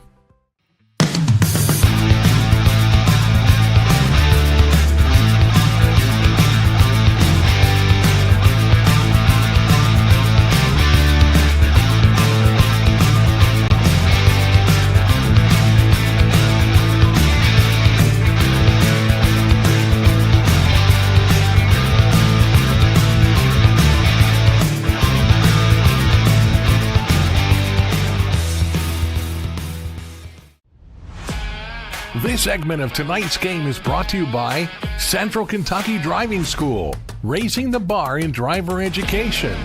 Man of War Harley-Davidson, 100% Kentucky owned and operated. And by Don Franklin Auto, driven by family. Back to wrap things up at Woodford County High School tonight, following the Anderson County boys win 54-42 over the Woodford County boys. And Chris, let's go right to our tonight's most outstanding players. They are presented by Elite Building Products, locally owned and committed to providing top quality products for your next home project. Visit EliteKentucky.com or stop by their Nicholasville showroom at 242 Wilson Drive. And we'll start with our victorious Anderson County Bearcats and their outstanding player. Not a much more than an easy choice. Carson Sutherland, 27 points, 3 3-pointers, just controlled the game, like we said from the outset, scored the first 7 points of the game, and probably scored close to the last 7 when he was at the free throw line. So he started the game, finished the game strong, and on all parts in between. So just a heck of a night for him, just controlling the game. Woodford County battle, tried to get those defensive to offensive points going, the transition game, but not able to overcome Anderson County tonight, but who performed well for the Yellow Jackets. Yeah, Mekhi Smith kind of stood out tonight. You know, when they were able to create turnovers, it seemed like he was always in the middle of the mix, and he was able to benefit a lot of those turnovers, scoring around the basket. He had several chances for and ones. He finished with 15 points and I think 6 rebounds unofficially. So Mekhi did a great job. He was also involved in a lot of loose balls out on the court. It seemed like anytime there was a loose ball that he was in the middle of it and seemed to always come up with it. So he stepped up big for Yellow Jackets tonight. Those are our outstanding players tonight in our ball games, our doubleheader tonight, girls and boys here at Woodford County High School. Here's a look at our upcoming schedule brought to you by New Vista. They see the good ahead. Coming up on Glycott on Tuesday, February 4th, a 7:30 start for a boys game at Henry Clay. It's Great Crossing at Henry Clay. Also at 7:30 on Tuesday night, Sayre at Douglas and PRP at Holy Cross in Louisville. And that's 7:30 Tuesday, February 4th. Then on February 5th, Wednesday night, 7:30 start for a girls game, Manual at Sacred Heart. And then on the 6th at 7:30, a boys game over in southern Indiana, Bedford North Lawrence at Floyd Central. And then on Friday, a big night of games, Friday, February 7th at 7:30, boys, Anderson County at Oldham County, Bryan Station at Sayre, Henry Clay at Tates Creek, and St. X at Ballard. That's our look ahead brought to you by New Vista, and that will do it for us tonight. And Chris Wilhite joining us for the first time. I hope you had fun. We really enjoyed having you with us. I appreciate it. It was a great night of basketball Friday night. You can't beat it at a high school gym. Well, for Chris Wilhite and for Connor, who helped us out on the stats as well, and for our producer Scott Moore, and for Hudson Moore, who was our camera operator tonight, I'm Keith Elkins. Thanks very much for being with us. Again, the final scores tonight in our doubleheader. In overtime, it was the Anderson County girls 40, the Woodford County girls 39, and then in the boys game, the final Anderson County 54 and Woodford County 42. We appreciate your watching on Glycod, and we'll say good night from Woodford County High School. From Glycod, this has been Central Kentucky High School Basketball. Presented by Bluegrass Community and Technical College. College for the real world. College for your world. Tonight's game was brought to you by Cartown Kia in Nicholasville. Movement that inspires. IBEW Local 369. Power up your potential. Mathnasium of East and West Lexington. Changing lives through math. Roosters, a fun casual place for wings and more. Martin's Peterbilt of Central Kentucky, Community Action Council, New Vista, Tech 24, Lexington Outdoor Power Equipment, and Fast Signs. For schedule information about our upcoming broadcasts, visit our website, glicod.com, Facebook and Twitter @Glycod. We thank you for tuning into this live sports presentation from Glycod.